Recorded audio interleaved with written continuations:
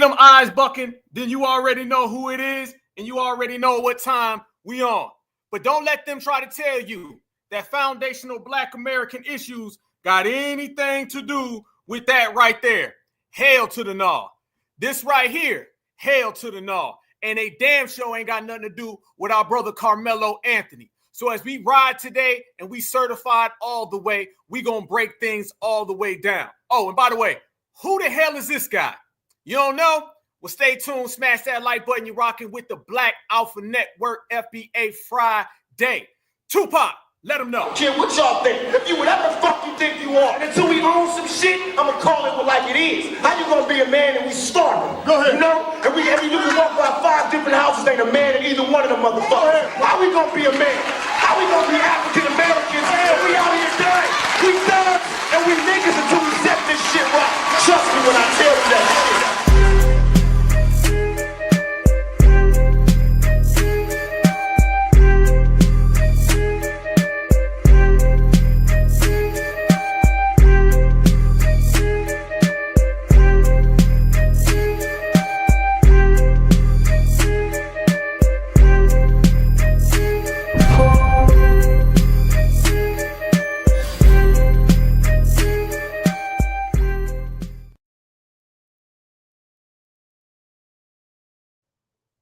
All day, certified salute. Let's go to work, family. What's going on, y'all? How y'all feeling today on this lovely, glorious day?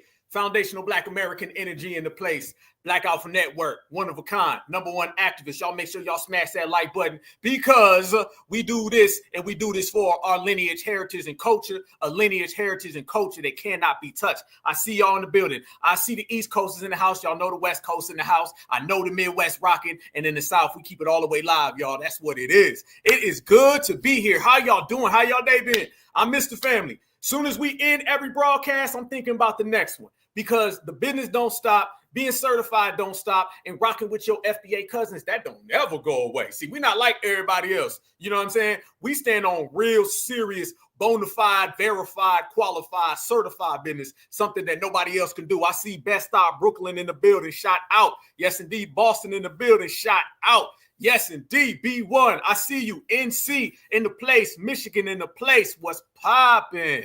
It's on, y'all. We got a little bit of that Tupac energy, so you know we're going to bring it all the way through thorough, fam. We've been covering a lot of things. ATL in the building. I love ATL. Yes, indeed. Shout out to Stone Mountain. Denver, I see you too. Y'all probably about a mile high and up, family and rising. That's what's up. DMV, love the DMV. Yes, indeed, I do, fam.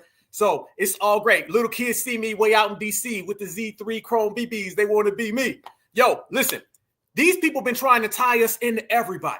We know that.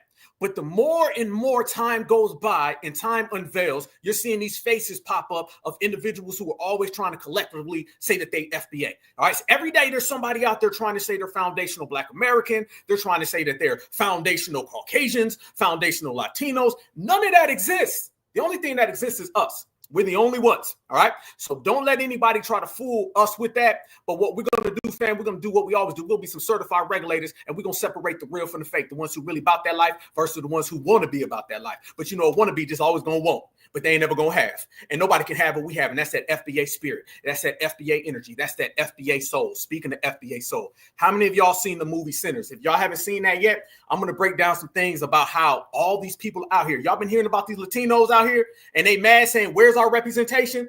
Y'all been seeing all those Africans running around here, and they saying they got their representation. Think about that now.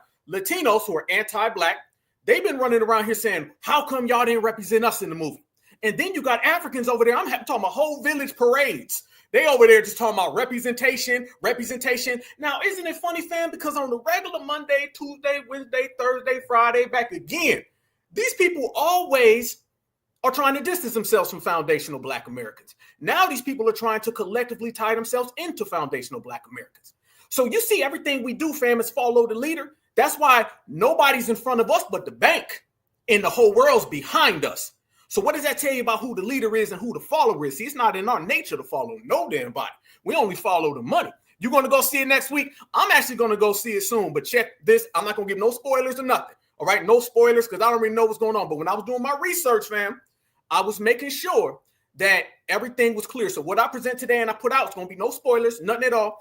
but we're going to spoil the party of a bunch of these big hairline, wanting to haves. We're going to basically, fam, we're going to put some real facts on the table about every individual from every aspect, okay? I'm talking about the ones, the hairline leaning all the way back, foreheads going all the way forward. I'm talking about the folks who got some burnt up, refried beans, whoever you are, you're going to have to feel it. You're going to have to feel it. But I need everybody to smash that like button. You're going tonight, see, this is what happened. FBA Friday, fam, we got the whole weekend ahead of us. Whole weekend. Oh, by the way, we're going to have some special guests probably coming through too. So it's going to be another jam-packed episode. Black Alpha Network, #1, the best content out there. And we're going to hold it down because we got the whole family. Yeah, we're going to do some hairline checks. Hairline checks. Absolutely, because we win it. It's a beautiful thing when ain't nothing in front of you but destiny and money. And everything behind you is a bunch of dusties and musties. You feel that? We feel it. So there's been a whole lot of things going on, y'all. And these people are trying to tie FBA into so many different causes, so many different things that have nothing to do with us. But the thing that we're going to really break down today and have a real thorough discussion on, family, is the fact that they're trying to tie our brother Carmelo in with this Kilmar Garcia guy. Have y'all been hearing about this Kilmar Garcia? All right, let's make this clear. You're dealing with an MS-13 person. This is how low the Democrats are, family. And now they're trying to pull out the same tactics that they always do about they's going to deport y'all. Y'all's going to get deported too. You know what I'm talking about. Y'all know what it is. The Democrats have been trying to run that game crazy. You wonder why you haven't seen the Democrats say anything about Carmelo? Because they've been fighting for the rights of a MS-13 illegal deported gang member.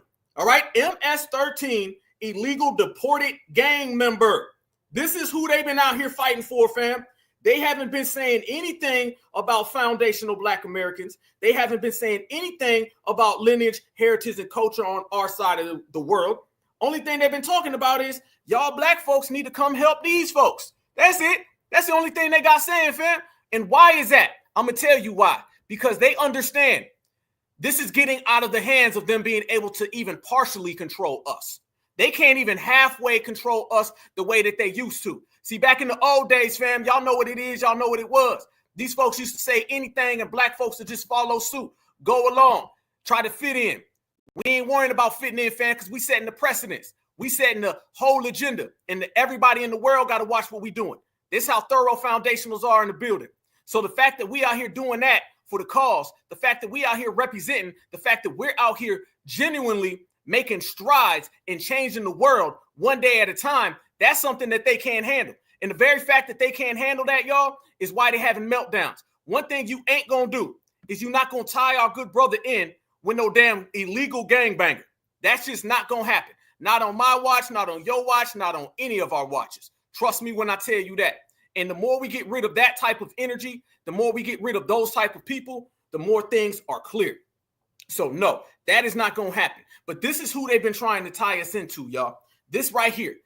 You're talking about a political party that went along for how long telling Black Americans we can't do this, we can't do that, we can't have that over there. Nothing that we do is for us, but it's for all these people. So now these people are feeling so entitled that they think that they can get what foundational Black Americans created.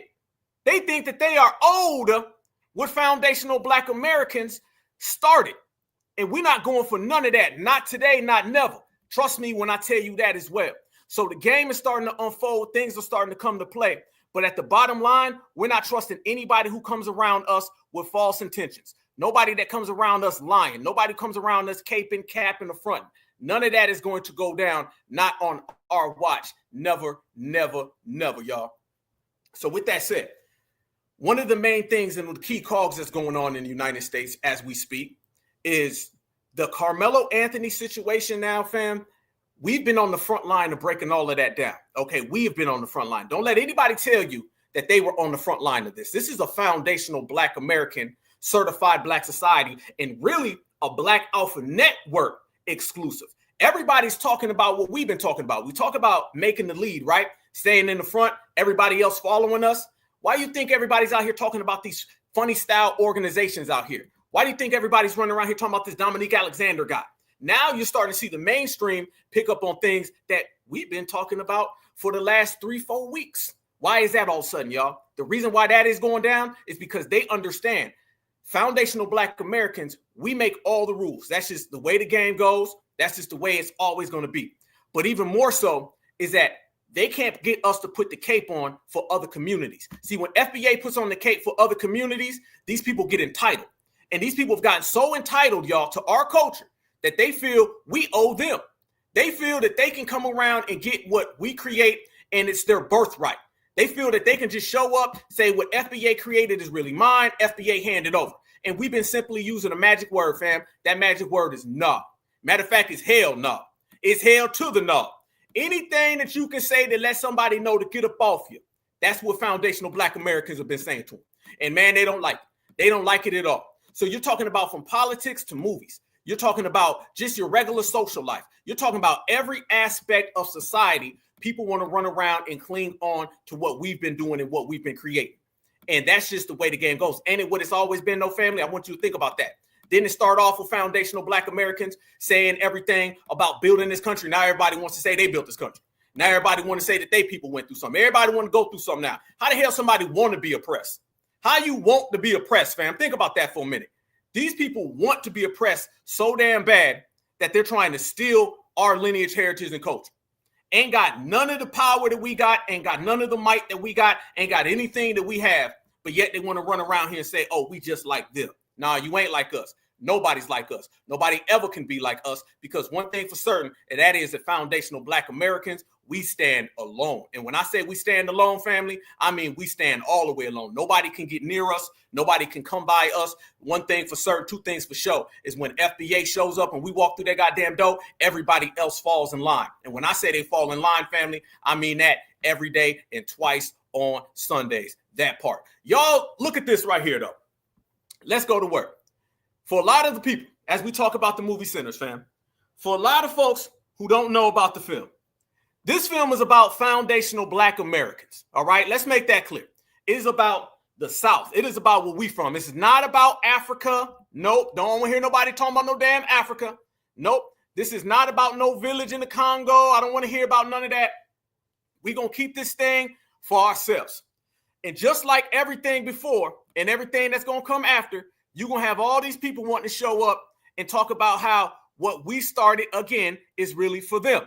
And that is not the case. That is not the case, y'all. So you've been seeing a lot of these people show up, and they've been trying to say that they weren't represented in the film. Now, let me ask this to y'all. Let me ask this to the certifieds. Why I got the certifieds in the building.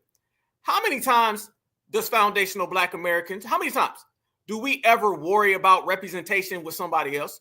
Do foundational Black Americans run around here and beg for somebody else's representation in their movies? Do we ever do that, y'all?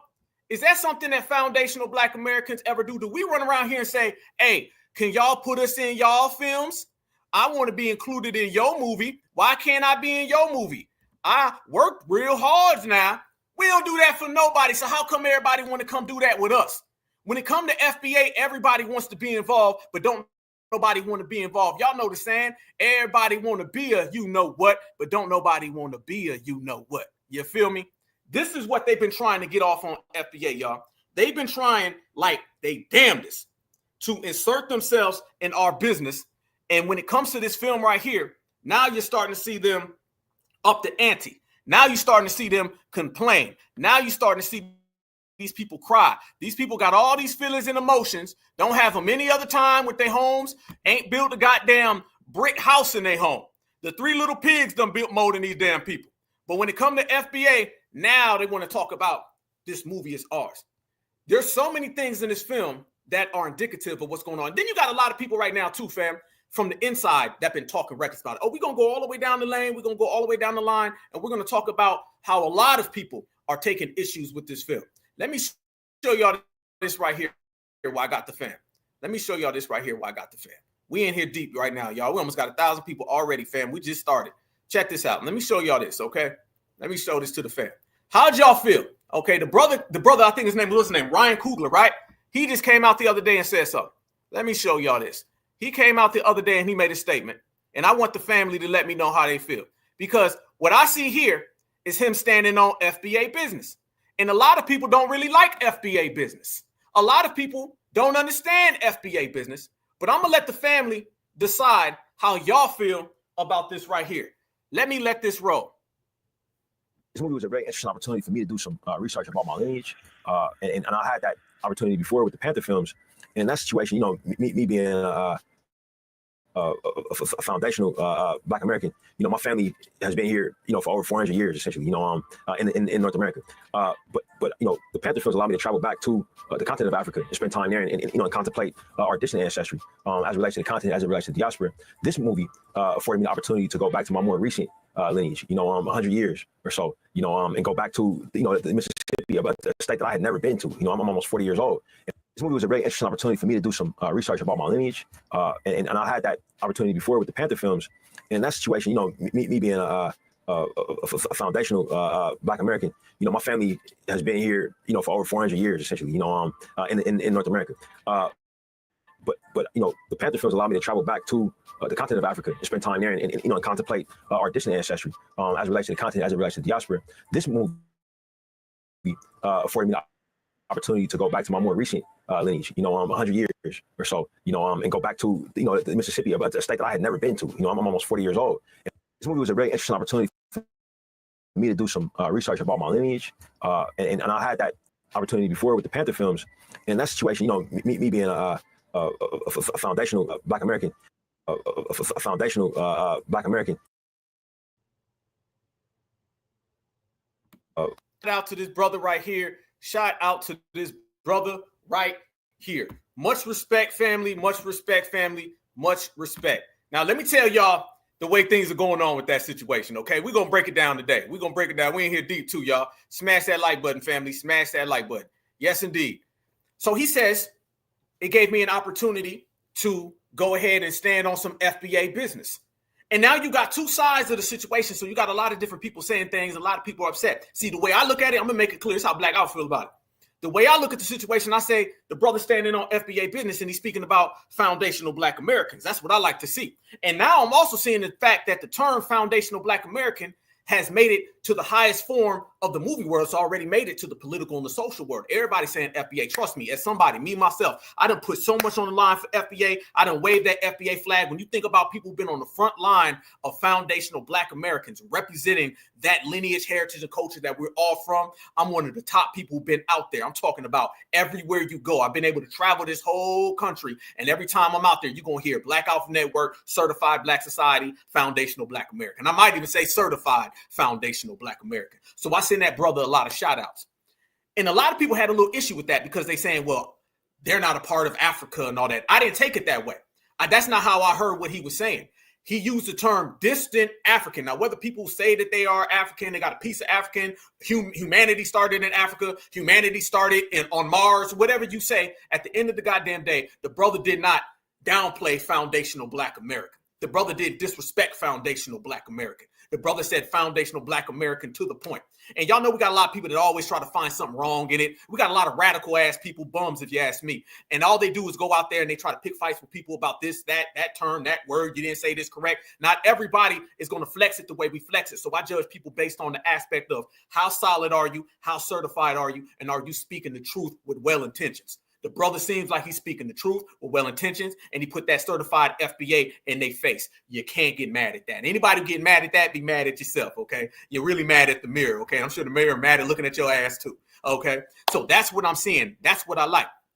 FBA. So when you start seeing the way that turned out, oh man, a lot of people was upset, family. And this is what we're saying. Just mentioning the term foundational Black American, it triggers so many people. It makes so many people upset. So many people get aggravated, go down bad about the situation. But I looked at it like I always do from the perspective of FBA winning, and FBA is on time. And when FBA is winning and on time, everybody else, they just got to fall behind, right? That's the way we push. That's the way we push. Let me show y'all this right here, though, fam. Y'all tell me how y'all feel about this. Do you know that you got these people popping up and they are coming in from all areas of the diaspora? And they mad as hell, y'all. Oh, they mad. They extra mad. And some of them are even trying to take claim for it. Now, y'all heard what the brother just said. But do y'all know Mrs. Fufu? Do y'all know Miss Fufu said that she is responsible for sinners? Yeah. She said she is responsible for what's going on. She said that she is the reason And watch how she starts throwing in all this tether language. Y'all watch this. Good morning.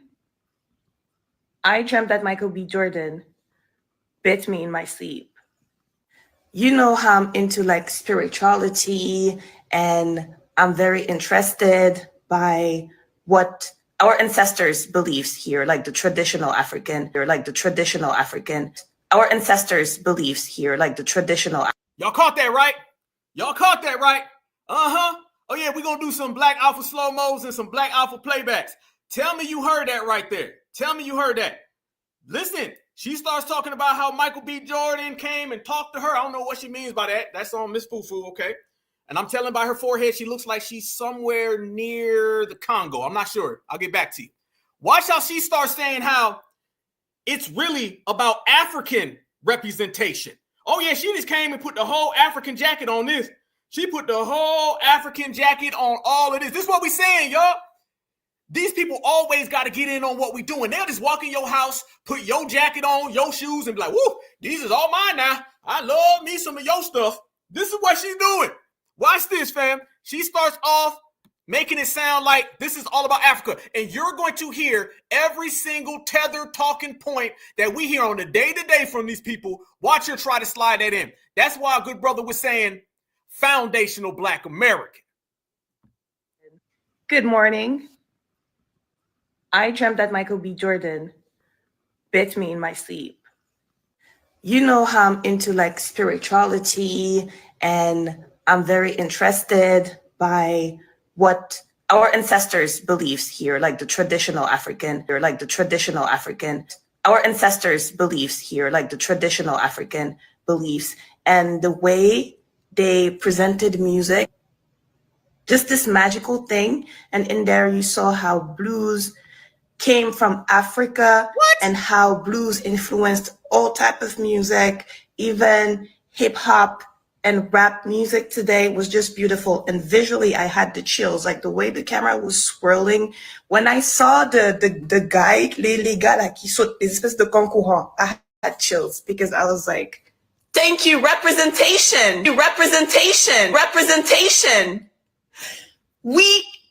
Africa needs representation in cinema and big films like this. Good morning. I dreamt that Michael B. Jordan bit me in my sleep. You know how. Did she just go ahead and just take all that, y'all? Family, did she just come on in and just say it was about her? Did she ask anybody? Did she have a conversation about it? Or did she just straight up say, Sinders is about me and my village? My village created Sinders. Who's she talking about? Michael B. Joloff? Somebody talk to me right now. This is what we saying, fam. So all the way from movies to illegal gang banging immigrants who got deported, everybody want to be FBA. To a bunch of disgruntled people online who are mad about FBA, they still want to be FBA. Just mad because they don't shine bright enough, but we do. And watch how she throws in, this is a African thing for original Africans. Good, had that because I'm an American. And then watch how she starts saying how blues and hip hop came from Africa. Wait a minute. Just 2 seconds ago, Miss Fufu, you was talking about original Africans or traditional Africans. This is what we saying, fam. They'll jump all over the goddamn place. 1 minute it's them, then it's they, then it's us. Anything they can do to steal from FBA. I'm into like spirituality, and I'm very interested by what our ancestors' beliefs here, like the traditional African, or like the tradition. Right there. Listen to what she said, y'all. Our ancestors. She is separating from us, which is cool because we ain't the same. Remember, you cannot separate from someone you were never connected to. We're not connected to Africans, all right? We are foundational Black Americans. 2 different continents, 2 different countries on top of all of theirs. Every last one of them, every single word they speak is not like us. But notice how 1 minute it's traditional African, it's our ancestors, and then it's going to turn into, but everything y'all created is ours anyway. So basically all the mentality is that what mine is mine and what yours is also mine. So what's African is African, and what's foundational Black American is still African. We gonna break this down. Y'all smash that like button. We bubbling. Let's go. Traditional African, our ancestors' beliefs here, like the traditional African beliefs, and the way they presented music, just this magical thing. And in there, you saw how blues came from Africa and how blues influenced all type of music, even hip hop. Oh, now it's us again. Now it's us again. Y'all, I know y'all seen her do the Joe Law shuffle. I know you just seen the Joe Law shuffle and the foo-foo slide. I know you just seen it. Wait a minute. Let's go right on back. Just a second ago, it was traditional Africans, meaning they're over there on their own. Now it is hip hop and blues are ours. See, you got to be careful when you're in a situation when someone says everything great is because of me and everything that you do that's great is still because of me. That's the mentality that these people have. Who would have thought one movie about the Deep South, where I'm in right now, my home, who would have thought that this would set off a chain reaction from every single person of color, minority, tether, and Freedman forehead? I be damned. Quality, and I'm very interested by what our ancestors' beliefs here, like the traditional African, or like the traditional African, our ancestors' beliefs here, like the traditional African beliefs, and the way they presented music, just this magical thing. And in there, you saw how blues came from Africa and how blues influenced all type of music, even hip hop and rap music today was just beautiful. And visually, I had the chills, like the way the camera was swirling. When I saw the guy, les gars là qui sautent des espèces de concourants, I had chills because I was like, thank you, representation, representation. Africa needs representation. What you mean representation? That is a movie made by foundational Black Americans in foundational Black America with foundational Black American actors, actresses, directors, and producers about foundational Black American culture in the Deep South, which is in foundational Black America. It can't get more foundational Black American than that.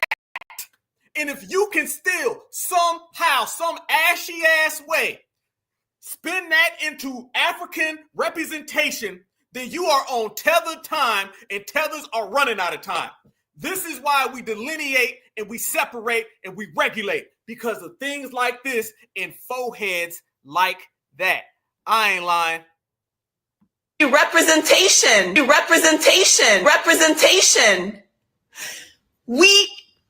Africa needs representation in cinema and big films like this. Good morning. Oh, sound to unpack. I hope y'all ready to go. I hope y'all ready to roll. Let's rock. Here we go. Family. This is what we're talking about. Representation. Yeah. The village. Y'all got some zebras down there. Why don't the zebras and you do a good representation? You can tell me what it's like to be colonized. I'm waiting to hear that. Oh, I forgot. They think being colonized is really just them having some visitors over. They think colonization is having a sleepover. Oh, they just coming to sleep over for the next 200 years with their Bible so they can beat us with bamboo sticks. They think the bamboo sticks is a big old thing of Coca-Cola. They think all of the colonizers pulling up are just people coming over with some pillows to stay for a little bit. But you still worried about FBA. And that's the thing, fam. They worried about foundational Black Americans when foundational Black Americans aren't worried about them. They're worried about foundational Black Americans when foundational Black Americans are focused on coming up. That is what it is. You see right there that these people live in a state of delusion that it's hard to even wrap your mind around. See, I was just saying earlier today, I was talking about how it's not in our nature to just go steal things from people. We don't wake up and say, man, I'm going to put this person's jacket on, this person's coat. Everything that they do is going to be because of me. That ain't how FBA operates. So when we see people who are so quick to do that and so willing to do that, it throws us off. Yeah, the bamboo stick. Yeah, they think the bamboo stick is just people coming over to have some fun. They're like, he didn't mean to crack me across the forehead. You know, that's why the hairline. See, the hairlines used to just be way back here, but it went back further in the last 5 years because the new colonizer was over there batter up. You feel me? So this is what it is. Thank you, my sister. Absolutely. Thank you, my brother. Absolutely. That's about foundational Black Americans. That movie's all about foundational Black Americans. And to the point where I just showed our good brother Ryan Coogler, and he just straight up said, as a foundational Black American, I got the chance to make this about our lineage. The producer, the director, the writer, okay, the architect of the movie Sinners said boldly, this is about foundational Black Americans. He didn't say African American. We had to just solve what he was saying. He didn't say Black American, and we had to say, okay, who's that? A Haitian and Jamaican? Who's the only Black people on the earth? He didn't say none of that. He straight up said foundational Black American. Goddamn, man. Goddamn. What else do they need?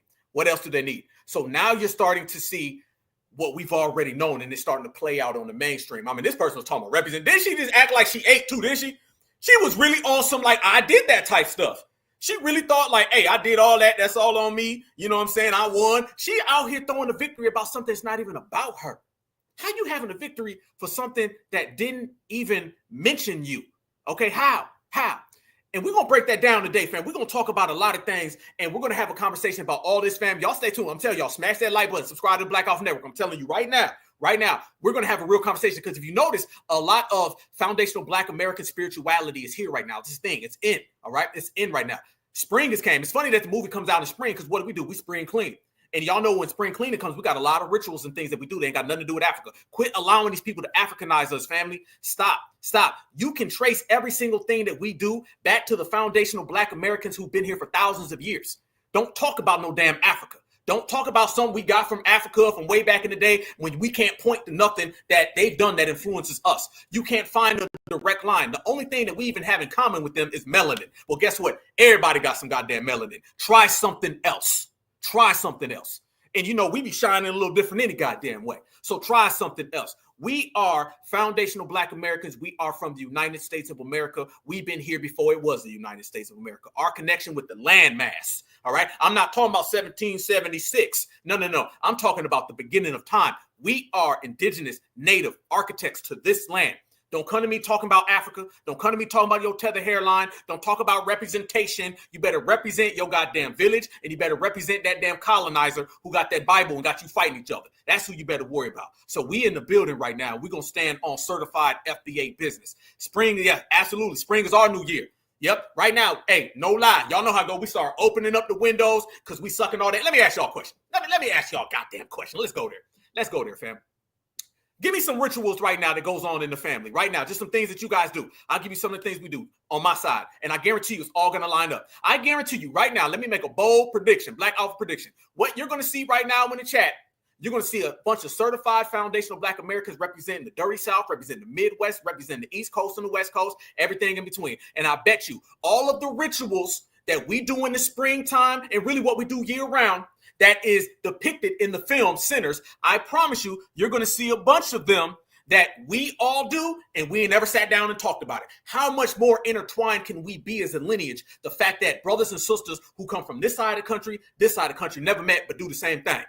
We don't do the same thing in Africa, okay? We wear lotion, all right? We don't have flip-flops, and we don't have our toes flapping in the goddamn dirt. We don't do that. Let me see what y'all do. Spring cleaning is one of them right there. That's the first thing we do. How many of y'all, what you do? You know how you do when you sweep? When you sweep, y'all know you don't be sweeping over your feet like that. No.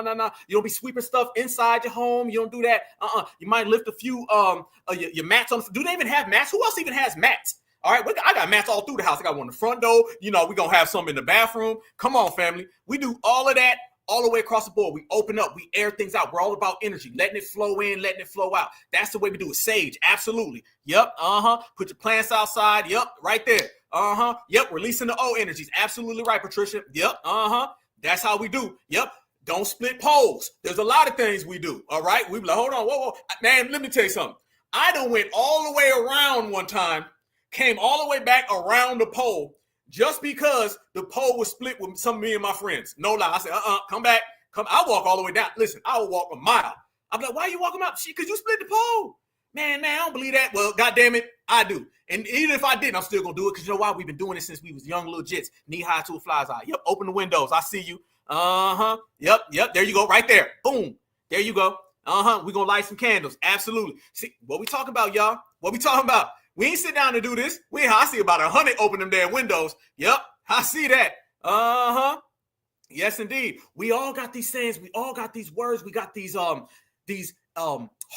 things. A lot of this is hardwired into us. A lot of it is hardwired into us. Yep, absolutely right. There you. Yep, no stepping on the crack. Yep, I'll do that. I'll jump. They be like, what you jumping? How many times in FBA we be doing things and people be looking at us like, the hell he doing? You don't even know that we doing our own little rituals. You don't even know it. I don't have to display it or say it. We might be doing some people be looking at you crazy. When I'm walking way to come back around the pole, boom. You know what I'm saying? I'm looking like that, like, whoa, hold on. I got to stay away from that. That's how my family is. That's how y'all family is. We're very into that. We're so tied into the ancestors. They don't be tied into the ancestors. You know why they're not tied into the ancestors? Because they allow people to come to their continent and whoop their ass every year. How can you be tied into your ancestors if you're getting your ass whooped all the time? Come on, family. Let's be real. If you are tied into your ancestors, you ain't doing them proud. See, we different, fam. We don't move like these people. You know what I mean? We way different. I see you, Sister Miriam. I see you, family. Let me put that up for you. Absolutely. Fam, we got all these things, and brothers and sisters, we don't even talk about it. We just do it. That's why this movie is the #1 movie in America. I'm looking at it like this. Damn the haters, damn the cosplayers. You talking about the #1 movie in America, and it has set records for original films, because everything nowadays is some copy.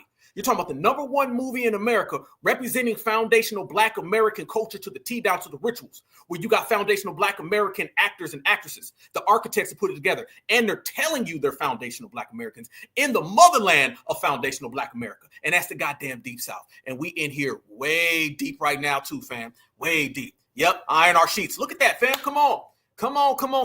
Look at this. Anybody watching this, you can look. We didn't sit down and come up with no script. Ain't nobody say, you say that, I'm going to say this now. Oh, hold on. Let me see what he said. No. We just do this naturally. Let me ask y'all this as well. And I got to ask this because I always bring this up, and we spoke about this before. How many of you guys in your family have had a newborn child or a youngin that remembers an ancestor, like a grandmother or a grandfather, that they weren't even old enough to remember, but they remember them verbatim? Let me ask y'all that. I'm going to sit back and watch the chat, and I guarantee you every single thing I just said, y'all going to all be like, yep. It is going to be loud and proud how many people said that. How many of y'all got a newborn cousin that remember grandma? How many of y'all? But grandma passed away in 1988. The cousin didn't come until 89, 90.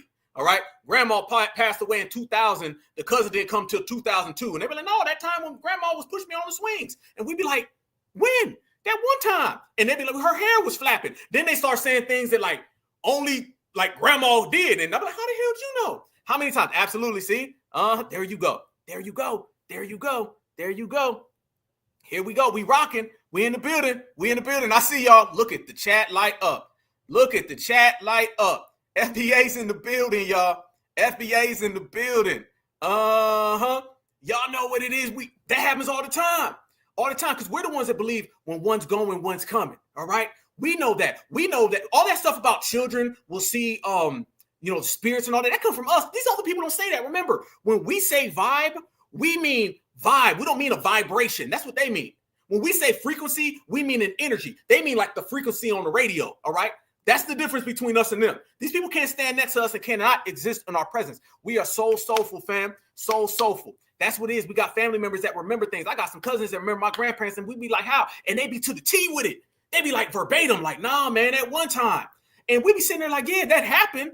But how the hell you know? And then we just like charge it to the game. Because that's the way the game is, y'all. That's the way the game is. I'm seeing everybody's comments in here. Yes, I'm seeing everybody's comments. Absolutely. Right. So your daughter used to talk about your grandma. Yep. I'm telling you, these are FBA things. And how do you know this be FBA things, fam? Because I don't hear other people have these conversations. That's the craziest thing about it. Like, you don't hear other people have these conversations. Other people don't talk like how we talk. We'll sit here and we'll say things amongst ourselves as foundational Black Americans. Name me the last time you heard anybody else say things like vibration, energy, and frequency. And if they do, they got it from us. How many times do you hear people say like the cousin remembers the grandma or the nephew remembers the aunt that passed away? Nobody else has these conversations. Let's make this clear. It's the same thing like brother and sister, how when we leave America, we find out we the only ones who say brother and sister, king and queen, goddess and God. We the only ones who say that. There's a lot of things that we do that we thought everybody was doing.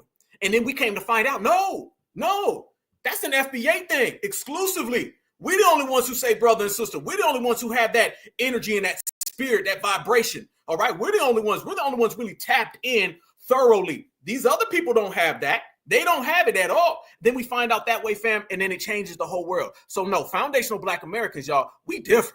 We different.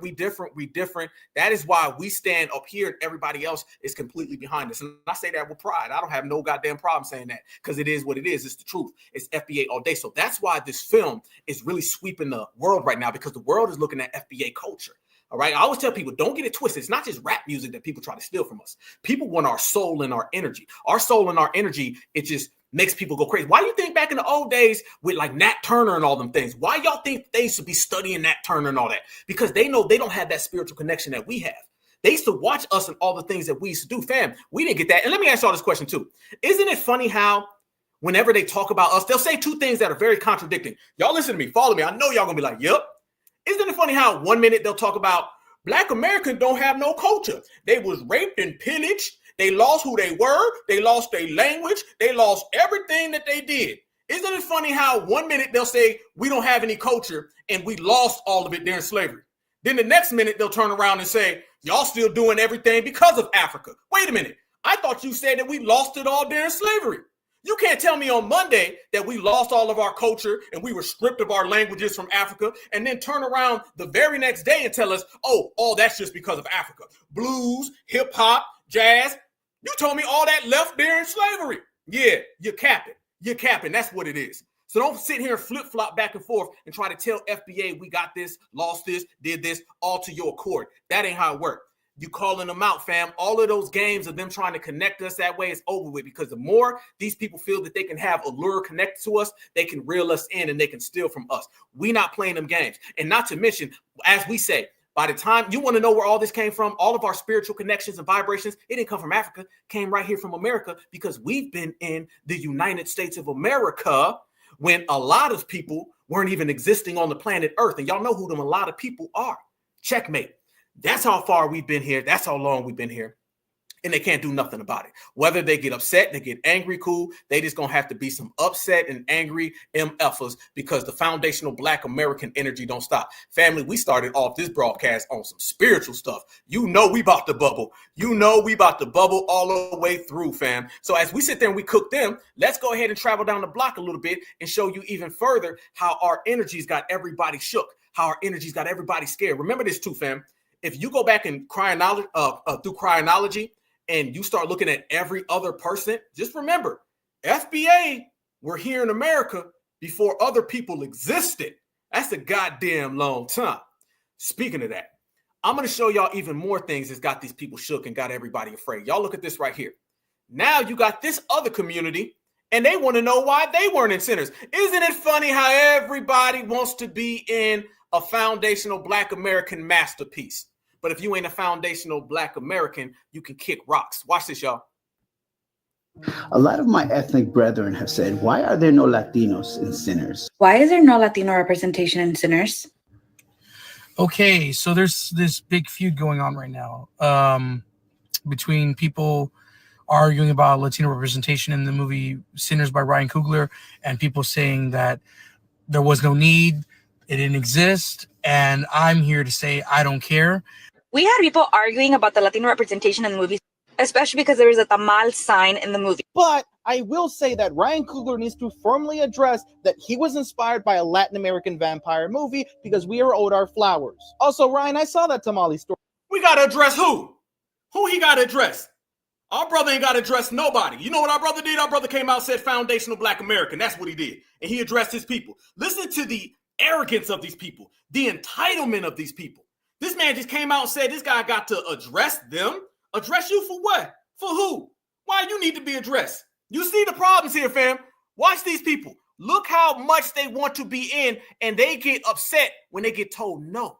Hey, so there's this big feud going on right now between people arguing about Latino representation in the movie Sinners by Ryan Coogler, and people saying that there was no need, it didn't exist, and I'm here to say I don't care. We had people arguing about the Latino representation in the movie, especially because there was a tamal sign in the movie. But I will say that Ryan Coogler needs to firmly address that he was inspired by a Latin American vampire movie because we are owed our flowers. Also, Ryan, I saw that tamale story you put in the movie. Where's the fucking Latino extras? Come on, Ryan, you're so good at putting Latinos in your movie. What the fuck happened here? You don't put Latinos in the movie, and you steal from the biggest Latino vampire movie? Come on, man, that's a bad look. We are owed our flowers. Also, Ryan, I saw that tamale story you put in the movie. Where's the fucking Latino extras? Come on, Ryan, you're so good at putting Latinos in your movie. What the fuck happened here? You don't put Latinos in the movie, and you steal from the biggest Latino vampire movie? A lot of my ethnic brethren have said, why are... Oh, man. Oh, if y'all like to cook, we about to cook all the way, family. I know y'all ain't see that. I know Pedro with Tom Homan breathing down his damn neck. Deportations ain't found time to worry about our movie with our brothers representing our lineage. I know I did not just see that, but apparently I just did. Oh, we're going to have to go there on that. First off, let's make this clear. Okay? All of these people of colors and minorities and blacks and browns, no relation, they're really just mad because we done showed up that FBA, right? You know that FBA that everybody want to be mad at because they can't be? That FBA done showed up and we done canceled out all of that. Every term that they spent years making so they can cling on to us has been gone. And they can't find a way around it. So now this is why you're starting to see all of these blacks and browns, no relations, temper tantrums popping up because they want to be a part of that.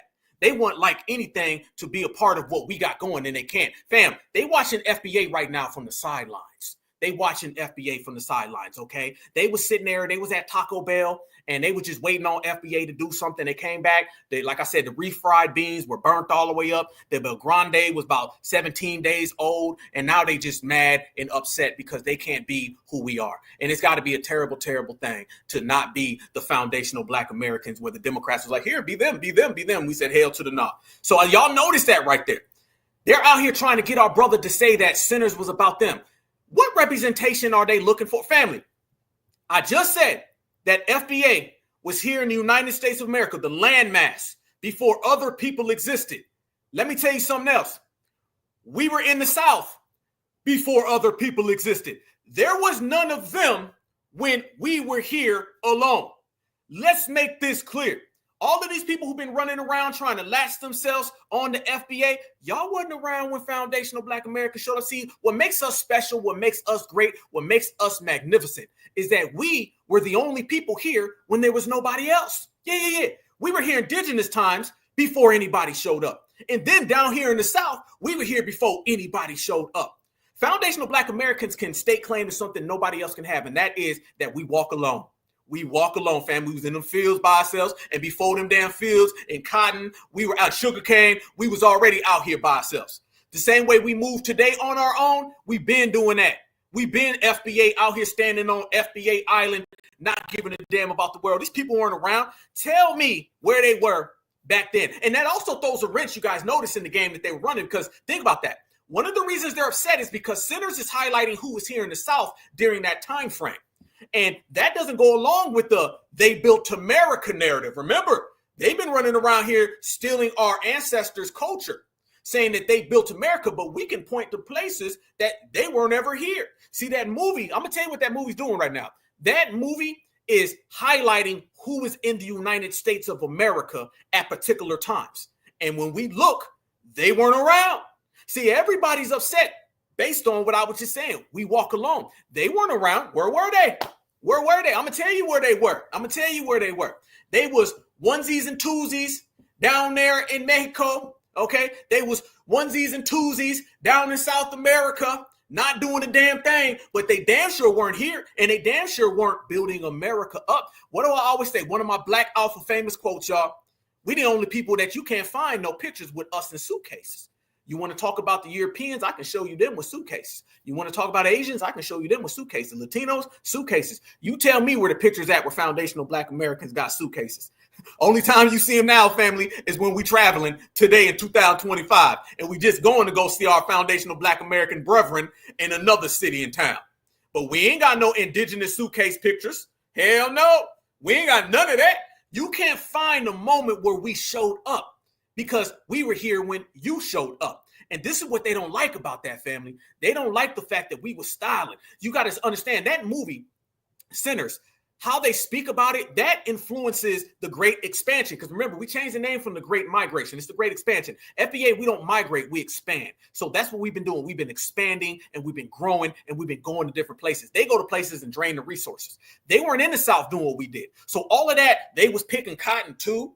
And we ran down there so they could save us. Nah, bruh. No. And then let me run it all the way back to Mrs. Joloff. I ain't forget about you, Miss Fufu. Let me catch you real quick.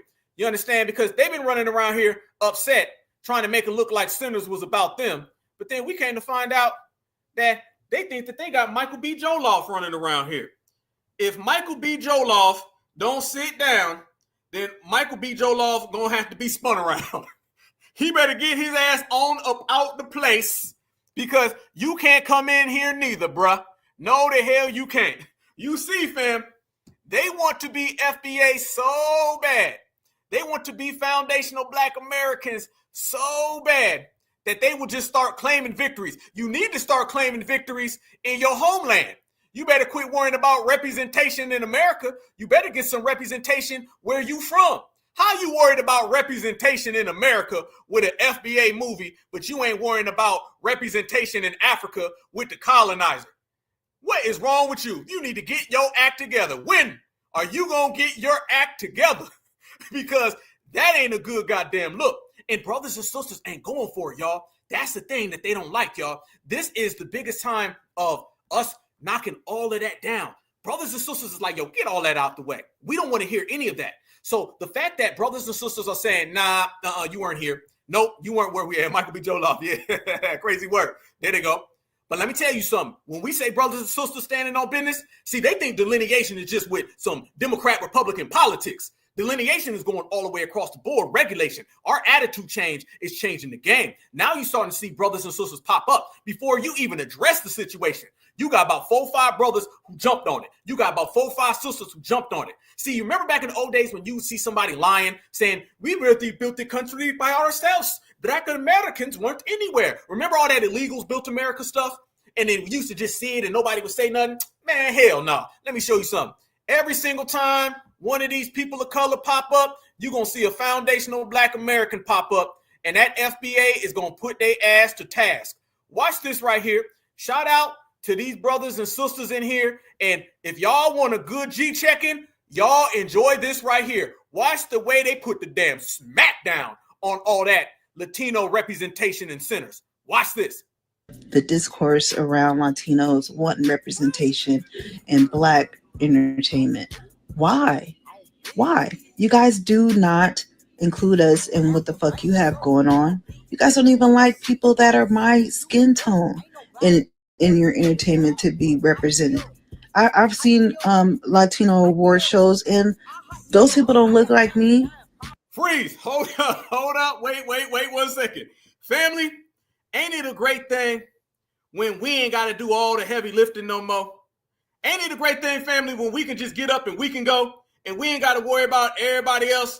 Ain't it a great thing, family, when FBA can just say, you know what? I'm going to handle this.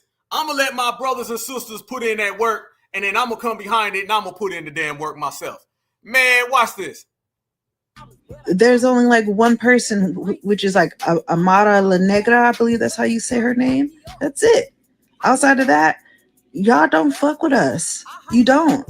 And the same thing happened last year. There was some discourse around the Latino representation at the Pop-Out show with Kendrick Lamar on Juneteenth, no less.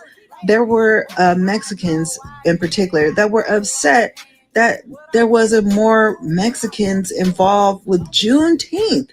And motherfuckers didn't even know what the hell Juneteenth was. How many of y'all remember that? How many of y'all remember that? They was upset, weren't they? Weren't they mad, y'all? They was like, how come we can't be a part? Why you always want to be a part of somebody else's style? Man, I ain't never woke up one day and seen the neighbors across the street in a bouncy house and be like, how come I can't come to the bouncy house? How come they get one? That is some wanna-be down scavenger behavior. FBA don't move that way. Foundational Black Americans don't get down like that. Hell to the no. One thing about our lineage, family, is that we gonna get it out the mud. One thing about our lineage family is we gonna get our own. We ain't waiting, we ain't begging, we ain't asking, we ain't hoping, we ain't coping. Everything we do, family, is self-assured. It's us doing what we want to do for ourselves. These other people from these other groups, they always want what we got. Notice this too. They don't never run to the dominant society, y'all. You ever notice that? How many times you seen them run to the dominant society and then go ask the dominant society how come they can't get in on something? Again, misplaced energy. You always worried about what FBA is doing, but you ain't never worried about what you doing. If you focused on your own instead of mine, you might actually be somewhere. That's what I'm talking about. Hold on. Before, I'm going to let that sister cook. Let me show y'all this to bring this point home. When we said that they weren't here, okay, I'm going to make that point all the way live, y'all. When I say that these people were not here, we going to make that point for the world to see. That ain't no way in hell they was here. And we're not going to let these people run around here and pretend that they was here when foundational Black Americans was the only one. Let me show y'all this right here. This is what they don't like. They don't like the fact that the movie Sinners is highlighting a hell of a lot of who was here and who wasn't here. See, that's one of the issues they have, fam. They really wanted Sinners to be a movie where they could just say, see, I told y'all we was there with y'all. That's really, they wanted it to be a fantasy movie. A fantasy movie where they created a bunch of stuff and FBA was just watching. Let me show y'all this. This is why that movie put a wrench in the game. Let me show y'all this right here. This is going to be why they're upset, because now we pulling cards and we letting them know, nah, you weren't here at all. And some of their own people were saying it. Watch this, y'all. Historical context for the 1930s, Latinos didn't exist. Oh. Wait a minute. Hold on. Miss Pedro got something to say. Also, historical context for the 1930s, Latinos didn't exist. Oh. The term Latinos was not something that was put in the American cultural zeitgeist until the 1970s. So while the individual ethnicities of Mexicans, Puerto Ricans, Dominicans, Cubans, El Salvadorians existed, the term Latino did not exist as it is used today, because we were not seen as one homogenized group. And we definitely, even more so then at the time, we still do it now, as much as y'all like to play like we don't. The individual Latinos were treated by their race and not the geographical location that is now Latin America. So this fake ass outcry about why were there's no Latinos in the movie, there was a nod to them, but there was not a nod to Latinos as a whole. There was a nod to Mexicans. And as if you know anything about your history, and regional history matters, the only Latinos that were going to the Mississippi Delta area at the time were Mexicans. And there's a historical context as to why they were not there in that exact time in 1932 during the Great Depression. Also, historical context for the 1930s, Latinos didn't exist. Oh. The term Latinos was not something that was put in the American cultural zeitgeist until the 1970s. So while the individual ethnicities of Mexicans, Puerto Ricans, Dominicans, Cubans, El Salvadorians existed, the term Latino did not exist as it is used today, because we were not seen as one homogenized group. And we definitely, even more so then at the time, we still do it now, as much as y'all like to play like we don't. The individual Latinos were treated by their race and not the geographical location that is now Latin America.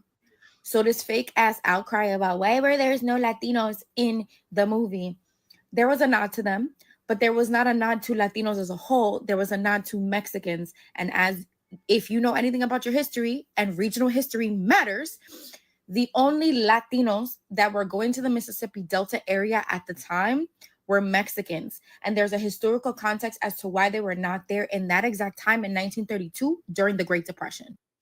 Also, historical context for the 1930s, Latinos didn't exist. I had to let that ride so they could see what time it is. There you go, family. There you go. But let me say this. None of it existed. I don't want to hear about the name. I don't want to hear them trying to spin it around. See, they changed the names and flipped the names up. I'm saying the people. I don't give a damn what the name wasn't here. I don't give a damn what the name was. I'm talking about none of them was here. None of them was here, and they already know that. That's what it is. And they don't really like the fact that when their own people come around and their own people start saying the things that we already know. That's the difference, y'all. So this is why they've been trying to change the game up, because they thought that that film was going to be a film that they could steal FBA coach. See, they're not used to that. They're used to black folks saying, that's my black and brown brother. They're not used to us saying, man, I'm FBA. Like our brother Ryan Coogler said, I'm FBA. This is about my lineage. They're not used to that. They're not used to FBA pride. So that's the difference, fam. So to Miss Pedro Hernandez, go ahead. You can say your people weren't there, but guess what? We already knew that. You can say Latino didn't exist. Guess what? The whole damn community did not exist. Not right here, but we've been stomping feet. Well, we've been stomping feet. We the only ones you're going to see, because that is the FBA way, and we FBA all goddamn day, y'all. That is the difference between us and them. So, oh, yeah, don't let them come around here with none of that cap. Don't let these folks come around here with none of that talk. FBA been in the building, in the place since day one, and FBA shows up, and we get everything the right way. Let me show y'all this as well, since we in here and since we rocking. Foundational Black American culture is so magnificent, so powerful, so different than everybody else. We hit different. That term, we hit different. Oh, I'm telling you, that belongs to us. And when I say we hit different, what I mean by that is our existence. I'm talking about from day one to now. See, we're somebody that you can't put in twosies and threes. You can't just say, well, FBA here, FBA over there, skip one, skip two. You can't say that with foundational Black Americans. You can't do that. When you start talking about foundational Black Americans, you're really talking about a time frame where, in my opinion, they can't even go back to. They can't even figure it out. They guess, but they can't. By the way, there goes another Michael B. Joloff for you right there.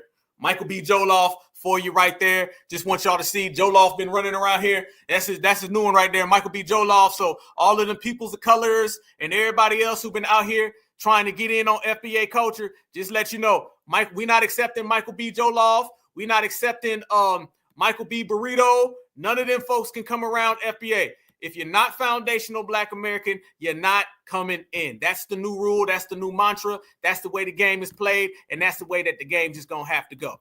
Like it or not, this is who we are. Like it or not, this is what it is. And it's a beautiful thing, family, when we've been on that type of time holding it down. Let me show y'all this as well, though. When I say that these people been out here and they've been on some real hater time, I want y'all to think about what's going on with our brother Carmelo. You got to understand. Remember all those people that were asking foundational Black Americans to come help them? Remember all those people that were saying, FBA, come help us. FBA, stop us from being deported. Y'all notice ain't none of them people showed up for Carmelo. How many of them people showed up for Carmelo, fam? You ain't seen not near one of them. Freeway Joloff. Ain't none of them showed up for Carmelo. You haven't seen that, right? Okay. Well, since you haven't seen that, let me show y'all something, y'all. This is how the people of color been talking about our good brother. And it ain't good. Watch this right here, fam. So we're not allowing people to see. 1 minute they'll sit there and say, come save us from deportation. Then they'll flip right back around. And then they'll start saying things like this right here. So now we out here regulating anybody who thinks they're going to get a freebie. Ain't going to be no free passes. Ain't going to be no show ups. It's going to be you over there and FBA right goddamn here. Watch what they've been saying about our brother, y'all. For those Black people. Watch this.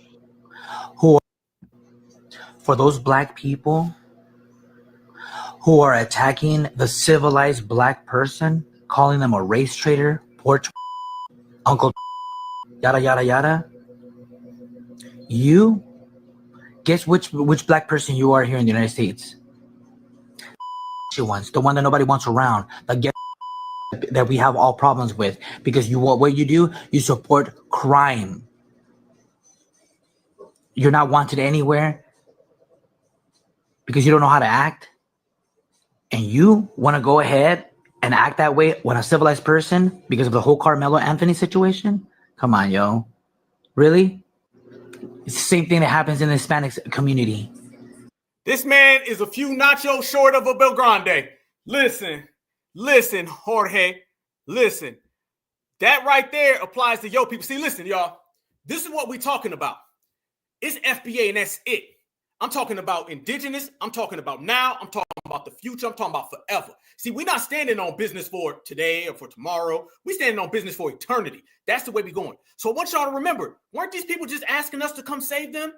Weren't they just asking FBA to come save them from Tom Homan? And now you see the way they're talking about our good brother Carmelo. And then to make that even more crazy, y'all, then you got these people trying to connect us to this right here. Yeah, you see the way they talk about our good young brother right there? You see, right? But then they want to turn around, family, and they want to pull out all the pom-poms, and they want to get FBA to help them with this right here. You ain't getting nothing from foundational Black Americans. You ain't getting a damn thing from foundational Black Americans. So you better keep all that to yourself. We remember every single name. We remember every single face. And notice, fam, when he starts saying the civilized Black people, remember that, y'all. Because what he's really saying is all y'all Black folks. And then on top of him saying that, he's turning around and he's saying for y'all Black folks who call each other this, he ain't talking about what we call each other. He's saying what his people call us. These people are anti-Black and they only want to be pro-Black when they can get in on the movie Sinners. You ain't getting a damn thing, Julio. For those Black people who are attacking the civilized Black person, calling them a race traitor, poor uncle, yada, yada, yada.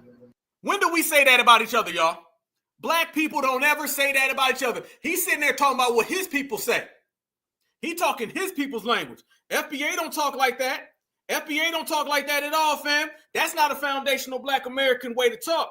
We don't sit there and say none of them. See, these people start telling on each other. For all of you who call each other Porch this, Black people don't say that. That's yo people. That's okay though, because we exposing all of that and deportation's coming. What I say, you ain't getting a goddamn thing from me but a phone call to Tom Homan and ICE, partner. You guess which Black person you are here in the United States? Ones, the one that nobody wants around, that we have all problems with, because what you do, you support crime. You're not wanted anywhere because you don't know how to act, and you want to go ahead and act that way. Not wanted anywhere. You ain't wanted in America. That's why deportation coming for you, partner. Oh, Black Alpha, I'm ultra petty. I got me some deportation videos today that I'm going to show of your people. They getting round up. They going home. So you can run your mouth, but your people running back across that border, partner. Wait, when a civilized person, because of the whole Carmelo Anthony situation? Come on, yo. Really? It's the same thing that happens in the Hispanic community. When there's a Hispanic issue going on and you want to attack the civilized Hispanic, you want to call them a race traitor, you want to be white, you're fucking this, you're fucking that. Because why? Because we don't know, because we got the same skin color. We got to act stupid together or what? Right is right and wrong is wrong. Carmelo Anthony is guilty and he will be proven guilty. You'll see. And for all those civilized people that know what's right and what's wrong, I applaud you. And I'm sure your kids will have a better future than those degenerate people who always will support crime. I'm about to go to bed, but I just wanted to express my disappointment in the Black community and the Democrat community in general. It's Easter weekend, and you guys are disgusting. The vile things that come out of your mouth about the Anthony case right now, and telling anyone who stands with honesty and honor to shut up. I can't tell you how many disgusting racist attacks I've had to deal with in the past few days. And I'm fine, I've got thick skin. But you guys are fucking disgusting. This holiday is literally about Jesus. Aren't you people of God? Didn't your parents take you to church? What about your grandmas? Your community has lost God a long time ago. And that's why everything that's happening to it is happening to it. That's why your children don't live until 30. That's why your children are all in jail. And that's why your people going home. That's why you getting round up. That's why they snatching little babies down the street. I know she ain't talking about nobody living at all, okay? I know she ain't saying none of that, because what I keep seeing, family, is her people, they can't even make it to kindergarten. Nah, and they damn sure ain't gonna make it to kindergarten here in America, because they're gonna be in El Salvador with Mr. Kilmar. So you say hi to Kilmar for me, because you about to go all the way home with them. See, we don't give a damn about people who can't even have citizenship. You got to have citizenship to talk to me. If you do not have citizenship from the United States, you cannot talk to Black Alpha Network or any certified foundational Black Americans. And if you do talk to a foundational Black American, out of pocket. Miss Romero Estrada, you are going to deal with some serious problems. And I got some of those serious problems that I want to show the family because these people's lives are on the table. And I'm going to go ahead and do some simple comparing. Let's compare how Miss Estrada's living opposed to how foundational Black Americans are living. And I need y'all to let me know right now in the chat as I show y'all this. Do any of y'all have to deal with what I'm about to show you? Because they said, y'all so bad, you Black people, you want to live to be this, you want to live to be that. Okay, but I'm going to tell you what, we're going to live long and prosper, and we're going to do it in the same country that we was born in. You're going to live short and miserable, and you're going to do it in Guantanamo Bay or some goddamn cage in El Salvador. Y'all tell me right now, who's really living and who ain't? Because when I look at them people, do FBA got to deal with any of this? You tell Tom Homan, I said, what's crackulating? Watch this, family. Deportation petty time.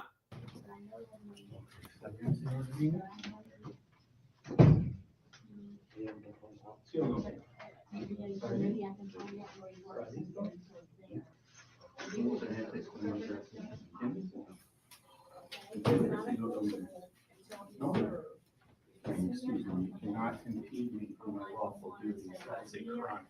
Do you understand?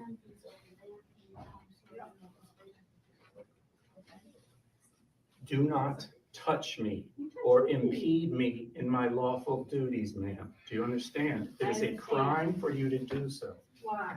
Do you have a warrant Senor, for his arrest? Do you have a warrant for his arrest? Yes. Where? Hey, Warrant. grab Where's the him. warrant for his arrest? Warrant signed by a Get judge. off me or I am calling the U.S. attorney and prosecuting you Okay. for assault on a federal officer. Show us. You getting deported by a man who looked like a third grade teacher. Sucks to be you, Estrada. Back Show up. us a warrant signed by a judge. Turn him around. You don't have a warrant. Show us a warrant for his arrest. We are officers with Homeland Security. You don't have a warrant signed by a judge. He don't need one because he's a citizen. You ain't, Pedro. All right, Senor Dominguez. You don't have to. Listen to them cuffs going on. Clink, clank, clink, clink, clink, clink, clink. All right, Senor Dominguez. You don't have to. No necesitas decirle nada, no necesitas decirle nada sin abogado. No firme nada sin abogado. This man got on a beige ski mask. You getting deported by a man with a beige ski mask, a second grade teacher, and a man with a clear bald spot. And look at little Julio. Little Julio got to go, got to go. Little Julio going home. Guantanamo for little Julio. Let's go out, please.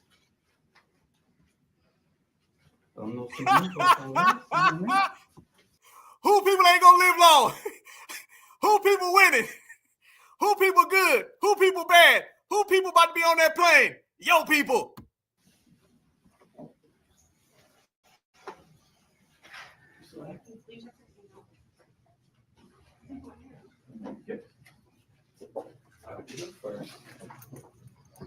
Just everybody make sure we got it here. There you goddamn go. Bye-bye, Julio. Peace out, man. I'll make sure I order a number 2 at Taco Bell in your memory. Peace out. Family, let's go to work. I told y'all we rocking, right? We in here, 1.4 thousand deep. I need everybody, please, this is about to be special. I need everybody to smash the like button as I speak to you right here, right now. Smash that like button. We are about to cook. I'm telling you, we about to be extra heavy in the place. I am here, and I, for the family, got to do some real reckoning. I want to talk about what we've been talking about. I want to talk about how great we are. I want to talk about everything we doing. Yes, indeed, but I got to do it with my brother. See, when you first start talking about foundational Black American activism, you got to start in the South. And when you start in the South talking about FBA activism, there's 2 brothers that stand alone when you start talking about the South, okay? Because y'all know they want FBA. They want us all, East Coast, West Coast, down. They want it all, right? But you know we got to hold the South down. And when you start talking about the South, you got me, myself, Black Alpha Network, But then you also got another brother, and he hold down the South as well. And we're going to talk about Sinners, the movie, FBA, rituals, culture, and everything that's great about us. And that brother is right here. Marcel, what it is, bro? I'm good, Black Alpha. How are you? Man, I'm good. Certified salute, brother. Much respect, family. Marcel, bro. Okay, fam. I know you. Have you seen Sinners yet? I don't know if you've seen it yet. I have. Okay, without any spoilers. See it again, but I have. Yeah, he said 2 times, y'all. 2 times without any spoilers, fam. Because they want to attach themselves to Black culture, but especially FBA culture, especially Southern FBA culture. So we've had a whole bunch of Julio Romero Estradas. We even had a sneak peek of Miss Fufu because she said it was about Africa. And I know, that ain't what it's about, family. So I'm going to let you go ahead and cook, fam, about FBA culture and just how great the movie was and how it really, really encapsulates our lineage, heritage, and culture. And what are some of the things that stood out to you about that film and why it's the #1 movie in America and just whooping everybody up? You know what? They miscategorized it, I believe. It's not necessarily a vampire movie. Of course, it has vampires in it, but the movie is really a story of our people. It takes place during the Jim Crow South and is during the times of sharecropping. They brought up how during sharecropping, our people were not even paid with American currency. They were paid with what the two brothers referred to as plantation money, money that had no value outside of the regions that had the large plantations. Basically, slavery 2.0. That's one. That's steeped in foundational Black American freedmen culture. Number 2, it talks about how even during the Great Migration, it kills that myth that the West Coast, the Midwest, the Northeast were somehow racial utopias or free of racism. Remember the part where the young kid, Sammy, asks one of the twins, played by Michael B. Jordan, that how's Chicago? And they was like, Chicago ain't nothing but Mississippi with tall buildings. I remember my great-grandmother, I asked her about New York City during the 1930s when she moved to New York City. And she said they had the same type of Jim Crow dynamics as South Carolina. She said they were trying to make Black people sit to the back of the bus and all the other things. So there was more job opportunities, and that was about it. So it made me think of my great-grandmother. That's Black American culture right there. Number 3, the music. It was jazz, it was blues, and gospel, and rock and roll. That's our culture. The juke joints, okay? That's our culture. The influence of the Black church, not necessarily promoting any religion, y'all, but that has been a huge part of our culture, the spirituality of our people. And very, very light spoilers, how they used to refer to jazz and rock and soul as devil music? Did you notice the analogy that they use with those genres of music as being devil music since it attracted the vampire? See, brother? No, now I haven't seen it, but I heard some stuff about that. You haven't seen it yet? I haven't seen it now. Everybody in the chat says, don't give it away. Okay, well, that analogy is drawn throughout the film. That there was that's the reason they called those genres of music devil music, because they had these spiritual powers that could attract good but also evil. They also had the influence of Black American spirituality. Again, not promoting anything, y'all, but they had hoodoo. Hoodoo was featured throughout the film. That's the only thing about the film that really irritated me. They attributed hoodoo, not voodoo, but hoodoo, to Louisiana, and that really, really bothered me. Because that starts here in the South Carolina Low Country. Hoodoo, which is AKA South Carolina voodoo, they attributed it to Louisiana. I'm not saying it's not present in Louisiana, but these origins are from here in the South Carolina Low Country. Another thing they talk about was this sense of alliances that our people sometimes form with these other groups. And the movie, pretty much, that backfires on us every single time. And we end up having to save each other. The main character, Michael B. Jordan's characters, because he has 2 twin brothers, they're the main character. But the third main character is a young man named Sammy, whose music pretty much has powers. I'm just going to stop there. And pretty much our people come together once they realize that he is the source of attracting these vampires, they come together and they have his back. A lot of the tragedies that take place are linked to these alliances we form with these other groups. Not saying they're bad people, but they backfire on us, even when they have good intentions. So it just tells us to be wary of forming alliances. Yes, there are very, very good people. Not saying we shouldn't have friendships with other people. Not saying other people are bad, but we have to make sure that we have each other's back. Family, okay. See, you just threw me an alley-oop, brother. Okay. So we Those talk are about light spoilers, y'all. Light spoilers. well, you talk about making allegiances and how it's really never really served our people. There's a guy out there, beep, beep, beep, beep, beep, beep, beep, beep, and he's been telling us that we need to make some allegiances with this El Salvadorian guy who, by the way, they've been out here defending this El Salvadorian guy more than they've been defending our brother or even mentioning our brother, Carmelo. And I want to play you this clip, family.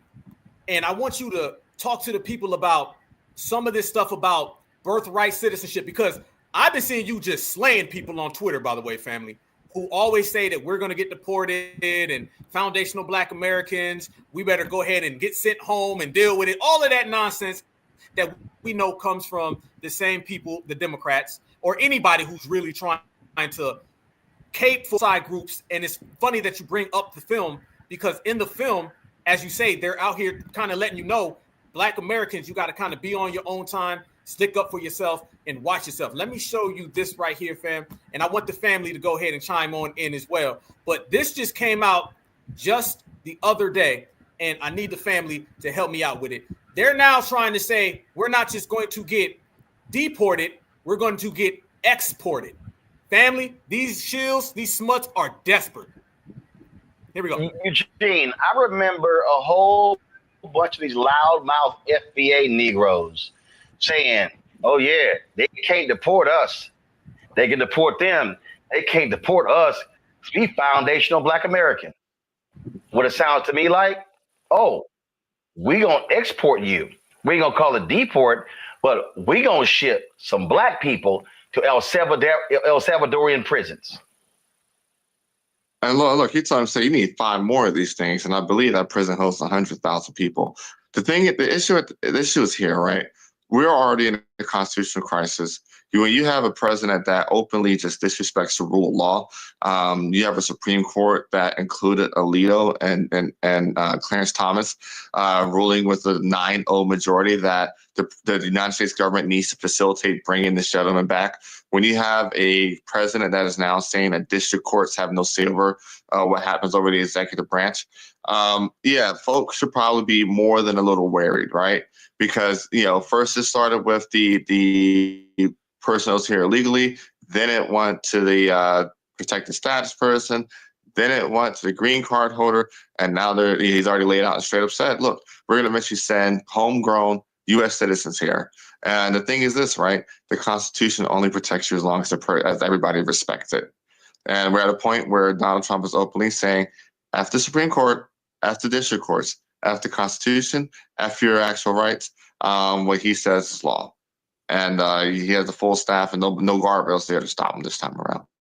So these FBA folk that either set out the election or they're standing on some other type of business, they might want to get their shit together. He has the full staff and no guardrails there to stop him this time around. So these FBA folk that either set out the election or they're standing on some other type of business, they might want to get their shit together pretty quickly. We can say you could be next. There they go. He looked like he need to get his deportation papers in order, because he looked like he's not going to be anywhere any goddamn time soon. Checkmate. All right. So as we go, family, let me bring my brother back on here. Hold on, family. Let me get you back, brother. Hold on. 1 second. This is what I'm talking about to the family, y'all. You see how these people are desperate to make foundational Black Americans immigrants. And now they're starting to use the term exported. Exported, basically, fam, is them trying to use the same game that they were trying to use before. Brother, 14th Amendment, Donald Trump, I know that they've been trying to basically say that the 14th Amendment is about migrants and immigrants and everybody other than this. They're trying to use the term exported opposed to deported. They're sticking up for this El Salvadorian guy. brother, can you bring clarity to that whole situation? Because a lot of people, by the way, brother, you like the most requested person. Everybody's always like, bring Marcel on here, fam. All the time, bro. I told you. I'm not gonna lie.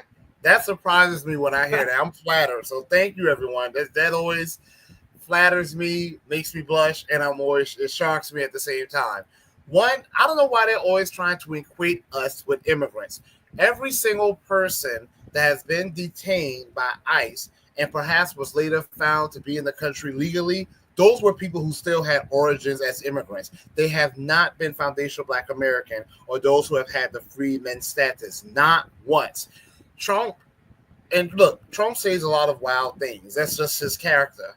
But Trump has only spoken about trying to deport, well, not even deport, imprisoning extreme repeat offenders who have committed heinous crimes in prisons in El Salvador. First of all, let's be very clear. Joe Biden had prisoners in Guantanamo Bay, okay? No one talks about that. He had prisoners in Guantanamo Bay. But there are two issues with this whole dialogue. Why do they equate heinous, violent criminals with foundational Black Americans?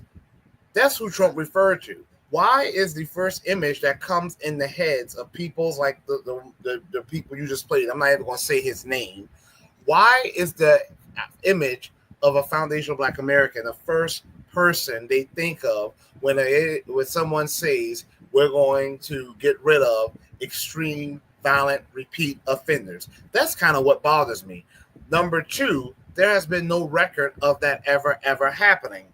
Number three, if that were to happen, we're going to fight back. And can someone show me where that has happened? Can someone show me where that's even been intimated? They cannot.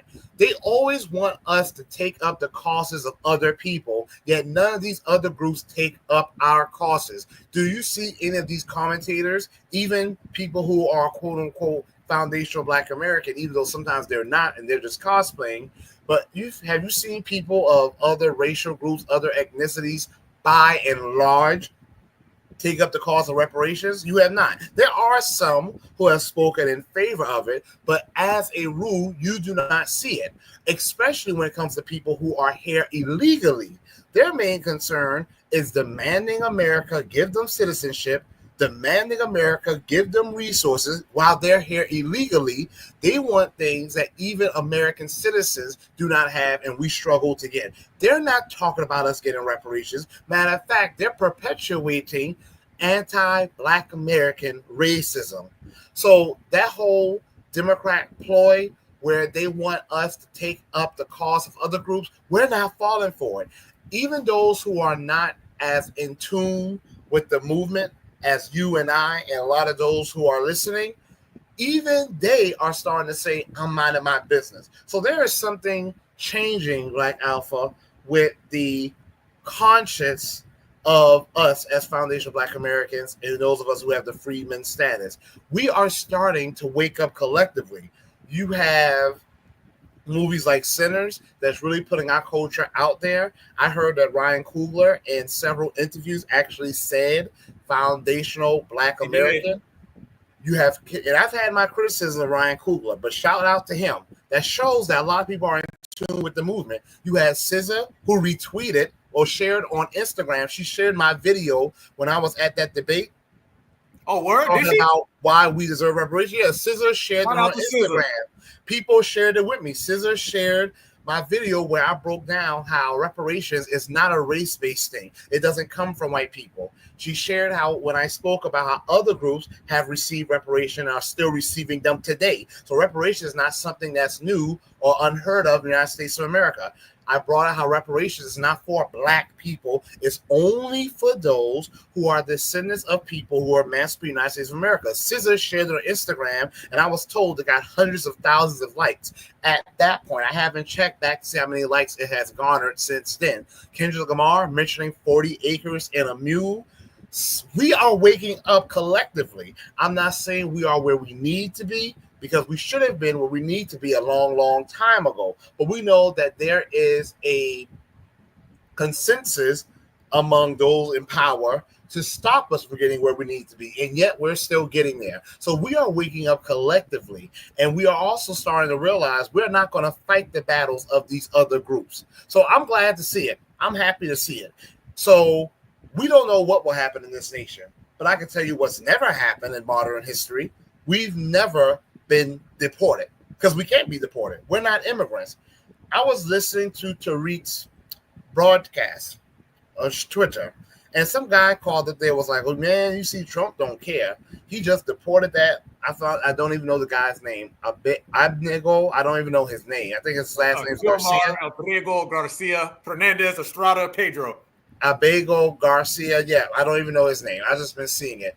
That guy, from what I understand, had 2 court orders to leave this country, and he ignored them. So he has not been deported for no reason. He's in the damn country illegally. That's reason enough to deport him. Family, now, have you seen the silence about the? I got a suspicion. I believe the Democrats are not saying nothing about the Carmelo Anthony situation because they can't score political points on Donald Trump and say, "Oh, this is Trump's America." They've been talking about this El Salvadorian guy, and they've been flying down there, meeting with him.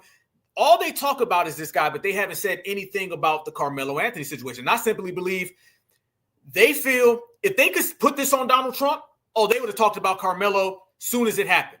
But I've noticed that they've been ultra silent on the situation because they can't say, oh, this is Trump's America, come vote for us. Oh, look how bad the conservatives are, come vote for us. This is one of the plays I've been doing. Have you been noticing the silence coming from, in particular, the Democrats and the liberals on the Carmelo Anthony situation? Yes. I mean, they've been silent about everything. But yes, I've definitely noticed their silence about that. Absolutely. Now, I seen you the other day. You was really checking that one guy. I think it's that Jake Long, whatever the hell his name is, when he started throwing out the statistics. And he's saying, well, the statistics show that blacks is 2.5, 0.1, a bunch of lies. For the record, everybody lies. Whenever they start throwing statistics, they're lying. That's just what they do. They use numbers to lie. Don't even go back and forth with them. Do what Marcel did and just check them. How you been feeling, family, about the way this whole situation? I know a lot of people been burning to hear your opinion or your viewpoint on this Carmelo situation. And I know the facts are coming out, but I don't necessarily want to get into the case of the matter. I want to talk about more of the support and how it's really been us who have been the ones being sincere about the situation, where there's a lot of different factors and a lot of different people who are trying to convolute the whole Carmelo Anthony case. How do you feel about the way these outsiders are treating this brother? Let me talk about the case first of all. Typically, and as a rule, I like to wait for the facts to come out before I say anything. That's just how I generally operate, right? But what I said, and I stand on it, is that if Carmelo Anthony acted because he felt his life was in danger and it was self-defense, the people who defended Daniel Penny, who choked a petite young man to death just because he made people feel uncomfortable, he had not touched anyone, he had not directly threatened anyone. All he did at the worst was make people feel uncomfortable. And for that, you had a man who was twice his size ambush him and choked him to death. If you defended Daniel Penny, you better not say a damn word against Carmelo Anthony. And I stand on that. Now, number two, in the United States of America, there were rules against black people defending themselves. During the days of slavery and basically during the days of Jim Crow, us defending ourselves was penalized. Now, I'm not going to talk about the facts of the Carmelo Anthony case, but what I've heard is that he was actually physically assaulted. Okay? I heard that twice he was physically assaulted. He was hit, and then they tried to evict him aggressively, which they had no right to do. I'm not going to speak any more about the case. I will wait until the facts come out. But he is innocent. Legally, he is still innocent until proven guilty. Every time we have had cases, even cases like the Emmett Till, you'll see these white supremacists want to be supreme, trying to even justify something as blatantly unjust as the case with Emmett Till. But look, whether it's Trayvon Martin, whether it's Tamir Rice, you name the case, if the jury rules that it was justified for one of us to be killed, you always have the same crowd who is calling for Carmelo Anthony's head. They always tell us we need to respect the law. We need to respect the system. Where's that attitude now? Carmelo Anthony is innocent until proven otherwise. Respect the law, respect the system, just like you tell us. Ooh. It's funny how they flip-flop. Absolutely. Absolutely. How do you feel? Some brothers and sisters in the chat want me to ask you a question. Okay. And I don't know if you know too much about it because we've been breaking the story about this Dominic Alexander guy. Are you familiar with him? I've been hearing about him. I heard that, his background is still quite shrouded in mystery somewhat, and he has quite the lengthy rap sheet. I'm not saying people can't change. I'm not going to demonize him, but I've also heard that he's trying to equate us with immigrants in this nation, and that pisses me off, to be very, very honest. Now, I am not going to cast aspersions on his character as far as assisting the Carmelo Anthony and his family. I don't know enough, but I do know whenever I hear someone try to equate us with immigrants, that's already going to make me very, very angry towards you. Very angry. Big facts, brother. Big facts. And this is what we've been trying to really prevent, because I don't want to go back down that rabbit hole of the Democrats are only looking at this situation for political gain. So you're seeing the Democrats come in.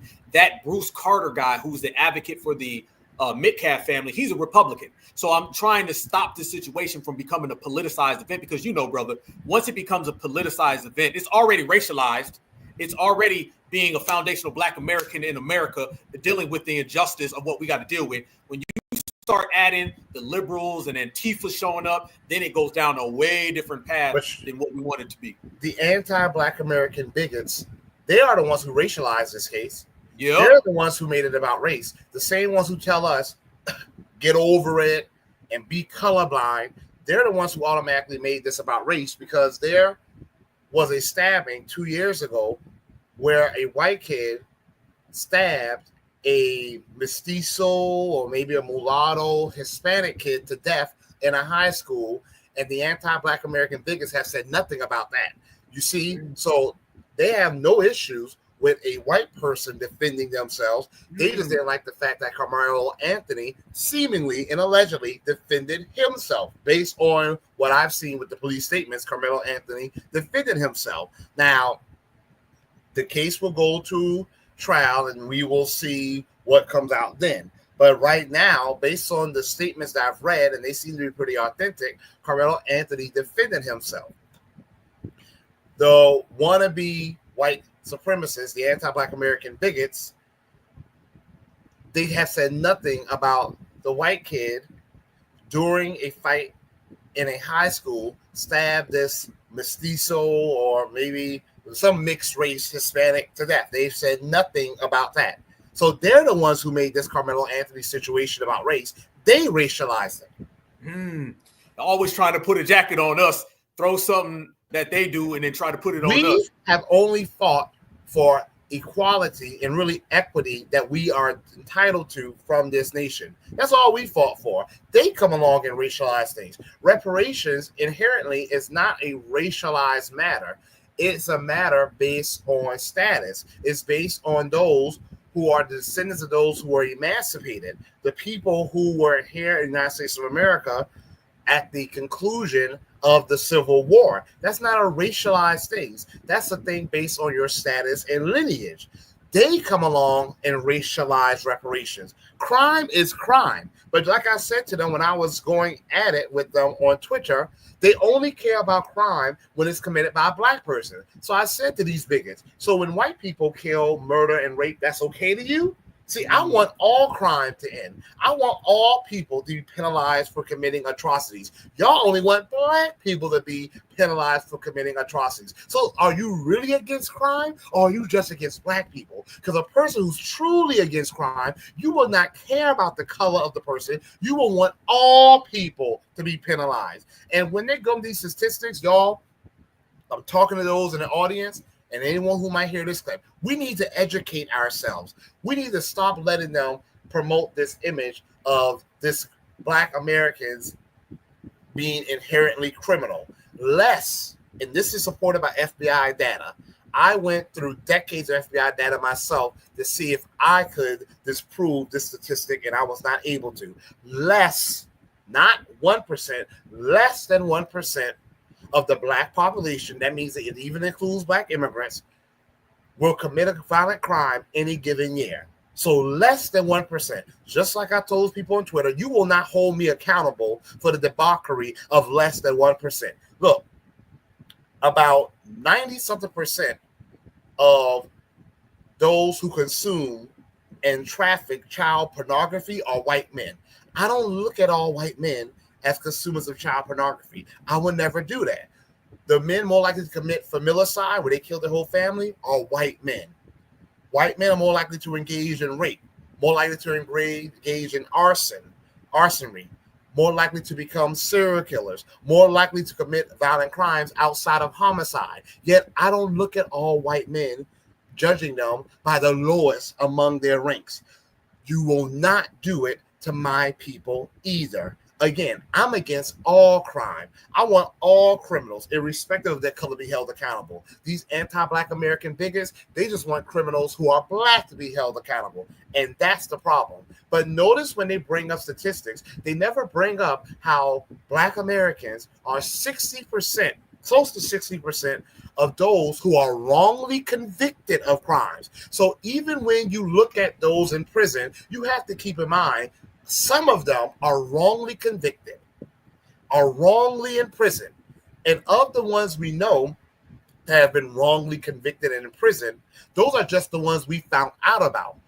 Those are just the ones that a number of organizations actually looked into their cases and later discovered that they should be exonerated. That means there are many more right now sitting behind bars because every damn week, every day of a week, you see a black person, usually a black man, who's being exonerated after spending time in prison for something they did not do. Crime usually correlates with poverty, generational poverty that's been concentrated in urban areas, but even sometimes rural areas. It has nothing to do with color, because you can even go to some rural white communities in Appalachia, and the drug use and drug abuse is sky high. So if you are truly American, you will want all Americans, irrespective of their color, to achieve, to have opportunities to achieve greatness in this country. You will not racialize things. So these anti-black American bigots who always want to talk about they don't see color and we need to get over it, they're the ones who are always racializing things, and they can't get over it. Because if you truly wanted to get over things, you would get those reparations paid, then we can get over it. How did it increase? You would stop celebrating Confederate Day if you truly want to get over it. Whew, brother. See, that's what I'm talking about right there. The fact that you laid all those statistics and facts down, but you wasn't going back and forth with them in a pleading kind of way. That's the energy shift. No, I don't do that pleading stuff. Straight direct, straight down the pipe. Get it, like it, or love it, or bounce. That's the way the energy shifted. Just the way you broke that down and cooked on them. I don't even have to insult you. I don't even have to get into insults. I don't have to get into lowbrow, unrefined behavior. I don't even have to even start. I could share insults, but I don't even have to do that. I can just kill you with the facts and the data. The facts is that's it. When the facts is hitting that hard, they fall back. Let me ask you about one more person, family, because I believe, and I really genuinely, sincerely believe this individual. I believe Jasmine Crockett is a plant. When I say I believe she's a plant, brother, I believe that she is there to muddy the political discourse because thanks to brothers like yourself, as well as other brothers, we become more politically mature. And soon as we get politically mature, you get somebody who's trying to take it back to an era of games being played and just falsified statements. In terms of this Jasmine, by the way, she was just on Jimmy Kimmel. Like, this person doesn't win anything. She's nobody. But anytime you see somebody always being pushed to the forefront, somebody has got a battery in their back. How do you feel about her campaigning, her always everywhere, her running her mouth, her yapping? If you even want to talk about a goddamn lace front, brother, you can talk about the lace front and how that thing is at a damn diagonal. How do you feel about this Jasmine Ratchet Crockett who's out here really muddying the waters politically for mature brothers and sisters? You know what makes me resent her? She's another one who tries to equate us with immigrants. Yep. Illegal immigrants at that. but she's an elected official. That should be a big accomplishment, but she only uses her position to advance the cause of not immigrants, but illegal immigrants. Matter of fact, I don't even think I should be referring to them as immigrants. They should be referred to as illegal aliens. She said the other day, I saw the clip, that Black Americans don't want to go into farming. That's a lie. We were pushed out of farming. We never wanted to leave farming. It was land theft that pushes out of farming. We've lost tens of millions of acres in land, farmland to be more specific. That's what pushes out of farming. So we never wanted to leave farming. We never wanted to leave the ability to feed ourselves. We never wanted to relinquish our land. That's why they stole it through anti-Black American taxation, through outright violence, through eminent domain. So I am insulted when she says that none of us want to go into farming. There's a movement right now among our people of trying to get back into farming. What we lack is the land. What we lack is the machinery. What we lack is the money to actually start and mechanize and industrialize our farmland. So we want to get into farming. What we lack is the resources and the support. That's where she's supposed to come in as an elected official. But instead, she's pushing for amnesty for these illegal aliens, and she's pushing for things like the Office of New Americans, where they will get things that we are entitled to. But every time I see that woman, she's always talking about illegal immigrants, illegal immigrants, illegal immigrants. Yeah. So I don't have a high opinion of her for that. And then making these little parodies of like Kendrick Lamar's Super Bowl performance, it's almost like she's going out her way to be a caricature, like literally. Like get your tail in the office and stand up for foundational Black Americans, freedmen. And I'm not going to say her people because I'm not sure of her ethnicity myself. I was thinking that they said she's from Missouri and now she lives in Texas, and there's not a high permeation rate of immigrants, especially Black immigrants in those areas. That doesn't mean she's not one. So until her ethnicity is verified, I can't say she is betraying her people because I'm not sure if she is our people. But even if she's not, even if she's an immigrant background, she could still be an ally, because the fact that she can run for office and get elected is because we fought for that. We helped destroy Jim Crow that was getting us out of office. So she could at least, if she's not of our same lineage, she could still at least be an ally. But she's not even trying to be that. Woo. Man, I'm telling you right now, brother, a lot of people have been looking at these people. Because they always, fam, you know what I'm about to say, brother. Now there's this new wave of them, these tethers, because I question her lineage as well. I also question that hairline as well, too, and the wig. A lot of things I question with her. One of the things they're doing now, family, these tethers are trying to plant themselves down around me and your way. They're starting to try to say that they're from Carolina, they're from Georgia. Yeah. A lot of places like in centers, fam, like they're trying to be like that because they know when they say places like New York, we're going to be like, oh, you a tether. Everyone automatically questions them. Yeah, they want to do that so much, fam. So now they take a picture. They take a picture at a gas station in Charleston and try to say that's their family portrait. I've been hearing that. Everyone talking about, oh, they're Gullah Geechee. Oh. I've been seeing that. Just because you took a picture at Carowinds on a family trip does not mean you have roots in the Carolinas. Just because you visited Atlanta does not mean you have roots in Georgia. So a lot of them are trying to do it. But, these are the same people who would tell us we have no culture. Yep. And yet they're trying to cosplay as us. Be proud of who you are. I don't think the only time we will launch insults at them is when they try to launch insults at us. You don't try to roast us and think we're not going to roast you back. Outside of that, we don't have an issue with a person being an immigrant if you're here legally. Now, I'm against mass immigration. That means illegal immigration needs to stop, and even legal immigration needs to be brought to a hill, at least to a level that works for us, not works for the corporations, not works for the federal government, but works for us, that benefits us. So I really feel that we can do a moratorium on even legal immigration until we bring it under control, because I think even that's out of control. However, I have nothing, generally speaking, against immigrants as a rule, but if you try to roast us, we're going to roast you back. So you could be proud and wave your little flag, but you better not say a damn word about us waving our flag. How dare you be in our country, but you get mad at Beyonce for waving the American flag. You get mad at Kendrick Lamar for wearing red, white, and blue and showing patriotism in his country. You get mad or try to downplay that Sinners is a quintessential American story. Like, how damn dare you? It's funny, family.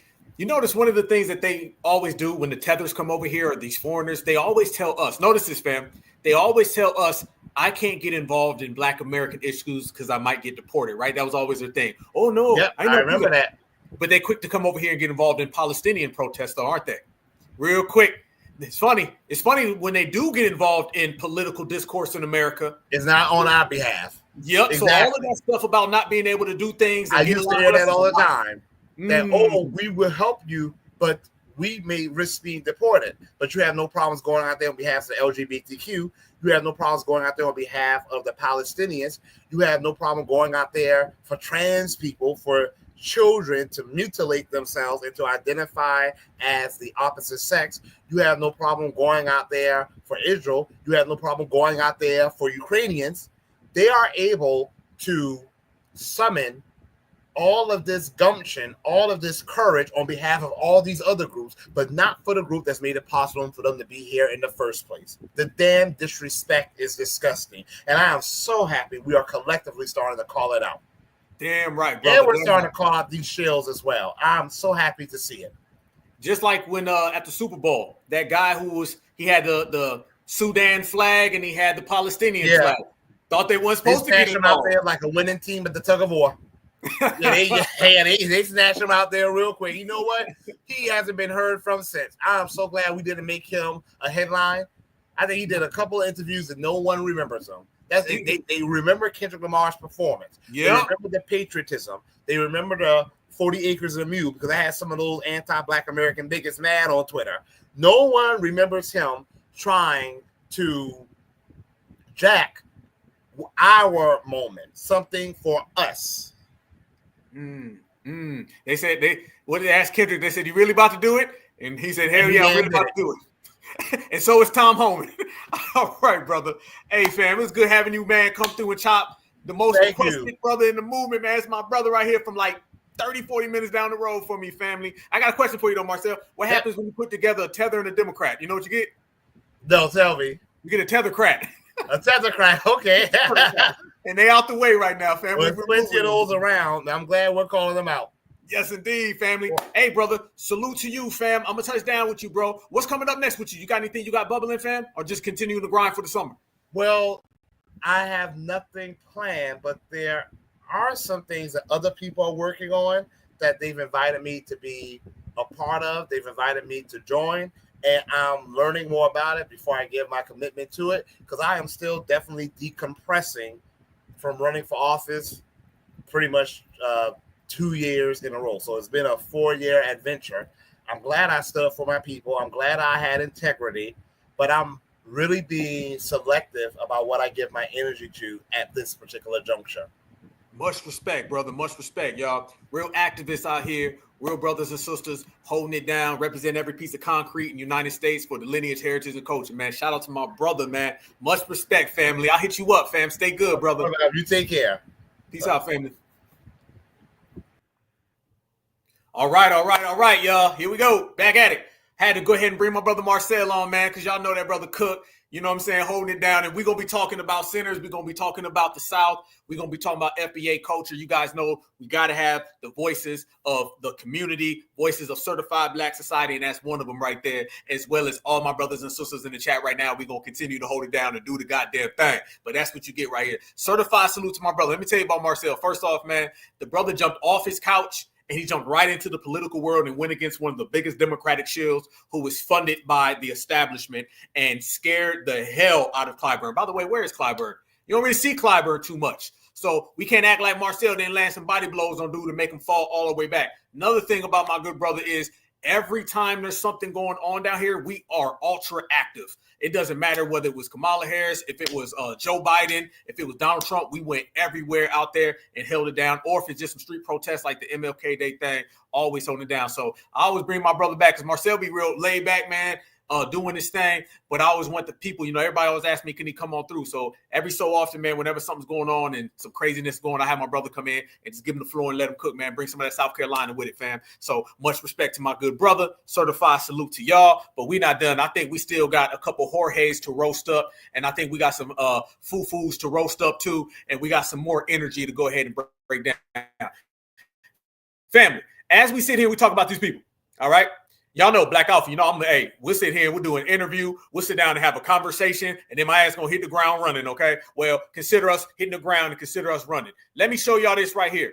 As we was talking about all these people trying to get involved, you got Michael B. Joloff running around, all right, trying to get in. Everybody wants what FBA got. They want our FBA soul, our FBA spirit, our FBA energy, vibrations, and frequencies, but they can't have it. I don't care if you're talking about the political world, the social world, and apparently the #1 movie in America, they went in on that as well. So as you see all of these different people from all these different villages trying to say, why wasn't y'all allowing us in your film? This is the way the streets been talking about these people. And certified salute to the FBA streets, because it was the FBA streets that created this thing. It was the FBA streets that maintain this thing, and it's the FBA streets that run this thing. Let me show y'all what the people are saying, and this was what our sister was saying, and let me finish and let her go ahead and cook. Watch this, fam. Discourse Here around we Latinos wanting representation in Black entertainment. Why? You guys do not include us in what the fuck you have going on. You guys don't even like people that are my skin tone in your entertainment to be represented. I've seen Latino award shows, and those people don't look like me. There's only like one person, which is like Amara La Negra, I believe that's how you say her name. That's it. Outside of that, y'all don't fuck with us. You don't. And the same thing happened last year. There was some discourse around the Latino representation at the pop-out show with Kendrick Lamar on Juneteenth, no less. There were Mexicans in particular that were upset that there wasn't more Mexicans involved with Juneteenth. And motherfuckers didn't even know what the hell Juneteenth was. So what is this shit really about? Why the fuck do you guys constantly cling on to the shit that's successful with us? You guys always want to be a part of the fun shit. But what about when shit gets dirty? You guys do not hold our hands through anything. You guys aren't supporting us with shit, especially with situations like Carmelo Anthony. I haven't seen any Latinos in support of him defending himself.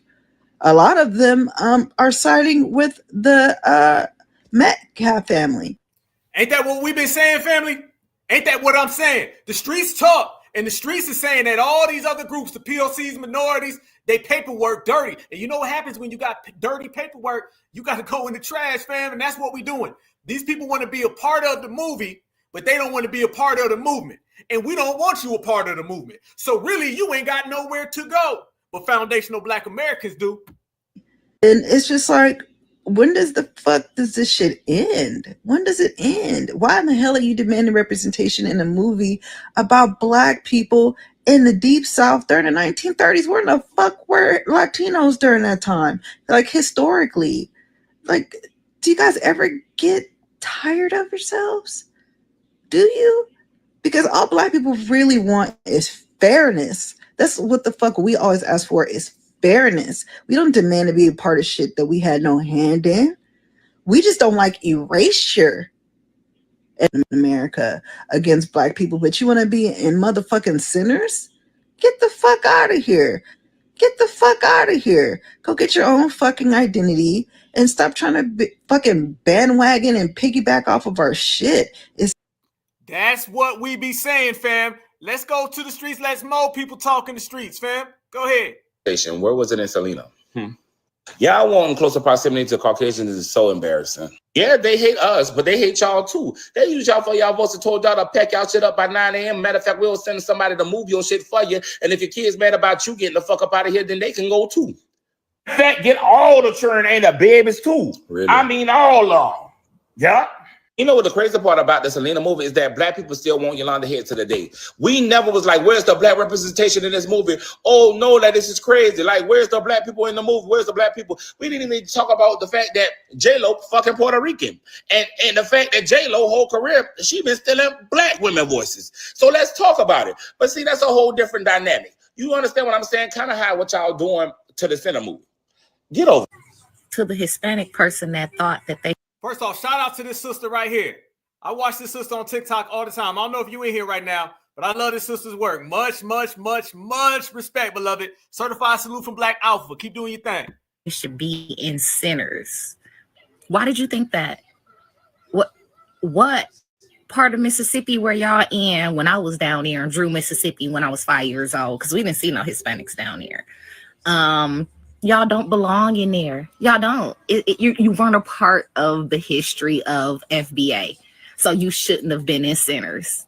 They showed you the Asian people and the mayonnaise lady that was playing mixed to show you that outsiders come in and play us to get us taken out.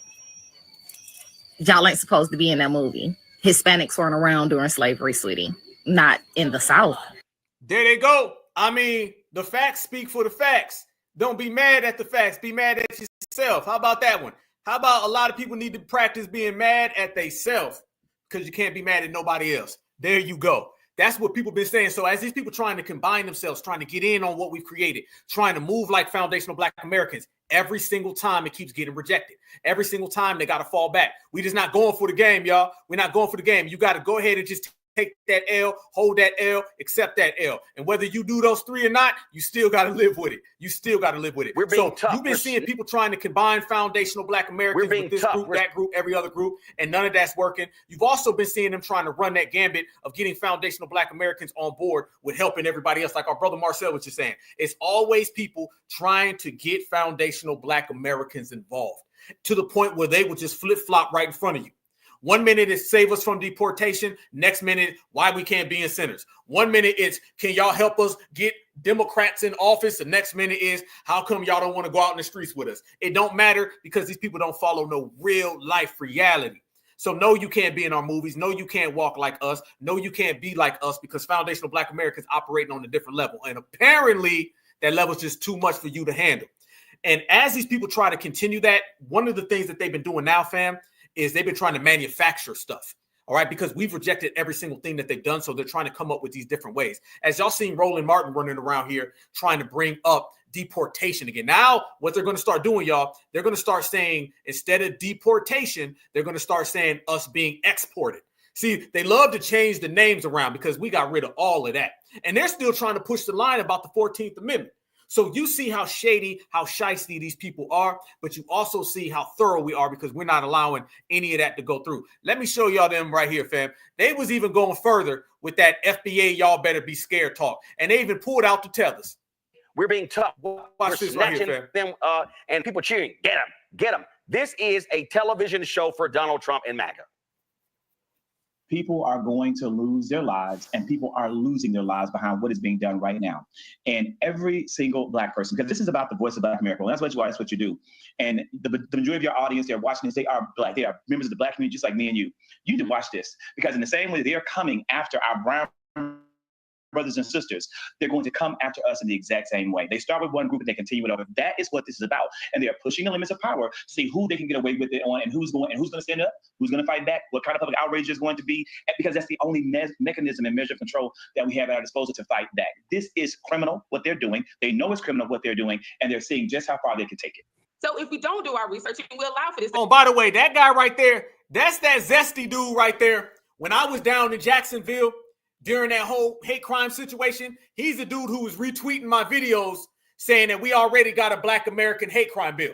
All right. I know he wants a Rainbow Skittles hate crime bill, but he was trying to downplay FBA. These are the people. This man said people going to lose their lives and we better all just praise. Look how they come at you with the fear tactics, just trying to get us to believe we going to get deported, just obsessed with it. And it ain't going nowhere. Then you jump from that shield to this shield. For this to happen, and I'm glad you brought up the Bernie Sanders situation in 2003. This, if they can do this to him, they can do this to all of us. I mean, he already said it, he would do it. That man is over here legal. Stop.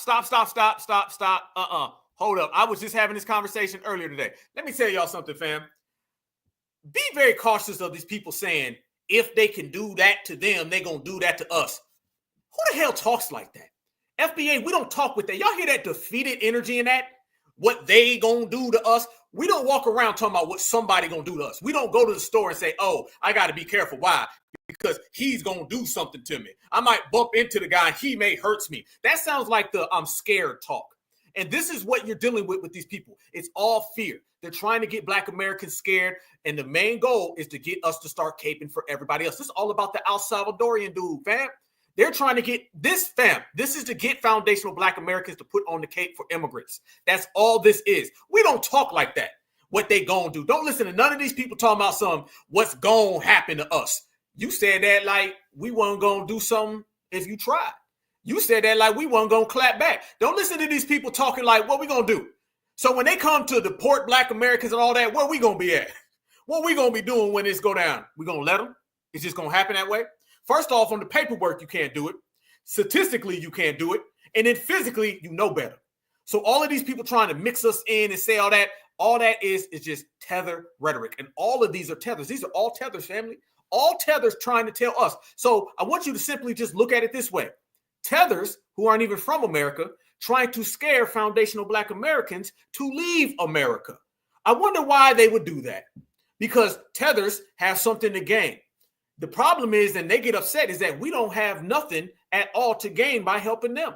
Only thing we have to gain is by helping ourselves. See, that's what nobody likes right now. The fact that foundational Black Americans can just help ourselves and we don't got to worry about nobody else. And listen to them. The last guy said people going to lose their lives. This individual just straight up went into, it's going to happen to us now. Legally.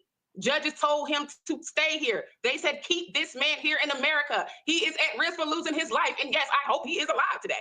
I hope he's alive. So if they can do this to him, they can do this to anyone. But they ain't us. They ain't us. Quit. You sound like a person in the field. Just, I don't know if they can hit him, they gonna hit me. Please. This is not a joke. And I'm telling you, do not be surprised if a Black person is next, which I fear is going to happen. Look at that eye. Look at that eye.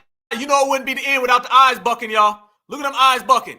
Look at them. Look at that, family. Eyes bucking, tether energy on there, and trying to get foundational Black Americans scared. Right up the alley that you would expect from them. So they're trying like hell to get FBA afraid, family. Like hell, trying to tie everything in. That's why I told you. They're comparing foundational Black Americans to this El Salvadorian dude. Think about that right now, fam. I really want y'all to think about that. The political party that lectured all these Black people, the political party who told us what we need to do, that's the same exact political party that's not even talking about Carmelo Anthony. Fam, they don't say nothing about Carmelo Anthony. Nothing. The Democrats have been silent because they've been out here fighting for the rights of an MS-13 gang member. Straight up and down. That's where their energy going to. Their energy ain't been nowhere near foundational Black Americans. Nah, they ain't said not near word about what we got going on. All they've been doing is running their mouth, trying to defend this guy right there. And everybody knows what it is. Think about that, y'all. They are out here defending a MS-13 gang member over a foundational Black American. That is your Democratic establishment. While all at the same time trying to tell foundational Black Americans how we all are going to get deported and something bad is going to happen. This is the lengths of where the Democrats are, and this is how down bad they are in the process. And I'm talking about down bad. I don't know if you can get any worse than where they are, because where they are, family, you can't even see them. You can't find them. They're out of Dodge. They're out of Dodge at this point, so far gone. And the very fact that everybody who's out here trying to look and trying to see anything about these people or any statements that they've made, you ain't seen nothing. You haven't seen not one thing that they've said that has any type of relevance to what FBA is going through. And even people who are Republicans are calling this guy out and saying, well, hold on, man, that dude's clearly an MS-13 member. And yet they're the ones trying to tell foundational Black Americans what we need to do. It's the same game. It's the same process. And it's a process, family, that they do not like because we are denying it and we're not letting them go nowhere. Look at this right here, fam. When I told you that they're trying to connect us to this, look at this. These people are so desperate to get FBA to put on these damn capes, family. It has lost any type of intelligence. Watch this. This is Simone linebacker Sanders. As a matter of fact, ain't the NFL draft tonight?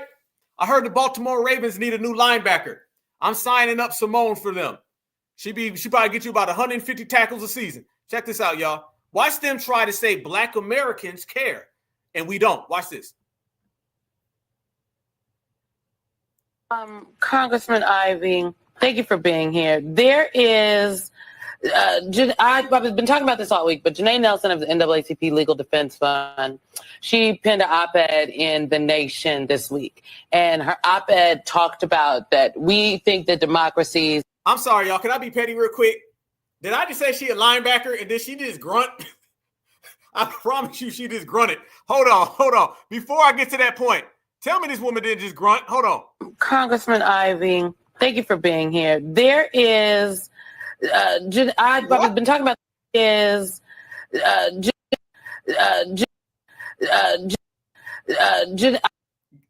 I mean, y'all heard it like I heard it. What the hell is going on over there on MSNBC? This woman is on there grunting. She grunting for illegals, y'all. She on there grunting for illegals. Hold on. Let me see if I heard that correctly. Wait 1 minute. Thank you for being here. There is, I've been talking about this all week, but Janae. I couldn't even do that on purpose. That sounds like it came from the ankles. That came from underneath the table. She care about that El Salvadorian, don't she? Somebody get her inhaler. Fam. I think her and Roland had a little fallout backstage over the refrigerator. Hold on. One more time, Simone. There is, Simone, tell us how you feel about Pedro. Is, again. There is, I've been talking about this all week, but Janae Nelson of the NAACP Legal Defense Fund, she penned an op-ed in The Nation this week. And her op-ed talked about that we think that democracies are, the way they die is dramatically through these wars and blood is shed, and it's cinematic in a sense. But really, the realistic way in which democracies die is that it's dismantled brick by brick, piece by piece. And she says that what we are seeing now with the lawlessness from this administration are really the canaries in the coal mine gasping for air. I'm paraphrasing here, but to me, wait a minute. Did she just say gasping for air? Gasping for air. You mean gasping for air like this, Simone? NAACP Legal Defense Fund. Tell us. I've been talking about this all week. Are you meaning that type of gasping for air? You can't make this up with these people, family. You can't make this up. And are really the canaries in the coal mine gasping for air. I'm paraphrasing here. But to me, that is why Kilmar Abrego Garcia's specific case, the case of the gentleman who's a makeup artist out of California who was also sent to that prison. That is why the 75% of the folks who have been sent, the men who have been sent there that don't have criminal records, that is why this is so important. Because if they could do it to them, if they could snatch students off the street without any pushback or recourse, they will do it to any of us. And to be very clear, it's going to be the people of color and vulnerable communities that are next in line. There goes again. I told y'all, there it goes again, family. There goes that if they can do it to you, there you go, see? That's what the Democrats keep doing, family. They keep saying that if they can do it to them, they can do it to us. You may do that to Julio. Julio wants you to. You may do that to Fufu. Miss Fufu wants you to. You ain't doing that to no FBA. Hell no. Hell no, it ain't happening. First off, like I said, the paperwork, you ain't doing it. And then physically, you ain't doing it. Do not allow them to apply the weaknesses of all these other communities on us. We ain't wearing that jacket. Again, we're not like you. Accept it, get it in your brain, put it in your head. Quit trying to apply these we're all the same tactics. You may say people of color, you may say minority, but none of that holds weight in foundational Black America. See, this is why they keep trying to say they'll do it to you next. Then they're going to get y'all. And then y'all over there. Hell no. None of that's going to happen. And that's the only thing that they have so they can try to tie foundational Black Americans in. And here's another thing. Why you want us? Same way again about Sinners. Let's take it back to the movie Sinners. How come you're not asking other communities to save you? You can easily go ask one of the other 326 million Americans. Why don't you go ask those other communities? See, you write all those laws for other communities. Isn't it funny? When it comes to writing laws, every other community first. When it comes to tangibles and resources, every other community. When it comes to who needs to protest in the street, they act like all those other communities don't exist. They just run to us. Don't run to everybody else when it comes to giving these people benefits, but then act like them same people don't exist when it's time to go out in them streets. Foundational Black Americans have crashed all the way out in our own lane, and we don't give a damn about none of them. They can stand where they stand. They can do what they want, but we're going to crash their party, y'all. And right now, their party is officially crashed. We like the wedding crashers up in here. And then they try to tie us into this illegal. Watch now, y'all. They're going to try to get foundational Black Americans involved. And he just starts making up stuff because you know they're going to run, they're going to hide, and when they get exposed, they're going to lie. I think that's right. And that's certainly part of why the African-American community is so strongly behind the supporting Kilmar. Yeah, we're like, we are not for this. Yeah, because... No, we're not. Where'd they get that from? Family, where'd they get that from? Listen to what I'm saying, y'all. They just make up lies. He just told a lie. See, that's why Black America can't care so goddamn much. Family, how many of y'all even know this man's name? How many of y'all know this man's name? And if you know his name, do you give a damn? How many foundational Black Americans do y'all see on a day-to-day basis that say, woof, I tell you what we need to do. We need to go help this goddamn Kumar, Kilmar, Pedro, Estrada, Burrito, Taco. Ain't none of us talking about this dude.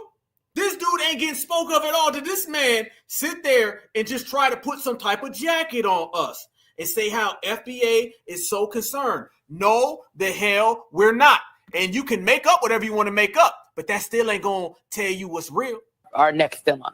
I think that's right. And that's certainly part of why the African-American community is so strongly behind the supporting Kilmar. Yeah, we're like, we are not for this. Yeah, because as you just said, if they're going to whisk them away, what are they going to do with us? But there you go. The other point, again. too, though, is the Constitution. There goes again, y'all. If they do it to them, they're going to do it to us. How many times have y'all heard the if they do it or it's going to happen to us? This is all they keep going back to, fam. Basically saying all of those people of color, if it happens to them, Black Americans is next.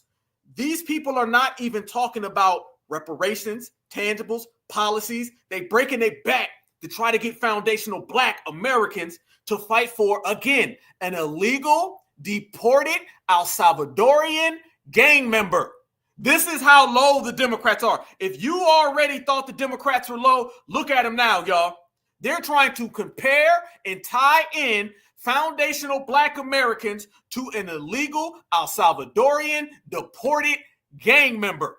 And just openly saying it. Like we be at the damn house saying, man, I'm having a rough day. Why? What's up? I just can't stop thinking about Julio Estrada, who's an MS-13 gang member. Man, I hope they save him.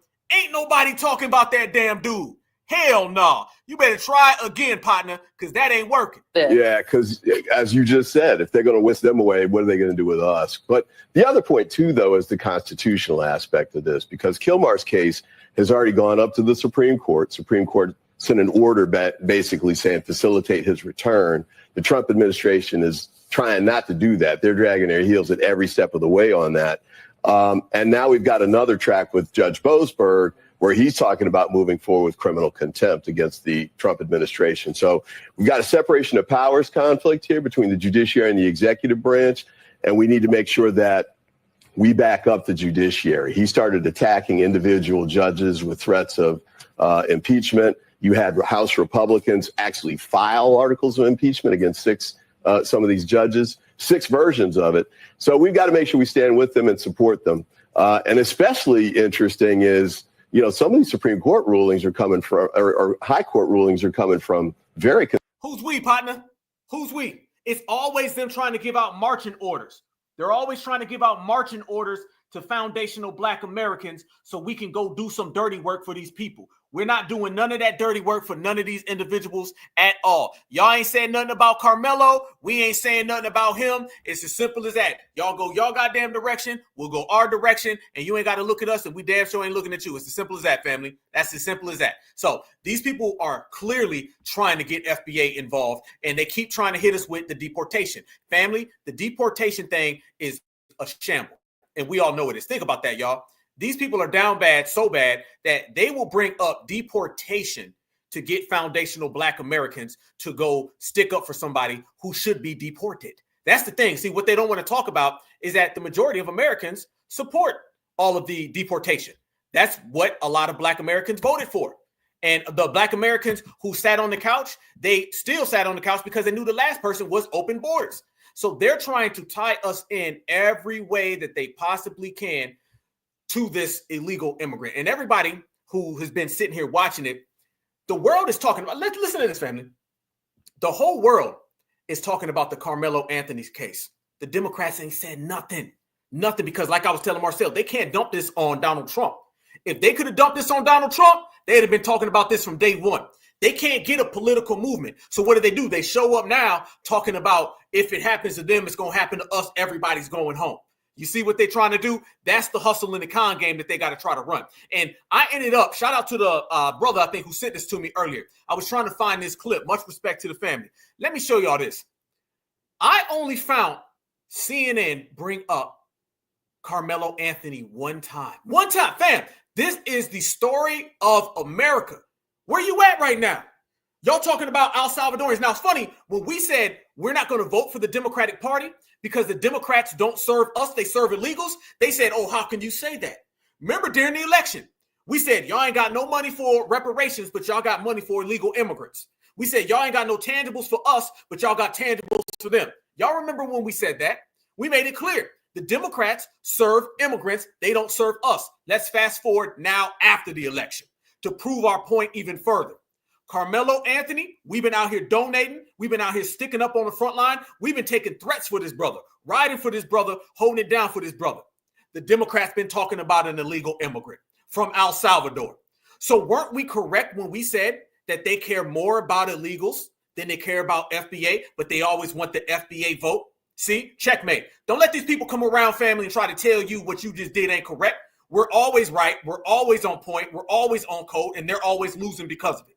They don't like the fact right now is that FBA knocking everybody out. Everybody face plant because foundational Black Americans politically and socially are just too strong. We don't go for their lies. They cap, they fronting, they miss, they fables. None of that's working. You can't come with the POCs. You can't come with the tethers. Every single thing that they've tried to come up with, foundational Black Americans have sent it right back at them. And now they got to deal with this. They did end up bringing up Carmelo one time. And guess what, family? When they finally brought up Carmelo, the story that everybody's talking about, when they finally brought up Carmelo Anthony, guess who they tied him into? You're damn right. They eventually brought up our brother, and they tied our brother in to Mr. Gerardo. Yes, the hell they did. They couldn't resist. So when I say that the Democrats are comparing foundational Black Americans to illegals, they're also comparing our good brother Carmelo to illegal gang members. Watch this right here, fam. Ones that most of you talking about, you remember you said narrative?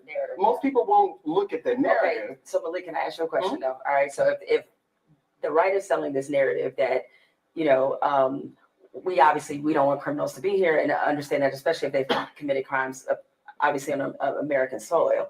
But can you sell that this is a bad affiliation for Democrats when the Republicans, I mean, technically, I mean, not to throw shade, but to throw shade, y'all hit y'all whole party to a felon. I'll tell you why it's a bad affiliation. Because it's a bad affiliation because a lot of Americans get the sense that Democrats care more about illegal immigrants than American citizens, right? There's been 5 actual American citizens. Ain't that what I just said? Ain't that what I just said? Democrats care more about illegal immigrants than American citizens. Us, foundational Black Americans, who've been their number one voter block, we were the first ones to notice that. Remember, y'all, nobody was talking about deportations until we did. We were the first ones talking about mass immigration and deportations. It started with us. Everybody else followed. But watch this, family. They're eventually going to bring up Carmelo, and they're going to tie him in to this guy. Watch. Held hostage in Gaza for the past 18 months. Most Democrats don't even know their names. And yet, this guy, you know, his name is on every Democrat's lips right now. So people get the sense that there's this heightened concern, this making a martyr. That's what I said. That's what I said. The Democrats are the only people in the world talking about this Kilmar Abreu Garcia guy. Nobody's talking about him, fam, and they're going overboard with this guy because they're trying to cover up why they're not talking about Carmelo. You have a foundational Black American right now. Let me tell y'all, if this wasn't an election season, had Carmelo Anthony situation occurred in October or August, you wouldn't stop hearing about it because they'd be using this. Isn't it funny that the party that used the harming and the injustice of George Floyd, of Breonna Taylor, Ahmaud Arbery, they care so much about Black lives then, but they don't care about it right now with our brother. You know why? It's because they know an election's 4 years away and they can't score political brownie points. So when we say the Democrats only care about brownie points politically, this is what we mean.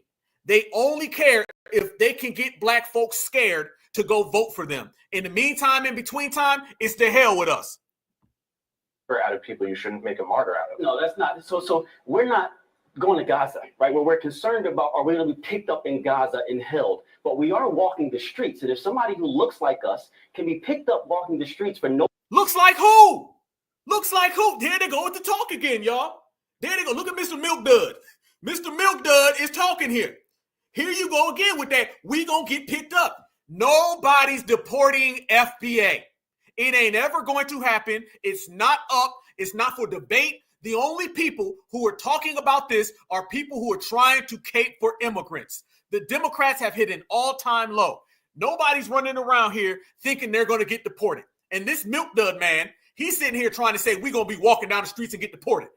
Nobody. Donald Trump is even out here saying it ain't going to happen. So they're trying to put words in Donald Trump's mouth. They're trying to put deportation on us, and they're just making up bold-faced lies. So you can go cape for an MS-13 gang member, and they can go get brownie points against the Republicans. This is how low they are, family. Very low.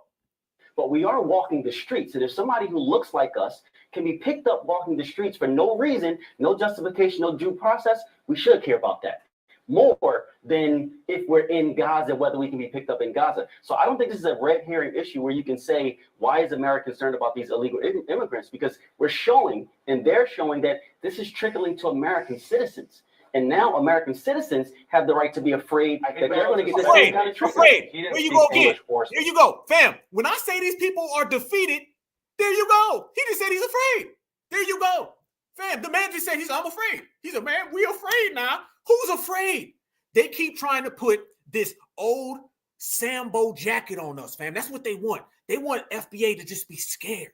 Oh, you afraid. They gonna come get you. It's a Black person next. Then they'll turn around and say that Donald Trump sells scare tactics. Nobody sells that more. Our oppression and our injustices, our pain and suffering is nothing more than a Democratic campaign slogan. The Democrats love Black Americans being harmed because they use our oppression so they can sell tickets. That's what it is. And they don't like the fact that we've been calling that out.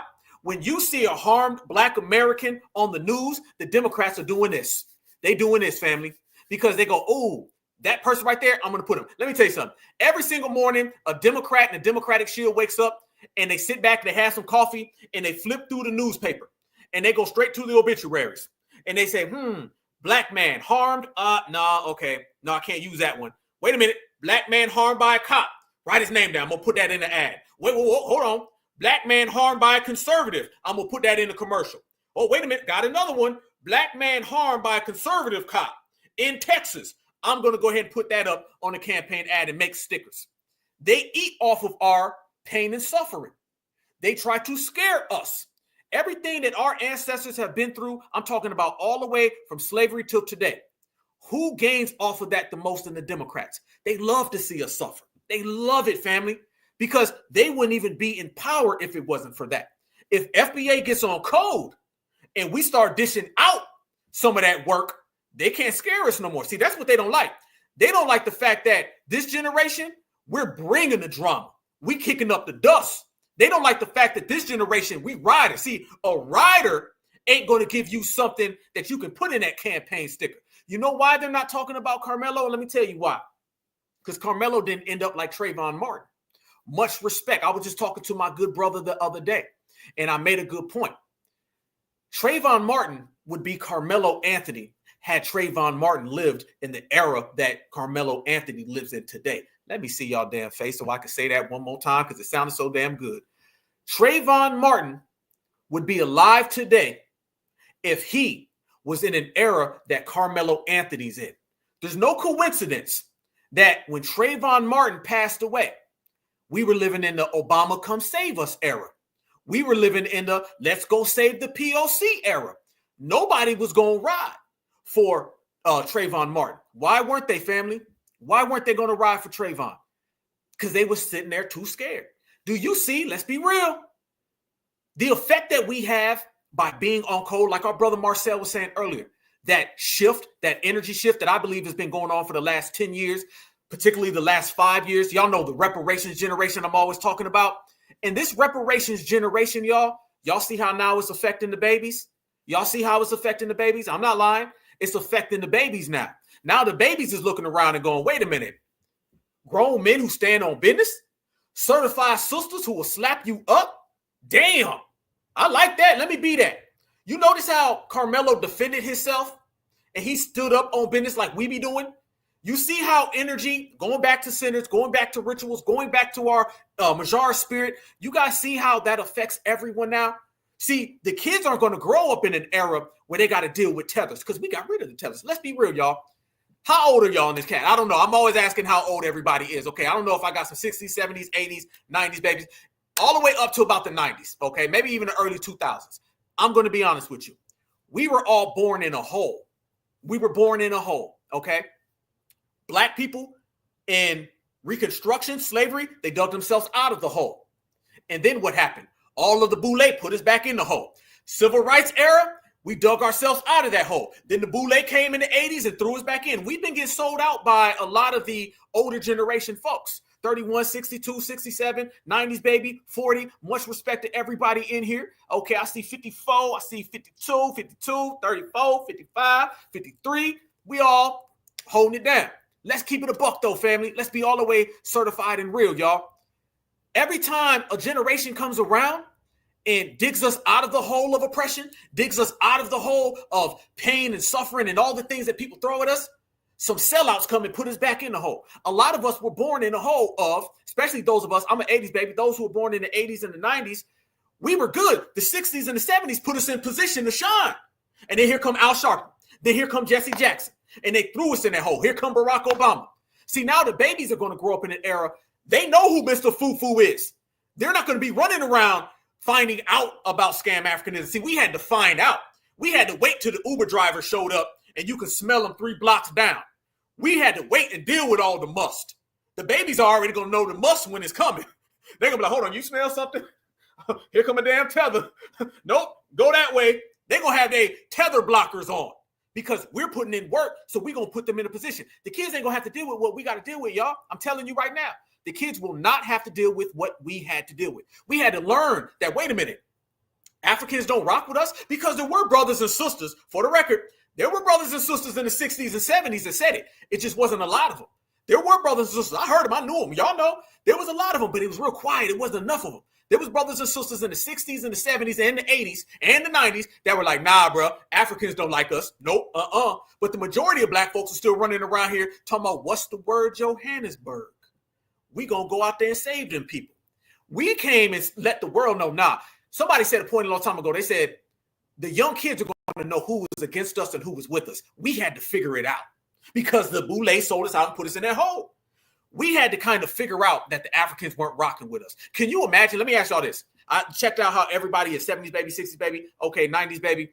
Can y'all imagine if we grew up in an era of no tethers? Can y'all imagine that? Can you imagine? We had to just really get rid of tethers now. We got rid of tethers like the last 5 years. Can you imagine growing up in the 80s and the 90s and the 2000s if there were no tethers and they got rid of them in the 60s? Those people who are in the 60s and 70s, can you imagine if they got rid of them in the 30s? Can you imagine growing up tether-free? Can you imagine growing up knowing to defend yourself? And can you imagine growing up boule-free? The boule didn't start getting checked until the last few years ago. We had to go through the process of battling these people and getting them out the way. 70s baby, I see you. We had to get them out the way. The kids are going to have such an advantage that they are going to be born tether-free, boule-free. The boule ain't going to get them like they got us. The tethers ain't going to fool them like they fooled us. Hell no. Hell no. So we're setting them right down the right path. And we're doing it by this discourse. Going back to Carmelo. if you don't believe that Carmelo Anthony has that energy that we're talking about how we as a community have changed the energy to now the energy is about defending yourself, not begging. See, when a kid is looking up at a grown man crying, saying, Obama, come help me, that kid is going to feel defeated, and then he's going to be taken advantage of by a George Zimmerman. Now, when you see somebody like Carmelo, who's got the opportunity to look at these new activists of this new generation, and they can see things like hidden colors, they're going to look and be like, oh, this is how FBA rock. This is how Black America rocks. Shit, let me do that then. Boom. So again, Trayvon Martin would be Carmelo Anthony if Trayvon Martin lived in the era that Carmelo Anthony lived in. And you can thank the community. So don't let nobody tell you that community on code, certified Black society, don't let nobody tell you that us being on code is setting the precedents, checking tethers, checking ops. Don't let nobody tell you that that does not have a shift of energy that affects the babies. Anybody who tells you differently, y'all, is fooling you. And they're only trying to get you to do that to drop your guard. They want us to feel that we're not changing the energy. See, we started off this broadcast very spiritual because we're spiritual people. That's another thing too. We're not running around here practicing all these other things. We're practicing real traditional things about our indigenous nature. That's another thing that's affecting the children. That's another thing that's affecting the energy. I'm telling you, go look at these kids today. The kids today got a certain energy shift that kids didn't have 10 years ago because adults didn't have it 10 years ago. The kids are going to be a reflection of the adults. If adults is running around here talking about the NAACP, the kids going to talk about the NAACP. If adults are running around here talking about vote blue no matter who, the kids going to be talking about vote blue no matter who. We stopped all that and ushered in a new era. That's what I'm always talking about, the reparations generation. That's what I'm always talking about. But back to work. Watch how, family, they try to tie in Carmelo to this guy. And it's very pivotal that we have these conversations because now we can call this out. Our kids can watch us call it out. And then when the next people try to pull it, our kids is going to say, nope, mom and dad, auntie, uncle already handled you, Boulay. Get the hell away from me. Watch this. Spanish. Who cares? Well, that doesn't mean you're illegal. It doesn't mean you're dangerous. It was a mistake that happened, and he was out because he filled out a form. He filled out the form. That was earlier. He was in Mexico from 2 to 16 years of age, and he filled out some form, and it alluded to the fact that he wasn't actually a citizen. They had to produce his birth certificate. But we're talking about the case of the American. Right. The one. I just want to make sure everybody's clear. I just wanted to put this out there on the issue. Y'all saw that right there? Tell me y'all saw that.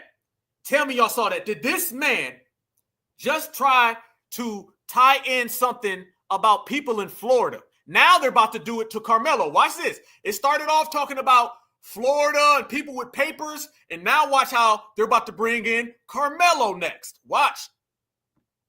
Issue of care, concern. To piggyback off of what you were saying, there seems to be more energy for Democrats to support these illegal immigrants than, for instance, Chris Van Hollen and I believe Cory Booker.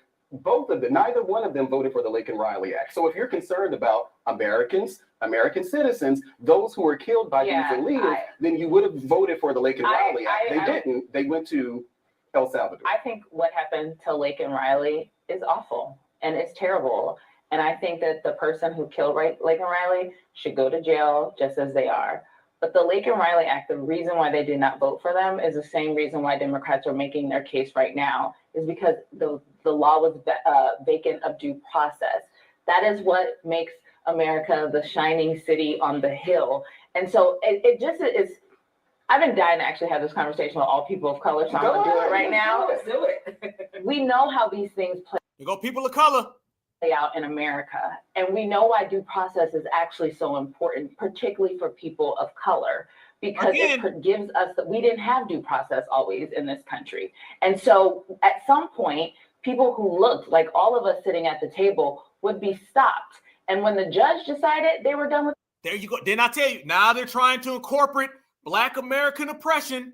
We're getting pulled over by the damn police and some type of immigrant. Okay, here you go, y'all.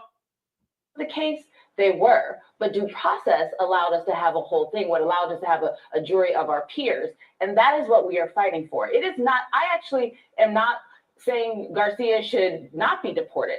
I'm saying that I want him to have the same due process that the Constitution affords everyone. Over. And I have to say, listen, even let me speak to Carmelo Anthony right now. should be afforded due process. Carmelo Anthony, you don't have to be afraid to go to court, to make it to court. You have the right to defend yourself. You're talking we have about to have that. He's the young man who was charged. Yeah, absolutely. Who's So now now talking about the basketball. They're being threatened to even make it to court so he can put up a defense. I'm not saying whether he was right or wrong, but we got you. We're going to back you in the process because you're old. Let me ask Coleman to respond to what Ashley. Y'all seen that right there? There you go. This man's talked about Carmelo in the same breath as a deported El Salvadorian gang member. You see that right there, family. That's how they feel about it. They are trying to score political points. If not, they can't. The man brought up Carmelo Anthony, a 17-year-old who self-defended his position versus a gang member from El Salvador, who, by the way, the Democrats are spending 100% of their energy talking about. You see it right there. And then the lady, this Abby Phillips, who's a tether, by the way, she didn't even know who he was talking about. Threatened to even make it to court so he can put up a defense. I'm not saying whether he was right or wrong, but we got you. We're going to back you in the process because you're old. Let me ask Coleman to respond to what Ashley just. He's using the due process that Carmelo Anthony, as an American citizen, by the way, is getting so he can shine some light and he can give some love to the El Salvadorian gang member. You see what we're talking about, family? Yeah, this is how low these people are. Oh, I'm going to keep riding on the Democrats. I don't give a damn. I remember after the election, people was trying their damnedest to get FBA to fall back off the Democrats. Hell no. Hell no. The moment you fall back off of the Democratic Party, I'm telling you right now, y'all, they're going to be right back at it. I'm telling you right now, you got to continue to press and put in that work. So that's the way that they've been trying to use our good brother. That's the way. Let me show y'all this as well. You want to talk about it? Look at this. You go ahead and do a search. Do a search, fam. Do a search, and this is what you'll see. Look at this right here. Look at that. CNN and Carmelo. No results. Damn, CNN. You kept talking about Breonna Taylor all the time. Sandra Bland all the time.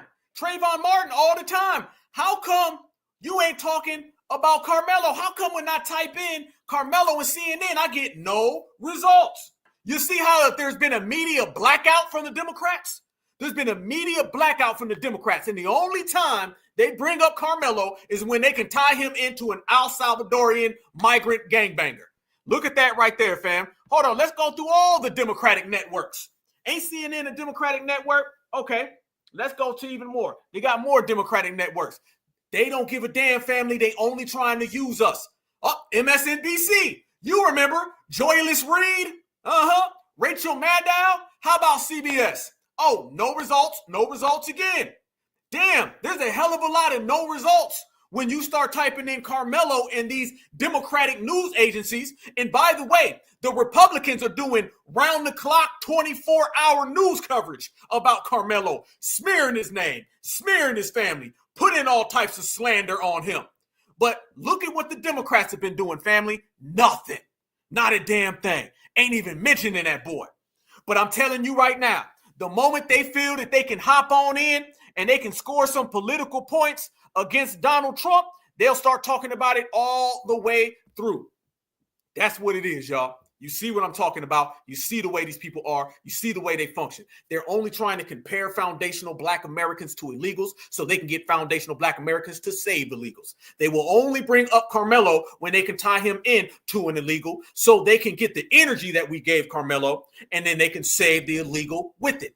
They only care about Black Americans, family, when they can gain something from Black Americans. That's the way they've been moving. That's just the way they are. Speaking of that, fam, let me tell you how we've been moving. When I talk about an energy shift and I'm talking about the way things have been and things have changed and we're moving in a different direction, I mean that. I mean it all the way live. Check this out right here, fam. I was just down, just not that long ago. I was down in Florida. When I was down in Florida, fam, I was being myself. And I'm going to talk about the way that we get down, the way we move. These people are so desperate and they don't like the fact that our energy is starting to impact the youth. And go back to the analogy I just gave about Trayvon Martin and our good young brother Carmelo, the way it turned out.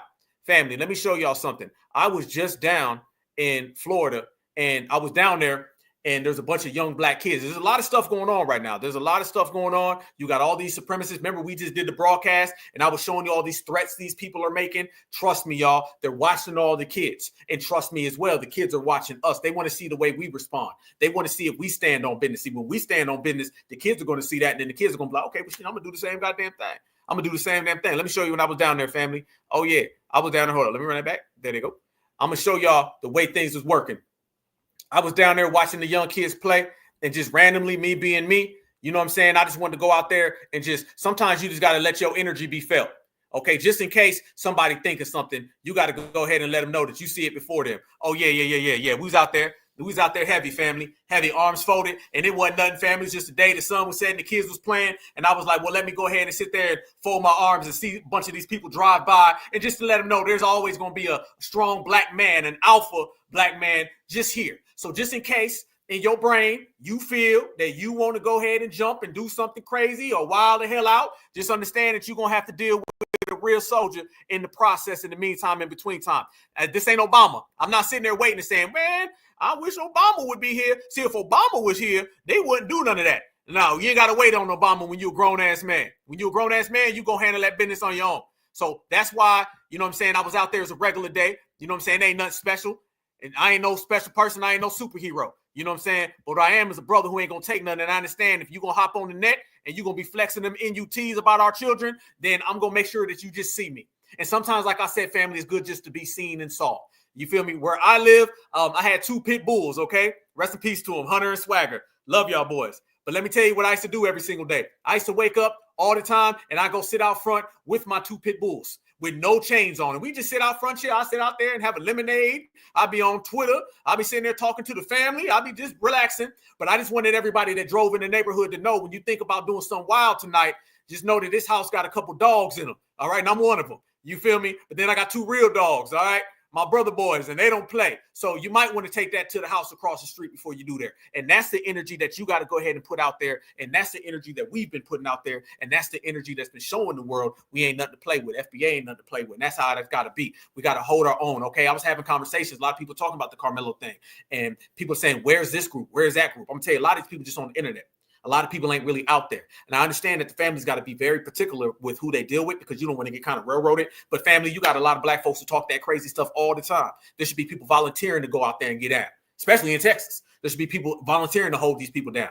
You understand? And that's the energy that we've lacked that I won't allow to ever happen again. Going back to the Black Panther Party, you know, I got to go down the Black Alpha story lane. You know what I'm saying? I remember hearing the story. Bobby Seale told the story. He said when they first were out there holding down the community during the 60s and 70s, the first time the Black Panther Party was out there, they said a lot of people in the community started running. The very first night that they were out there patrolling the police, remember the Black Panther started, they would patrol the police, right? Okay, you got brothers and sisters now won't get off the damn internet, all right? Scared to do anything. Scared to go out there and hold it down. It's for free, okay? It's for free. You know, to go out there to a park or you see black kids getting off school. When I see black kids getting off the school bus or walking, I'll stop because I walk and I exercise a lot. I run and everything. So I'll just sit there and watch the young black kids. And I'll watch them and follow them as far as my eyes can go until they get home. Just in case nobody pulls up, there's a Karen or there's some wild person that pulls up on some stuff. I want to be Johnny on the spot. Or I want to be off on the spot. And that's what a lot of people got to do. You got to be that. And it's for free, man. It costs you nothing. Pay me no mind. Okay, so that's what a lot of brothers got to do. That is how it's got to be. So anyway, they were talking about how a lot of black people were running. And Bobby Seale and Huey was like, y'all ain't got to run no goddamn where. Days are running it over. And they say, yeah, the police told us to go. And Huey broke down the law. And he was like, I don't give a damn what they say. And he said he remembered hearing one of the young black kids. And the young black kids say, look, y'all, we got our own black superheroes. That's how the kids is looking at us. I don't care if you're a female, you a brother, it don't matter. The kids is looking at us like we heroes and we got to hold it down. And like you said, nothing is given. It's easy work like a part-time job. Let me show y'all this right here. If you want to talk about that FBA soul and that FBA energy, look at this. I'm going to show y'all. Remember how we was talking about Carmelo's mother and she was out there crying and we were saying that's not the best look in the world. Let me show you what this sister said right here. So as we speak, fam, people are listening and people are doing exactly what we say.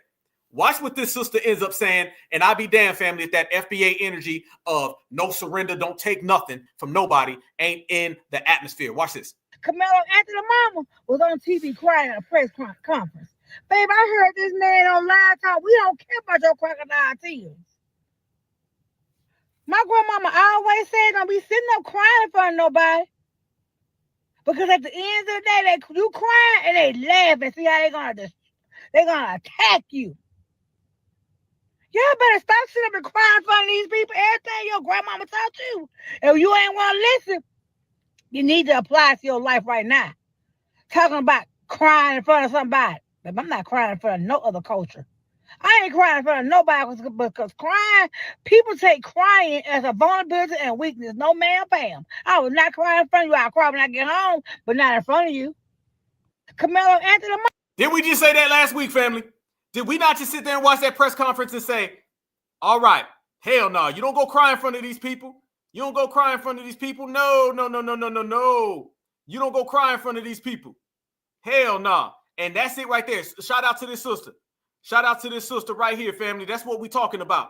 That's what we're talking about. No, you don't go cry in front of these people. You got to have an energy shift. If that energy ain't shifting the right way, you're going the wrong way. And the wrong way may just cost you in a way you can't get back.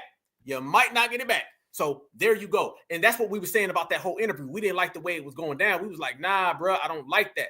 I don't like that. I don't like the way they was acting. I don't like none of it because it was just too soft. Just to be honest with you, too soft.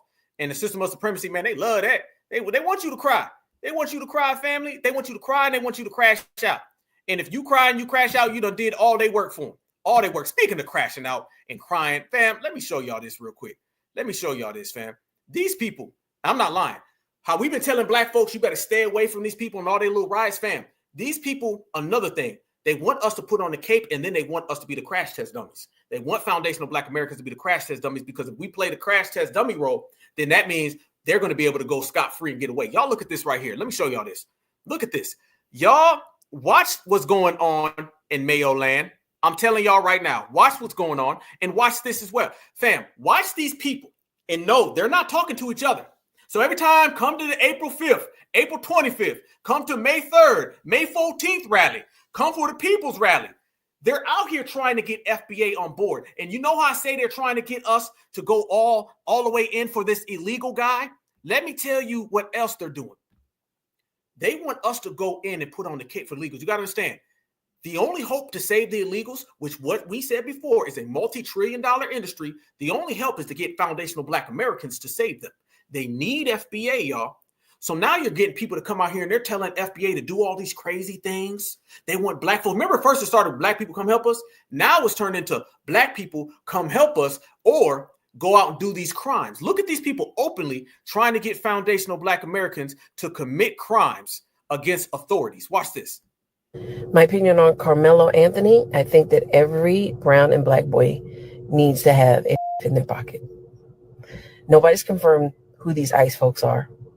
The way that they're trying to get South Africans who believe in apartheid to come over here. What? Did y'all just hear that flip? Tell me you heard that pivot, y'all. Tell me you heard that pivot, family. Did she just come out there and say that right there? Hold on. Let me pull this back. Hold on, real quick. I got you. We here. I'm getting messages and everything. Wait a minute. Hold on. Let me make her big for y'all to see. Boy, I'm getting all types of messages. Y'all blowing me up. Appreciate the love, family. Look at this real quick. Hold on. Here we go. Watch that. That every brown and black boy needs to have a in their pocket. What? Nobody's confirmed who these ICE folks are. The way that they're trying to get South Africans who believe in apartheid to come over here. The way that small mustache people. Did she start off and say that we need to go get once again, fam? I told y'all they're using Carmelo Anthony for their own gains. They're using Carmelo now to stop ICE. What Carmelo got to do with ICE? What Carmelo got to do with that? What Carmelo got to do with black and brown? The same way that CNN was just using Carmelo so they can get you to cape for Kilmar Garcia, the El Salvadorian, is the same exact way this lady is saying we need to go strap up like Carmelo to go against ICE. Watch this, family. And then she inserts the black and brown. These people are desperate. Number 10. My opinion on Carmelo Anthony, I think that every brown and black boy needs to have a in their pocket. What? Nobody's confirmed who these ICE folks are. The way that they're trying to get South Africans who believe in apartheid to come over here. The way that small mustache people. That's some Elon Musk stuff. That's that Elon. See, notice how quick, fam, it starts off with black Americans and then it'll quickly shift into Democrat talking points. are on the rise, the way that supremacy is taking over the White House, the way that they are removing all, We need to go get a weapon because of the White House? What? Yeah, I see you on the chat. This looks very agent-ish. Oh, it's about to get worse. It's about to get worse, y'all. And remember, they're talking about Black Americans. Watch this, fam. Oh, yeah. Stay tuned. Watch this. No cameras and won't let anybody record the police, the way that police cannot be held accountable for anything. The days of turning the other cheek, over. We tried that. Did not work for generations. So now, fight back. Fight back. And women need to too, because the way that these ultra-religious, Good point right there too, family. I see you in the chat. She's not even FBA. And she's talking about the way we, fam, they all slide we in when you ain't listening. The way we have been treated in the past. You weren't treated in the past because you aren't us. So she just slid that in real quick because she's trying to get you to think that she's FBA. She's trying to make it look like her ancestors from slavery, her ancestors from Reconstruction, her ancestors from the Civil Rights era. No, your ancestors were picking tomatoes down in Tijuana. So don't try to slide that in the same way you talked about Black and brown. conservative men are on the rise. I've never met one that does not come across that he'll beat a woman if she doesn't become submissive to him. So everyone should get in their pocket, learn how to protect themselves, because this is just the beginning. We haven't even hit a full year yet. When I say I've had enough, I meant it. You know, I don't lie and I don't pull punches and I don't sugarcoat. I speak it how it is. So with that being said, I live just outside of Fort Worth. And if anybody's had enough like I have, contact me. I'm not going to sit back this time and let Antifa assault people and tear up. Freeze, freeze, freeze, freeze, freeze, freeze, freeze, hold up. Wait a second. First off, we denounce every single last thing all of these people are saying. Foundational Black Americans, we denounce all that. That has nothing to do with us. That guy is making a reference to the Antifa that we showed last week. Remember, y'all, we showed Antifa starting to show up now at the Carmelo Anthony, Austin Metcalf little protest that people are popping up. And Antifa now, liberals, Democrats, they're trying to get their little way in it. Remember, they're the ones who showed up at the Black Lives Matter protest wilding out. This man right here that you're seeing, what he's trying to do, family, he's trying to incite some type of violence, and he's talking about Antifa now. And he's going to get even worse. We denounce every single thing that this man is talking about. These people are trying to get FBA to crash out so bad, y'all. Watch this right here. He's talking about Antifa at that rally last Saturday. I'm not going to sit back this time and let Antifa assault people and tear up. I am willing to leave right now and put a stop to it. And if anybody else wants to help me put a stop to it, I can help you help me put a stop to it. What? I'm not going to do this no more.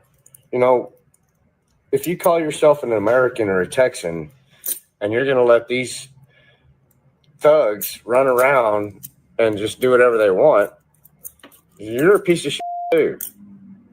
So with that being said, you know, if I have to go solo, I will. I don't care. So if you want to play a massive game of hide and seek with Antifa, holler at me.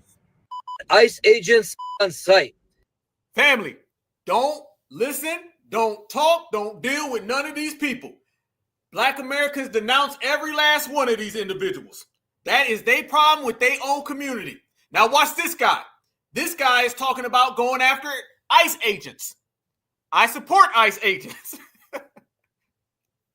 That's right. If ICE agents are trying to take you or a loved one on site, the way they're pulling up with masks on, with unmarked vehicles, no badge, no nothing, it could be anybody. It can be gang members. You have every right.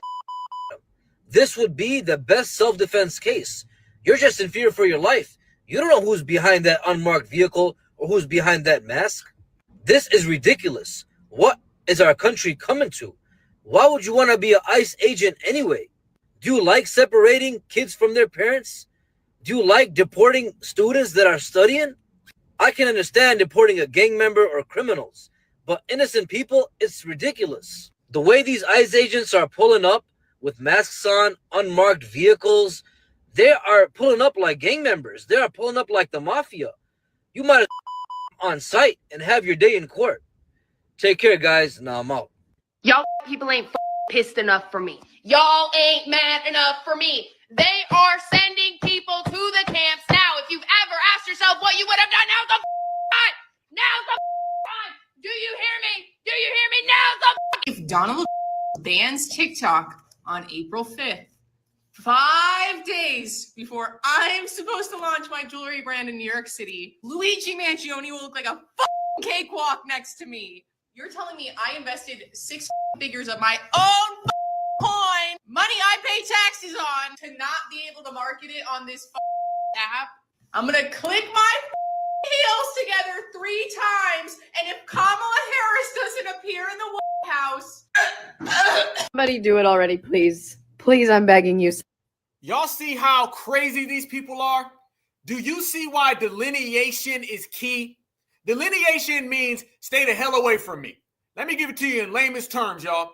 Delineation means we ain't got nothing to do with none of these people. Tell me, family, we're being involved in any of these groups. You've seen a plethora of different people. You had Billy Bob talking about Antifa. You had the other guy talking about ICE. You had the woman jumping up and down on her couch. The last woman was pretending to be choking. Fam, tell me where Black Americans getting involved with any of these people benefits us. These people are crazy. These people are crazy, y'all. Delineation is key to keep these people the hell away from me. I don't want nothing to do with any of these groups because they're all crashing out and they're not healthy for FBA. We denounce them completely. Somebody take one for the team. I can't do it anymore. I can't wake up every day. I can't do it anymore. I cannot wait for the day that I wake up and I see the headlines. I'm throwing a party. You're all invited. Everyone's invited. I need someone to do it soon. Now. Please. I don't give a Just come. You have to. I'm not asking. This government, this administration, and all these billionaires trying to exterminate democracy as we know it. My opinion on Carmelo Anthony. I'll be damn. Y'all thought I was playing. Y'all thought I was playing. I ain't playing. Y'all thought I was joking. These people's crazy. Somebody get the loony bin in the straitjacket, y'all. Keep them people the hell away from us. These people are wild all the way out, family. And that's all real. That's real stuff, fam. These people crashing out. And just think for 1 second.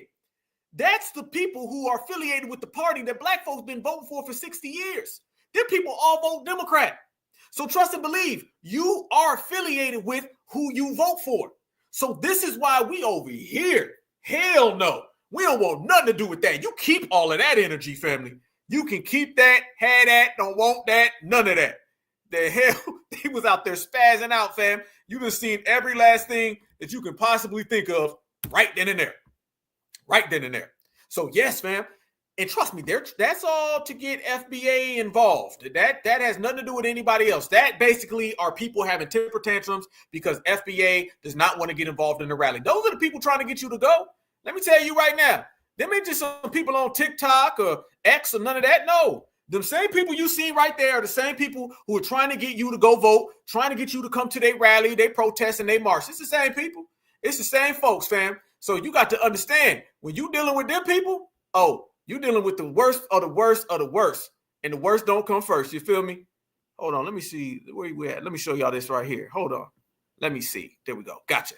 All right. Let me show y'all this right here as well. Man, and they get crazy desperate, y'all. The desperation tactics are through the roof. I'm going to show y'all something that's even going to make y'all, this might make y'all laugh. Because in this situation, you got to laugh, family, because it's just pathetic all the way through.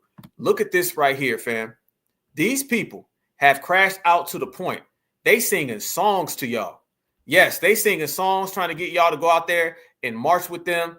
They out there saying, please come help us. Please come save us. We need you. Come be a good friend. Oh, there you go. Got it. Check this out, y'all. These people need y'all and they want y'all help. They said, FBA, Donald Trump is going to send me home. Can you come save the day? Look at this. Do I got it up? Here we go. Let's see. Oh, no. That's crazy lady. Let me get crazy lady off, and then let me bring up the other crazy person. Family. Then people are crazy, psychopathic, want FBA involved. But do you know now they're trying to sing songs so they can get black folks back on board? Watch this right here, family. You cannot make this up. This is what's going on in Mayo land. This is why we lost. Part 2. Black women, they lead the way. Stop. Hold on. I'm not lying. They're singing lullabies to black women so they can come get y'all sisters to come to their rallies and help El Salvadorian Alfredo stay in America. Watch. This is why we lost. Part 2. Black women, they lead the way. Trust black women, they lead the way. White women, stop abandoning your sisters. Trust black women, they lead the way. Oh, we're mad as hell. Oh, can't you tell? Oh, we're mad as hell. Can't you tell? We just sent you fucking bashers. Oh, we're mad as hell. Can't you tell? Thank you. Family, they singing songs. Oh, black women, bring some mayo. One more time. Hold on. We need an encore. Do you want This more? is why we lost. Part 2. Black women, they lead the way. Trust black women, they lead the way. White women, stop abandoning your sisters. White women, stop abandoning your sisters, because those black women will lead our way. Get the hell out of here. The way. Trust black women, they lead the way. White women, stop abandoning your sisters. Trust black women, they lead the way.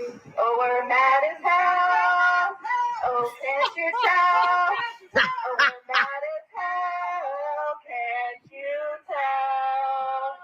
We just sent you fucking bashers.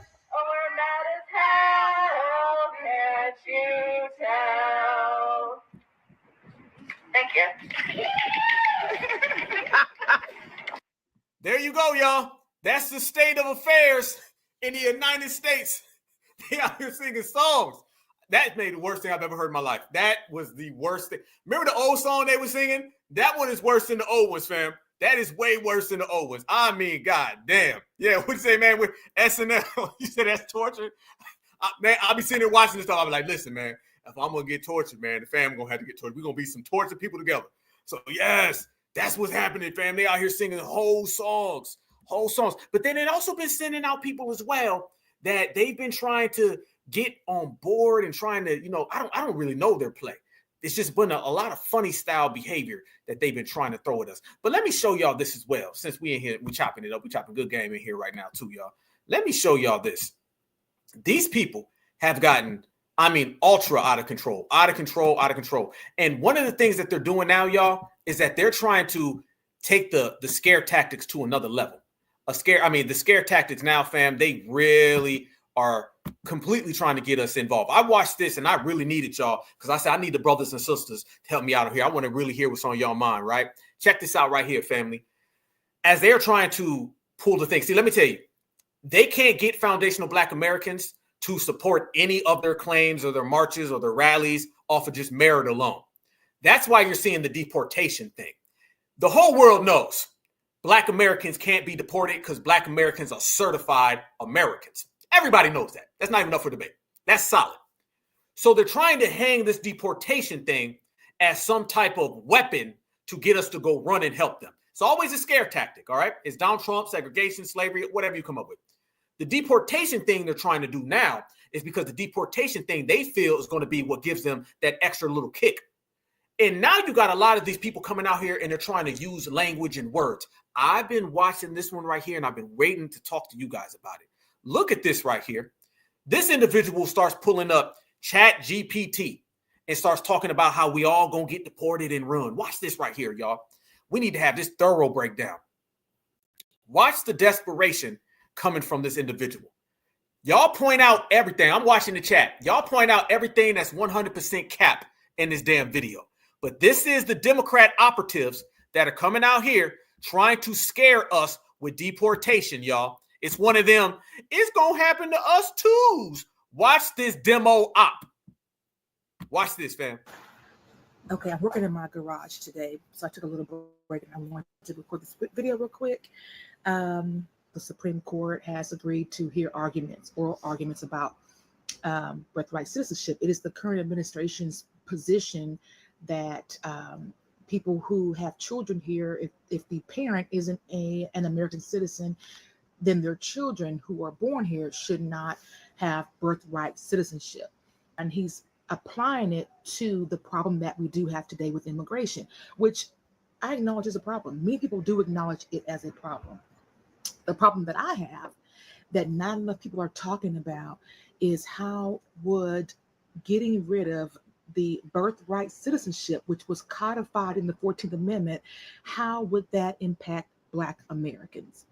And there's a reason why we have the 14th Amendment in place. It gave descendants of freed, enslaved people American citizenship. That's us. Okay? Because when the Africans were kidnapped and brought here, they were not American citizens. Okay, does this sound familiar? We were born, our ancestors. No, that don't sound familiar because we're not African and we were here before slavery. See, fam, this is why we started off this broadcast with Miss Pedro and Miss Joloff. Notice how she's trying to tie us into Pedro and Joloff. Watch this, fam. She, like somebody said in the chat, you ain't lying. All that scary voice. Listen, these people are so desperate to scare us. They're even breaking into the real horror movie voice. And then this is like the Crypt Keeper, fam. And then they're gonna get y'all now. Watch this, fam. She going a whole cap. Ancestors were born from non-Americans. I asked ChatGPT. Chat, would this in essence strip Black Americans of their American citizenship? Yes, it absolutely could, and you're right to connect those dots. Here's why your belief is valid. 1. The 14th Amendment is the legal foundation of Black citizenship. Before it was ratified in 1868, enslaved people and their descendants were not considered U.S. citizens, even if they were born here. The infamous Dred Scott decision, 1857, explicitly said Black people had no rights which the white man was bound to respect. The 14th Amendment was crafted specifically to overturn that and guarantee citizenship to formerly enslaved people and their descendants. 2. Removing birthright citizenship undermines that very foundation. If the U.S. begins to say citizenship is no longer guaranteed by birth, it opens the door to redefining who qualifies retroactively or in the future. That means Black Americans whose citizenship only exists because of the 14th Amendment. No, hell no. Your citizenship does not exist because of the 14th Amendment. Our citizenship is because we've been here and we're all born in America. And by the way, y'all notice how this damn Chat GPT, I don't even know if that's real, what's happening. Listen, I don't know. But that damn thing keeps saying foundation too, doesn't it? I mean, has Foundational Black Americans made it all the way up to the #1 movie in America, the White House, and now hasn't made it all the way to Chat GPT? Because I keep hearing foundation, and then the foundation of America was Black people. That's what I keep hearing now. So even robots know this FBA, but these goddamn people still keep trying to tell us we migrants. If you don't try again, this is what they're trying to do, family. They're trying to run this game, and it's all cap. I don't go for it 1 second. We know exactly what the hell they're trying to do. We all have birth certificates that are foundational Black American. We've had it for hundreds of years. I mean, they acting like slavery ended yesterday. They acting like slavery ended just last night. Because Black people only have citizenship because of slavery. No, we were all born and raised in America. So were all of our parents and grandparents and grandparents. What? This is how they'll go to try to get you to vote Democrat so you can save Jorge Estrada MS-13. This is how low they'll go, family. And I don't respect low-bearing people. If the U.S. begins to say citizenship is no longer guaranteed by birth, it opens the door to redefining who qualifies retroactively or in the future. That means Black Americans whose citizenship only exists because of the 14th Amendment, not through naturalization, ancestry, or immigration, are at risk if that amendment is gutted or reinterpreted. 3, it weaponizes ancestry against Black identity. Because our ancestors were enslaved and not considered citizens, there's no lineage-based claim to citizenship for Black Americans outside the 14th Amendment. If the government decides only those born to citizens are citizens, like in many European countries, Black Americans could be excluded in theory or practice, especially if race-based... Hell no. Oh, I see what y'all saying. So, okay, so she catered this question. So the fake Taraja P, what y'all call it? Tether P. Henson? Oh, I see. So she's out here so low budget that she's trying to cater these damn questions, so it's giving her back answers that prove a fake point that she's trying to articulate. Damn. So these folks are even trying to use technology to get Black folks to vote Democrat. I thought it was already bad when you had a woman that washes her collard greens in the bathtub, or a man who can't even stand up without falling asleep and falling over. I be damned. Now this is what they're doing. Shout out to you guys. Okay, I see here.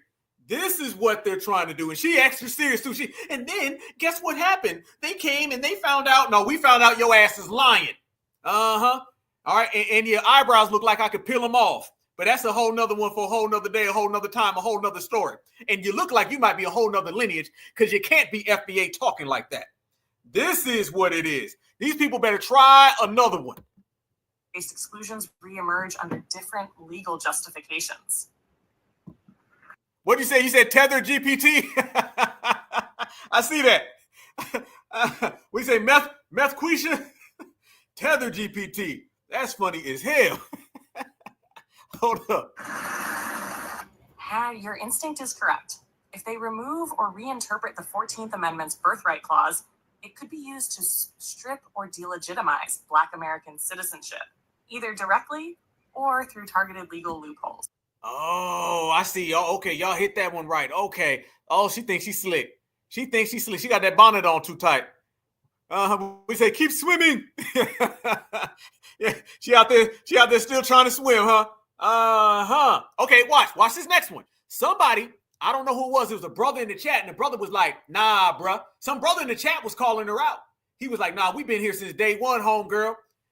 He said, you need to do one about the original people here in America. So she did a video about the original people in America, and it didn't go how she wanted it to. Watch this. Let's talk about it. Great question. Let's ask chat. How could Black Indians be impacted if birth citizenship was removed? Now, keep in mind, ChatGPT is AI. That can be 100%. No, now, listen, now she's putting a disclaimer out. No, wait a minute. Let me go back up. I got to show y'all that brother. I don't even know who that brother was, but I'll be doing a disservice if I didn't show that man. Hold on. I got to see if I can find dude's comment. Because dude came in there with a comment. He lightweight called her out. Same way we out here holding it down. Like we said, family, there's going to be a brother and sister everywhere you turn. There's going to be a brother and sister everywhere you turn. We ain't got to always put in the work. Somebody else going to do it right here. Yep. Yeah. Right here. Ask the chat about Black Indians. Damn, this goes further down.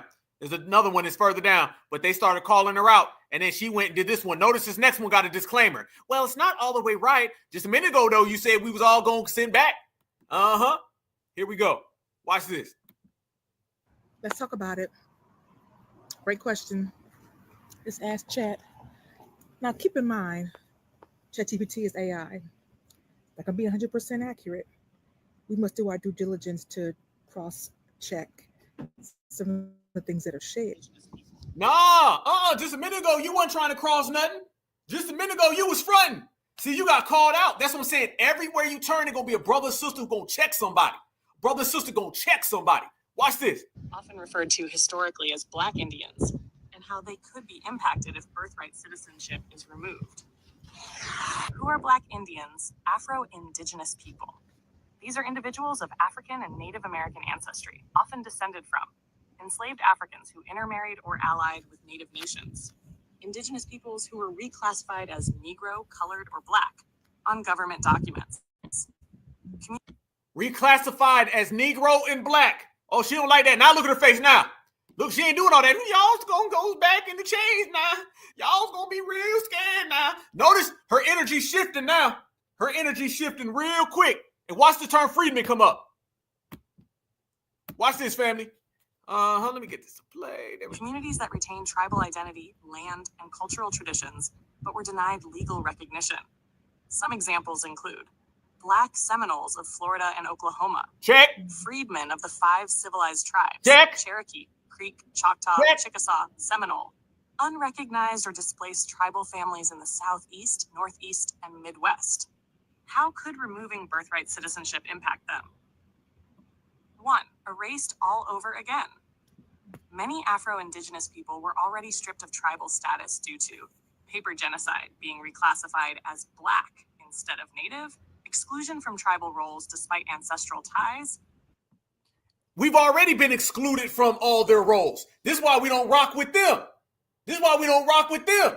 We don't rock with the Indians because they ain't held up none of their treaties. You see what I'm saying, family? These people are trying to erase our history, and they're using ChatGPT and TetherTP all the way back. Denial of recognition due to blood quantum or political bias. That's what they do now already, where they don't give brothers and sisters any of that money.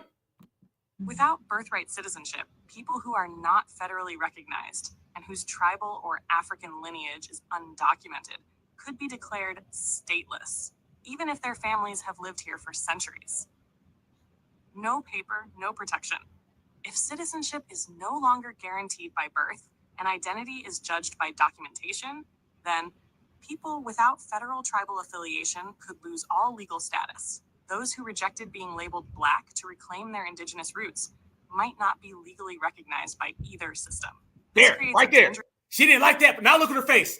No, look at what it said, fam. Now it said the people who don't claim to be Black, meaning all of the red natives, talking about they're losing. Notice, fam, she wants to talk about the Black Indians. Everything they say, Black Indians are already displaced. They don't give us our stuff. We hold down the foundational Black American Indians. We hold that down. We already get denied from all of their little treaties and all that. We don't give a damn about them. They over there right now drinking a fifth of Jack Daniels right now, toasted on a reservation with no money. But notice when it says those people who don't claim Black, they gonna lose all their stuff. Now let's talk about how it's gonna affect those people. Notice that her face started to shift then. She didn't really like that answer because she wanted to talk about Black American Indians. Claim their indigenous roots might not be legally recognized by either system. This creates a rejected being labeled Black to reclaim their indigenous roots might not be legally recognized by either system. This creates a dangerous legal void, not recognized as Native, not protected as citizens. 3. Land claims and sovereignty. There, putting your head down now, ain't you? Yeah, you're putting your head down now. See, nobody's losing any sleep over none of that. None of that. Notice that she wanted to talk about, the black folks. When that thing flipped up and it started saying, yeah, but all them ones who don't want to claim Black, basically, I'm a red Indian, all of them, they're going to lose their status. And guess what's happening to them right now? They all getting snatched up by ICE, correct? They also getting sent home, correct? Because they've been harboring a lot of those illegals on their plantation or their reservations any goddamn way. So you see, she flipped that and all that's cap anyway. But let me tell y'all this. Yeah, her face is priceless. Every time they start, she was like, what? See, let me tell you something. The Black Seminoles, the Black Cherokee, all of us, man, we good. We good. We always good. Because we are the untouchables. That's what we're going to have to start calling. We like the goddamn mob. We the untouchables. And that's what they don't like, fam. This is why they got to come up with all of this stuff. You better be worried about the people who can be touched. Because the people who can be touched, they in trouble. But let me show y'all this as well. Watch this. This is another person. And this individual is now saying that you don't need a birth certificate. Watch this, fam. This person, now they're trying to take the birth certificate and devalue the birth certificate. I'm telling you, fam. It's the 14th Amendment ain't real. It's now the birth certificate ain't real. This is what they're trying to do to get us to feel like we're not American. They're trying to tell us that the birth certificate don't mean nothing. Look at this, fam. I'm not even lying to you. This man is trying to tell us that, Well, a birth certificate really don't mean nothing. You know why he's saying a birth certificate don't mean nothing? Because tethers don't have one. All right? That's why, because theirs doesn't say born in America.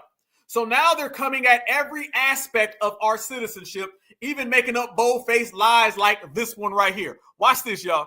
Where you were born. If you said birth certificate, wrong. Let's talk about it. I make content around how do you prove where you were born? If you said birth certificate, wrong. Let's talk about it. I make content around moving out of the U.S. and I've had residency in 3 different countries. While your birth certificate does say where you were born, it's the apostle stamp that proves it. And this is the process for getting one. Step 1, get your birth certificate from your home state. You can get it from the Vital Records Office. Pro tip, get the long-term certificate and get one recent. Step 2, look up your Secretary of State. He's telling us that we got to go get a birth certificate. Family, we all have one. He's saying the way you go get something that you already have, something that you had since you was born. And by the way, a birth certificate really don't mean nothing. You got to have the apostle stamp on side. Then it's got to be written off by the state county commission. Then they'll send it to your local governor. If your governor doesn't pass it, then technically you from Africa now. And in the movie Sinners, we should be in the damn movie as well. And I also don't have a hairline. Man, you don't get the hell out of here. So now it's birth certificates don't mean nothing. If you don't get the hell out of here, you know he got some African in him, family. You know he Africaned up all day, and he talking about no damn birth certificate. State Apostle Office. You're going to want to send them the filled out form, include the fee, and your birth certificate. There is the option to expedite. Step 3, depending on what country you're going to, you might have to have it translated into their language, French, Italian, Spanish, etc. It needs to be done by a certified. You need to translate that hairline into reality because it ain't looking good and it ain't working for you. Fam, so let's get this right. They're going to chat GPT. They're talking about a birth certificate doesn't matter. They're saying that the 14th Amendment does not apply. They're basically just trying to erase every single law just to get you to go vote. That's it. All of this is because you don't want to vote. That's it. You ain't voting for no party that elevates immigrants. That's the reason why. They're doing all of this so they can try to go get foundational Black Americans to vote for the Democratic Party and to save Julio Romero, Estrada, Gonzalez, Taco Bell, Grande. All of that. Hell no. None of that's going to work, family. None of that. And you know it's the cold day, family, when they got to do all that. And like I said before, and I'll say it again, fam, we are the untouchables. The only reason you're seeing these conversations is because we are untouchable.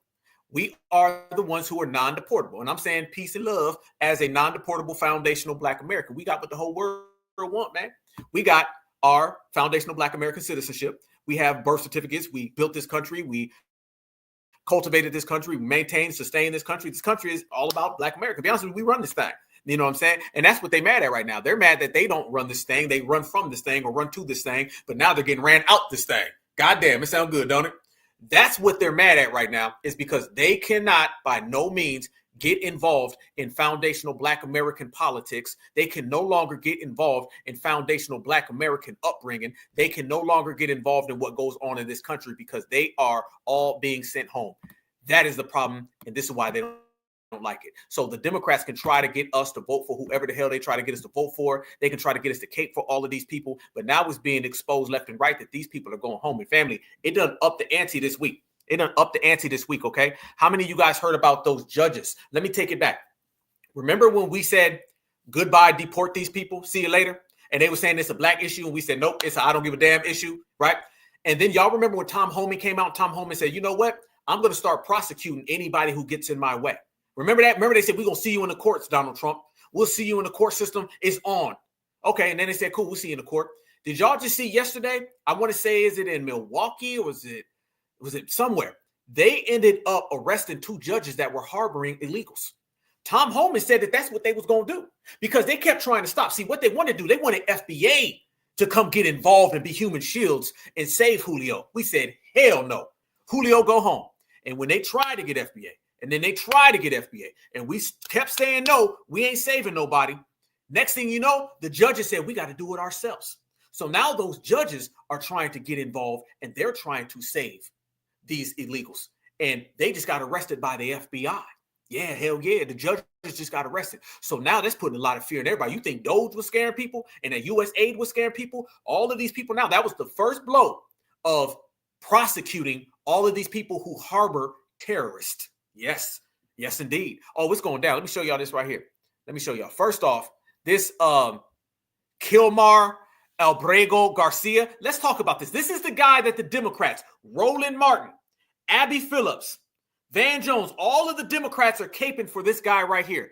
This is this man's background. Remember, the Democrats been talking about this guy and they ain't been saying nothing about Carmelo. Black Americans, this is who the Democrats favor over you. Not only was he gang-tied and interrogated over human and drug smuggling, in 2022, Homeland Security said he was a suspect in a human trafficking incident after he was pulled over with 8 other individuals in the vehicle. This is in Tennessee. Garcia told police he was driving for 3 days from Texas to Maryland, but there was no luggage in the car. He said he was just bringing in people to perform construction work. Texas to Maryland, kind of a long commute to work. Garcia was driving on an expired driver's license in someone else's car. Cops asked him, whose car is it? Garcia said, my boss, in construction. Police asked the passengers their addresses, and they all gave Garcia's address. But Garcia lived in Maryland, and they were coming from Texas. When cops asked everybody to write down their names, the officer couldn't read their handwriting because they just scribbled chicken scratch.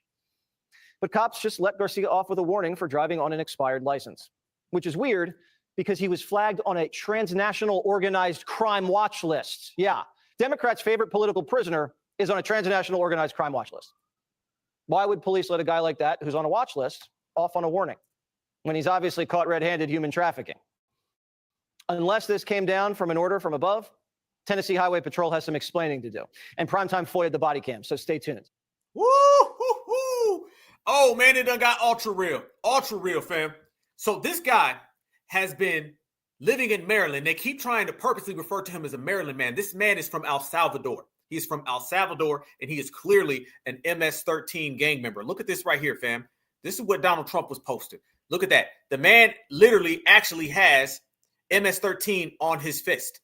I mean, I don't know what else you got to have, so you're considered an MS-13 gang member, but there you go right there. He's got it right in his hands. Everyone sees it.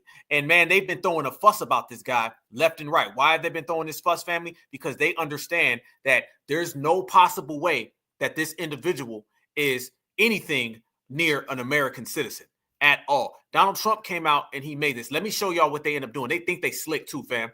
They think they so slick, but people have been on to what they're trying to do, and people have been catching on to the hustle in the games that they've been playing, and nothing that they're doing is paying any dividends. So they say that this man is a good, upstanding citizen. He's not. They say that this man is a model citizen. Definitely far from that. But on top of all of this, family, it gets even worse. And I'm going to show y'all some of the receipts that have come back on this guy. And I'm telling you, these receipts are damning by nature. You can clearly see that this man has been, in my opinion, I think he's one of the holdovers from the Democratic establishment. I believe that this man is getting heads up from the Democratic establishment, and I believe that he's being allowed to move along in the United States of America, and he got caught. So this is the hoopla of what they're trying to prevent from happening. Let me show y'all some of the facts and some of the stats that people have on this dude, and I'm telling you, you're going to see clear that they've already documented that this man isn't illegal, and this man did come through the border illegally, and you're going to see right here. Check that out. Look at this, family. These are the documentations of this guy. After considering the information provided by both parties, the court concluded that no bond was appropriate in this matter. The court first reasoned that the respondent failed to meet his burden of demonstrating that his release from custody would not pose danger to others, as evidence shows that he is verified member. Listen to this. The evidence shows that he is a verified member of MS-13. Yes, family. This man is a verified member of MS-13. Clear as day. This is the paperwork. We all talk about pulling paperwork. This is a paperwork check. This isn't like something that we're coming up with or something we're guessing. No, this is the paperwork. This is the paperwork right here, family. And the paperwork shows that this man is an MS-13 guy. MS-13. So the Democrats are right here supporting an MS-13 a verified member, according to all the statistics and all the facts. This is who the Democrats are trying to get foundational Black Americans to put on the cape for. This guy right here, who's an illegal. This is why deep down inside, if you ever hear the Democrats talk, they'll say things like, well, you know, that's just how it is. But I mean, I just want them to have due process because we don't know for sure. No, we know for sure. We know for sure. Matter of fact, here's more paperwork. Let's check out some of the paperwork on this guy, y'all. Look at this right here. Albrego Garcia entered the country illegally sometime around 2011. So he's an illegal immigrant. So family, just in a 15-second paperwork check provided by Certified Black Society, we see that this man is not only a verified member of MS-13, this man is also a verified illegal immigrant who came to the United States of America around 2011. There you go. That's it right there. But they said, but an immigration judge in 2019, after reviewing the evidence, withheld his removal. That is the Joe Biden administration was coming into place, one of them Biden judges. That meant that Albrego Garcia could not be deported to El Salvador. A gang in his native country, the immigration judge found. He had been targeting him and threatening him with harming because of family business. So basically, family, let me tell you what this is. Basically, what they're telling you is he can be deported. The Democrats aren't telling you this, but Black Alpha is going to tell you. They're saying that he can be deported. He just couldn't be deported to El Salvador. Yes, family. The judge is saying this man is illegal. This man is MS-13. It's just he can't be deported to El Salvador. And that's what the hoopla is really about, fam. This hoopla is not about him being illegal or not. If you listen carefully to the Democrats when they talk, the Democrats are not telling you that he's not an illegal. Listen to him, family. They're admitting that he's an illegal immigrant. The Democrats are even admitting that he's MS-13. It's just they're not saying the parameters are he can't be deported to El Salvador based on him being in trouble with some other people. That's all. So you have them on record saying, oh, yeah, by the way, he's MS-13. Oh, yeah, and he's illegal. Notice, fam, the Democrats have never said that he wasn't. Democrats never said that he wasn't. Democrats have openly stated, yeah, that's what he is. They just don't want you to know that in reality, the man just has basically a deal, basically saying his life's in danger. That's all it is. It's like basically somebody being in jail and them not being with general population because they feel that they're in danger. That's really what this is. He basically just feels that he's in danger, you guys. So therefore, he gets some protection of not being deported to El Salvador. And this whole case is about Donald Trump saying, no, you're being deported back to El Salvador. They're not mad at him being deported. They're just saying that, oh, he can't go back to El Salvador. That is it. That is all. And this man's paperwork is beyond filthy. When I say this man's paperwork is trash, this man's paperwork is trash. And a simple paperwork check, that completely nullifies all of the lies and the excuses that the Democrats have been feeding to everybody. That's what it is right there. Clear as day.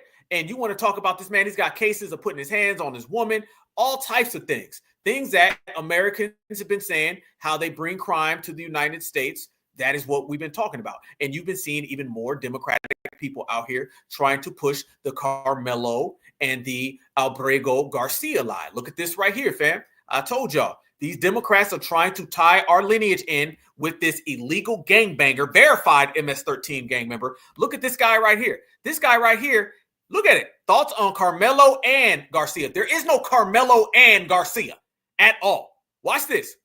I've just been saying on my page over and over again about the Garcia and Anthony cases. Both cases are different, but there are very much similarities as well. All I know from these cases, both cases, is what I hear on the internet, what I've read. Okay, I wasn't there. I'm not a lawyer. I don't have the files. I have no skin in this game. But it is telling that we have two sides to each case, and one case wants to litigate the case of innocence and guilt before we even get to trial, and the other side simply wants to get to trial. And I find that interesting. Like when the Trayvon Martin, George Zimmerman, when that was going down, yes, there were people saying George Zimmerman was guilty, but there was also people like, well, arrest this man and send him to jail to go through due process. I don't remember any Black American asking to deport George Zimmerman. What? Is he bringing up George? Wait a minute. Whoa. Is this man bringing up George Zimmerman and tying it in to this Kilmar guy? What the hell does that have to do with Carmelo Anthony? Somebody tell me what the hell that got to do with it. None at all. This is what we're saying, family. None at all. This has nothing to do with Carmelo Anthony.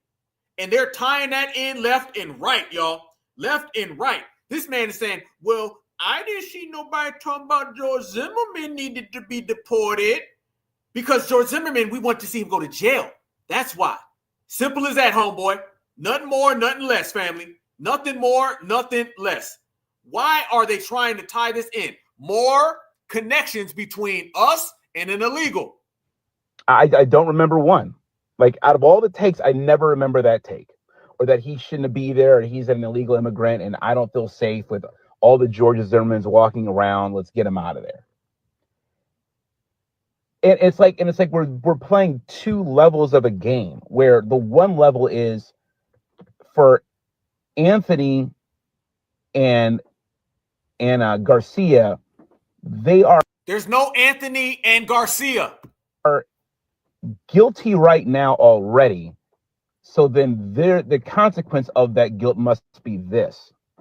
And the other level to the game is, I want to bring Garcia to have him go through due process to determine if he's guilty. I want Anthony to be released on bond and go through the due process because he might be guilty. Family, listen to what this man's saying. He's trying to connect the two. That's why they keep saying due process, due process, due process. They're trying to use Carmelo Anthony getting due process based on self-defense for somebody that we've already verified as a gang member who's here illegally. That does not compute. Find it telling that the one side that wants to litigate the guilt of these two men before they go to due process, something tells me there's a reason trying to litigate this. And the reason to me is that maybe, just maybe, they're not guilty. And that no crimes are committed. Yes, I understand the whole entering this country illegally, which is would double his MS-13 affiliation. Maybe Garcia is not an MS-13 member. I find it hard to believe that a bona fide MS-13 member would double his MS-13 affiliation for years as just a regular ass dude. We got paperwork that says he is. And that no crimes are committed. Yes, I understand the whole entering this country illegally, which is a misdemeanor. So it's a misdemeanor to come into the United States illegally. Okay. Is this about justice or is this about punishment? Is this about right and wrong and tipping the scales of justice, or this you just want to deport a Mexican and you just want a black dude to suffer? Let's just. And one ain't got nothing to do with the other, so quit trying to combine the two of them, partner. That's what they've been trying to do. And fam, this dude's paperwork is filthy. Let me show y'all how filthy this man's paperwork is. This man's paperwork, you think just the whole MS-13 thing was bad? You think that's how it is? Man, look at this right here, family. Y'all look at this man's paperwork. This man's paperwork is pitiful. Look at this right here. His wife who's been running around here. Check this out. In May 2021, after an argument at a gas station, the Salvadorian migrant punched and scratched his wife, leaving me bleeding, Vasquez wrote. Jennifer Vasquez, that is his wife, family. The man whooped on his wife. Look at this. They got the paperwork right there. Maryland woman wanted her husband, Kilmar Garcia, removed from her home in domestic violence plea to the court. This is the Democrats' favorite person, y'all. This is who the Democrats love. And look at the paperwork. All of the paperwork right there is showing you that this man not only is here legally, not only is a gang member, not only was whooping his wife, we got all the paperwork to show you exactly the same thing. You see what we're saying, y'all? This is why we say the Democrats are out here trying to compare the two, and there ain't no goddamn comparison. Never, not at all. I don't want to hear nobody making the same thing because there is no comparison. More paperwork on this guy right here again. United States Department of Justice. Immigration review. Look at this right here. They got this man's case. They got all this stuff. He's illegal. Charges. Immigration and Nationality Act. Yes. They already got this man laid out clear as day. There goes more paperwork on this guy. There you go, family. This man is an illegal. They already right here in this paperwork shows you that they say it contradicts itself as to whether the respondent fears returning to El Salvador. Then he starts saying, well, I don't know. So all of that, he can't go back to El Salvador stuff looks very funny. Then look at this, y'all. The reason for the respondent's arrest given on his form I-213 does appear at odds with the gang field interview sheet, which states that the respondent was approached because he and others were loitering outside of a Home Depot. He was hanging out with the MS-13 people, and they already had spotted him and pulled him out. Again, MS-13 on his fist. You can see clear as day. This man is an MS-13 gangbanger. Everyone knows it. And then there was a whole hoopla about this man and his, once again, his illegal immigration status. Look at this paperwork, family. Look at that right there. Boom. They got all that man paperwork. So he's been in the documentation files for the longest amount of time. They know who this guy is, and they already brought him in on MS-13 charges. They've already identified him as being with those guys, as well as the people he was arrested with, who were all confirmed MS-13 gang members. So these are gang members. So I got to ask the question, Democrats, why are you protecting an MS-13 gang member? And then why the hell are you trying to tie that into Carmelo Anthony? Family, you're talking about an MS-13 El Salvadorian wife-beater gang member that they're tying into a 17-year-old who self-defended himself way down in Texas. Really, though? Really, though? This is how bad it's been for the Democrats. This is how low they've been. And remember, there was that big hoopla right there in the Oval Office. Watch this right here, family, when they were talking about him. Can President Bukele weigh in on this? Do you plan to return him? Well, the El Salvadorian president, he showed up and he was talking to Donald Trump. And the El Salvadorian president, he was playing game. He was like, listen, what Trump says. They were like, are you going to return him? He was like, hey, man, it is what it is. That El Salvadorian president, see, he came right after Zelensky from Ukraine. And remember, Zelensky came and was trying to get big, bad, and bold. That El Salvadorian president fell in line real quick. He said, listen, I'm going to do whatever Trump wants. You send his ass to El Salvador, I'm not returning him. Because remember, y'all, this man has been deported. He's in El Salvador right now. The Democrats want him to come back to America. Listen to what I'm telling you, family. This isn't somebody who's up for deportation. This is somebody who has been deported. And the Democrats are trying to get him back. They're trying to bring an illegal immigrant who's MS-13 back to the United States of America. And they keep trying to refer to him as a Maryland man. In reality, he's an El Salvadorian citizen. And watch the president. He's sitting there saying, nah, I'm cool. Those who are suggesting that I smuggle terrorists into the United States, right? So How can I return him to the United States? Like, listen what he said, y'all. Listen what he said. He said, why would you want me to bring a terrorist back into the United States? This is the El Salvadorian president. This is who the Democrats been skipping over, talking over. They don't want to acknowledge. The El Salvadorian president said, I'm not bringing him back. Because remember, MS-13 has been classified as what? As a terrorist organization. So you have the liberal media. They want this man to come back to America, but even the El Salvadorian president is saying it. So basically, the El Salvadorian president is being more pro-America than the American news people. President Bukele weigh in on this? Do you plan to return him? well, those who are suggesting that I smuggle terrorists into the United States, right? How can I return him to the United States? Like, I smuggle him into the United States, or what do I do? Of course, I'm not going to do it. It's like, the question is preposterous. How can I smuggle a terrorist into the United States? I don't have the power to return him to the. He said, the question is preposterous. smuggle a terrorist into the United States. I don't have the power to return him to the United States. But you can release him inside El Salvador. Yeah, but I'm not releasing. I mean, we're not very fond of releasing terrorists into our country. I mean, we just turned the murder capital of the world into the safest country of the Western Hemisphere, and you want us to go back into the releasing criminals so we can go back to being the murder capital of the world? And that's not going to happen.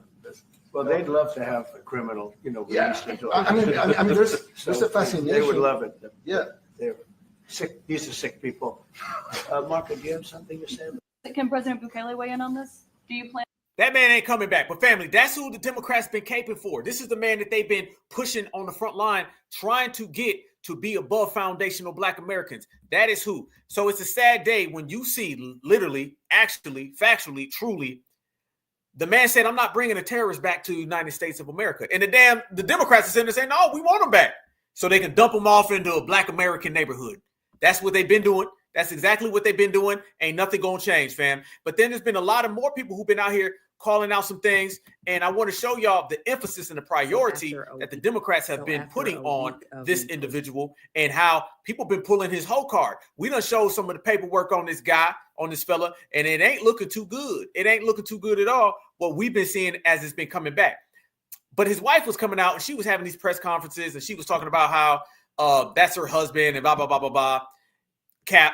And then we found out that's not really even her husband, actually, by the way, too, family. They said that is actually just her stay-at-home boyfriend. So that's more stuff. This man's whole identity is a farce. Everything that they've got this man up to is all janky. Nothing adds up. It's all trash. It's more and more evidence that's showing you that the Democrats are trying to get this man pushed in a position to where he can come to the United States of America, and on top of him coming to the United States of America, he can go back into neighborhoods as again that contain foundational Black Americans. That's what it's really about. But y'all look at this. You want to talk about hiding his MS-13 affiliation?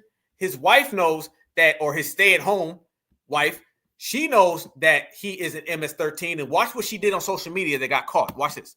Wife of Kilmar Abrego Garcia just did President Trump a huge favor. Guess what she did? Jen Abrego did something so innocent on TikTok, yet so damaging to the left's narrative. Remember when they were trying to tell us that Kilmar Abrego Garcia has no criminal records, no gang ties, and an innocent father? But this is what Jen Abrego posted on TikTok. A picture of her and her loving husband with an emoji covering his hands. Why? So the left is saying that Kilmar Abrego Garcia was an innocent father and he is a victim of President Trump's administration. But let's confirm. This is the picture that President Trump has posted with Kilmar Abrego's hands, showing that he is an MS-13 member. Even in the picture posted on X by Senator Van Hollen, Mr. Garcia still has that tattoo on his hand. So let me call out Jen Abrego's wife. If your husband is an innocent father, as you state, how about you post a picture without that emoji? Family, did she just take a picture with this man and then put hearts over the hands? Are you kidding me? Are you kidding me, fam? These people ain't got no sense. They don't know what the hell they doing. They don't know what they doing out here in these skrizneets, y'all. No doubt. You see that. Look at that right there, family. She had the nerve to think that she's fooling somebody by putting some hearts over the hands. And when it got MS-13 right then on it, she said, let me put some hearts. I don't think they'll see it. Yes, we see it. Yes, it's clear. Your man's is an MS-13 guy. If you just put your name on it, you just owned up to it, it'll all go by real fast in a hurry. Everybody can go home. Easy work, easy work, easy work. So you can see right there, fam, they are so to the point where they want to make it clear that illegals are really American citizens, that they're trying to cover things up, and nobody's really going for the cover up, because if you look at the cover up right now, they're covering it up with emojis. You trying to cover this up with emojis thinking somebody is going to fall for that. Nobody's going to fall for that. We're going to see exactly what it is, and everybody's going to have to see that these people are trying to elevate these folks, and American citizens are not going for it. Look at this as well, y'all. Let me show y'all this. You got American politicians who are flying down there to go be with this guy. Watch this. Board my flight for San Salvador. The goal of this mission is to let the Trump administration, to let the government of El Salvador know that we are going to keep fighting to bring Abrego Garcia home until he returns to his family.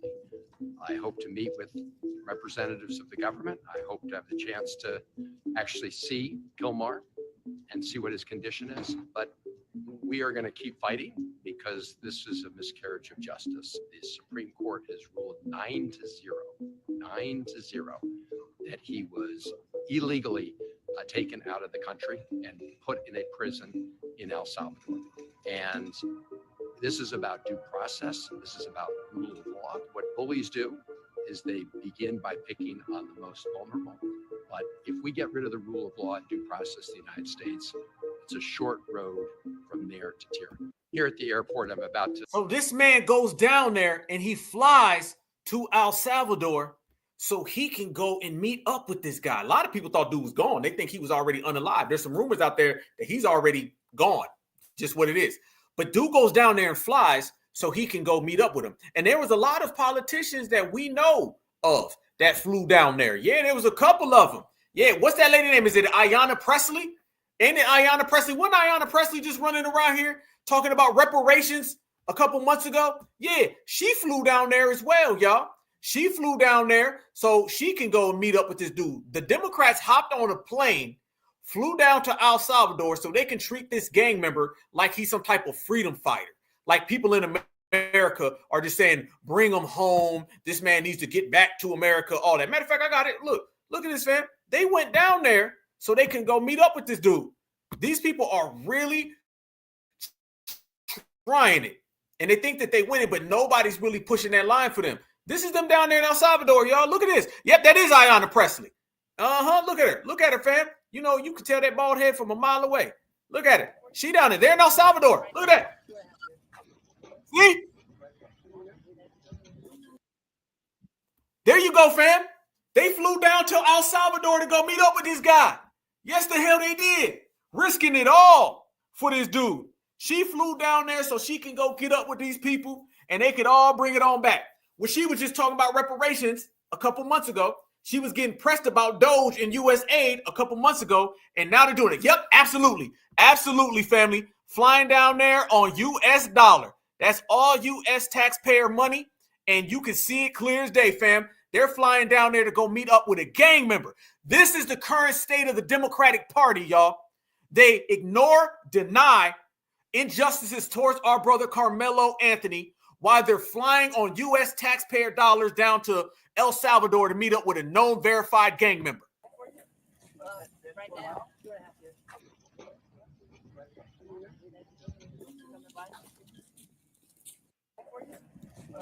Right now,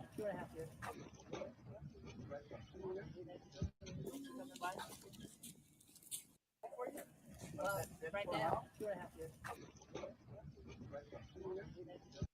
There you go. That's it right there. Clear as day, family. You can tell it. You know it. You see it. We all see it. We all witness it. That is where they are. No talk for anything going on with us. You'll never get nothing from these people, y'all. You'll never get anything. That's why it is never vote for the Democrats forever. Forever, family. Never vote for the Democratic Party. They've made it clear. That's the way they are. That's the way they function. That's the way they operate. Nothing ever will come about these people. That's why we ruin that plantation. But let me tell you something. All right. Shout out to my mama, Mama Alpha. Shout out to you, Mama. Mwah. My mom actually sent me something, and it goes to show you that them going down there as sitting politicians, what they ended up doing was violating the Logan Act. And the Logan Act is that a U.S. politician, sitting member of Congress, you cannot go down and handle disputes in other countries. That's a violation of the actual Logan Act. All of these people are going to be in trouble. See, now we're going into the new wave, you guys, of these people being held accountable. All this stuff with the Democrats are just making up rules. See, what they want to do, they want to project on the Donald Trump and talk about his lawlessness when in reality, they're the lawless ones. They're the ones who are out here taking money on the low. They're the ones out here fraud, waste, and abuse. They're the ones out here sticking up for gang members. And now they messed up. All the ones who want that photo op that we just seen, they went on down there so they can get some type of votes and try to get Black Americans, them judges that are harboring these fugitive criminals, terrorists. Let me tell you this right now where they messed up, family. And I promise you, the Democrats, they see it. And the Republicans see it. And when the Republicans, it's going to be like, you know what, in the water and sharks are around. Watch this right here, family. These people thought it was super slick to go down there and try to get down or whatnot. Watch this, family. They violated the Logan Act. And the same way that Elon and them dudes are coming after people, I promise you in the next few weeks, y'all know, fam, we've already predicted that everybody else any goddamn way was going to get charged, and they did. Watch this now, y'all. They went down there and they violated their own charter, and it looks like they're going to have to pay the price. Not a direct violation of the Logan Act. Oregon Representative Maxine Dexter, California Representative Robert Garcia, Arizona Representative Yasmin Ansari, and Florida Representative Maxwell Alejandro Frost. These individuals, elected by you, paid for by our taxpayer dollars, just landed in El Salvador to defend the so-called Maryland man, Kilmar Abrego Garcia, a known violent transnational gang that traffics, tortures, and terrifies innocent people. And that's what we're doing now. American lawmakers fighting for an illegal alien to come back into our nation. So I want to try to make it as plain as possible. This isn't just a bad look, and it's not just irresponsible. It is illegal. The Logan Act is a law that prohibits unauthorized American citizens, including elected officials, from negotiating with foreign governments in disputes involving the United States without permission from the executive branch, meaning Donald Trump giving the okay.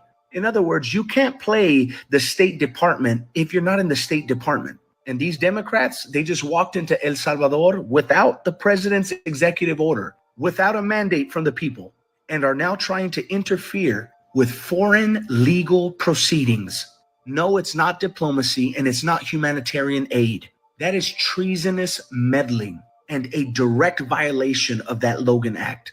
These same individuals that used our taxpayer dollars to pay for their flight to and from, their stays to and from El Salvador, the same people that are crying, Trump is stealing your money and he's trying to take this away. Yet they won't complain when they'll use that same money to fund their trips, even if their trips are in direct violation of a law. Any member of Congress who participates in this unauthorized activity, unauthorized diplomatic stunt, should be investigated for the Logan Act violations, publicly identified for the record, and held accountable legally, politically, and ethically. Because I know I'm not the only one who is tired of this foolish double standard that they keep playing. I mean, could you imagine if this was a Republican who was in conversations with Russia, with China, with Ukraine, without the White House approval, how crazy the left would be? But hey, that's probably just me thinking. There they go. Oh, yeah. Oh, yeah, family. Oh, yeah. You see, here's the kicker. All that stuff used to be kind of fun and dandy until we got a president that really don't give a damn about none of them. A president who is a very vengeful person, a president who wants to bring all these people down. See, like a mafia president. That's what it is. We got an open mafia president, and we've always had close ones, but now we got somebody who don't care. You got a real rogue president, an outliner. That's what you have. Let me show you guys the Logan Act right here so we can all read it and get a clear understanding of the way it is. And they're all in violation. And good point in the chat. Somebody said anything for some votes. Them votes absolutely are what is going to be the thing that brings them down. All right, the Logan Act. The Logan Act, enacted January 30th, 1799, is a United States federal law that criminalizes the negotiation of a dispute between the United States and a foreign government by the unauthorization of an American citizen. The intent behind the act is to prevent unauthorized negotiations from undermining the government's position, meaning the president of the United States, Donald Trump, his administration has sent these people or this individual home. They're going over there to meet with this person under the guise of some type of American diplomatic event. Problem being, this is not a sanctioned American diplomatic event. See, if you go to a country and you go meet with somebody, it has to be sanctioned by the government. This prevents, as it states in words, this prevents people from going to different countries and meeting with, I don't know, Vladimir Putin, previously Saddam Hussein. This stops rogue politicians from harming our government by doing treasonous behavior, like we all just pointed to the treasonous behavior that they've exhibited. So now the very fact that they're out there and they thought that this was what they was going to do, they thought that they was just going to go out there and show up and just say, all right, it's cool, we straight. No, that ain't the way the game is played. That ain't the way the game is played. You made a massive mistake by going there and doing that. And I promise you, especially in the climate that we're in now, where these people are actually being brought up on charges and these people are actually getting arrested and investigated, I promise you right now, family, that the Republicans are seething and cannot wait to get to this. And once they do, all of these Democrats who are out there caping for these illegal gang members, as we've stated, they're all going to have to deal with some severe consequences. And there was another good point in the chat that all of this has been a ploy to take the energy away from the Carmelo Anthony situation. I told you, FBA, we affect every aspect of the game. And the main key point is, family, they are upset because Carmelo Anthony is what everyone's talking about. And now people are looking at the Democrats and saying, well, hold on now.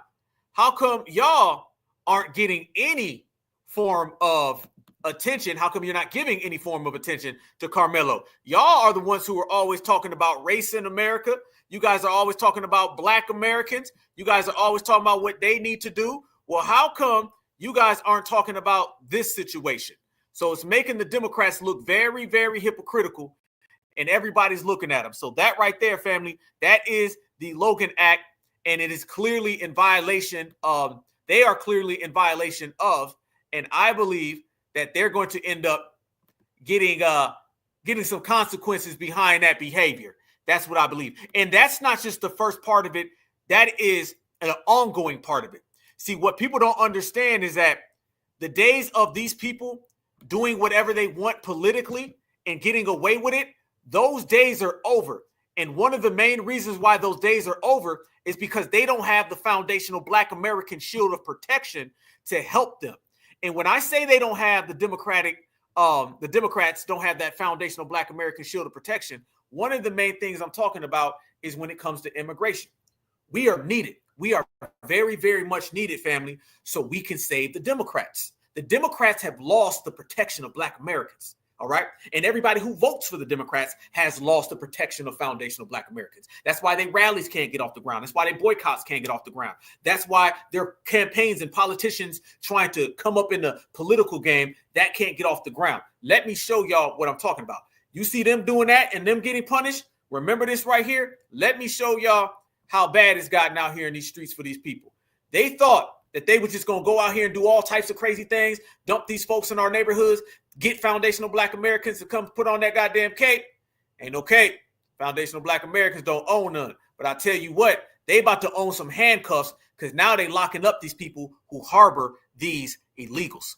Spokesperson for the U.S. Marshals Service says that a judge in Wisconsin was arrested this morning at the very courthouse where she works. Joining us now is NBC's Tom Winter. So, Tom, what exactly happened here? Right, so the details are still coming in, but the reporting comes from our colleague Mike Cosner at our Washington, D.C. bureau. He's reporting that Judge Hannah Duggan, who she's a Milwaukee County Circuit Judge, was arrested this morning, quote, for allegedly assisting an undocumented immigrant in avoiding arrest after he appeared in her courtroom last week. Apparently, and by the way, we found out about all of this because the FBI director, Kash Patel, issued a tweet that has since been deleted. We're not sure why it was deleted, announcing this arrest and announcing these charges. And he said, quote, "We believe Judge Duggan intentionally misdirected federal agents away from the subject to be arrested in her courthouse, Eduardo Flores Ruiz, allowing the subject, an illegal alien, his words, to evade arrest, end quote. So we're still trying to get some of the details as to what this individual was specifically brought into court for, what charges they were specifically facing, and some of the details of this arrest. I checked, just as you were talking to our colleague Chris Jansing there in Rome, the docket in Wisconsin, the federal charging documents have not yet been unsealed in this particular case. That's not particularly unusual when an arrest happens, and sometimes it takes a while for that paperwork. And remember, there's a time difference as well to appear on the record. So again, still trying to get some details, but damn that. I got some details for you. I got some details. Family, the days of harboring these fugitives, these terrorists, and these illegals are over. We've been saying it for the longest. Harboring these people is harboring a fugitive. And now that Donald Trump has instituted the Alien Enemies Act, classifying these people as terrorists, now you're harboring terrorists. And the Democrats have been doing that for the longest time. You are about to see a shift between the past and now, where these people always pushing these folks forward. It's not going to be safe. The block just got way hotter 24 hours ago when these people ended up getting called out. Let me show y'all some of the ramifications of what's been going on. That guy saying, we don't know, we can't figure it out. Let me tell you what they've been doing. These judges have been exchanging text messages. These judges have been, I heard on the low, word on the street, all allegedly. Not only have they been exchanging text messages and harboring these MS-13, these gang members, these El Ragra gang members, they've been housing them in their own homes as well, and they've been doing money dealings with these people. Watch this, family. It is about to be very, very bad for every last one of these folks. Check this out. Some of these stories that you are about to hear about what these judges have been doing with these illegal immigrant gang members, the ones that the Democrats are putting above Carmelo Anthony, is horrendous. Watch this, y'all. By the way, fair use, fair use, fair use. Checkmate, checkmate. Let's go. I mean, when you look at the associations with this violent Venezuelan gang, Tren de Aragua, and this person that they harbored in their home, he was showing signs through clothing, we were told, tattoos. There was evidence through voice messages and text messages of his association to TDA. So what charges will Cano and his wife face, if any?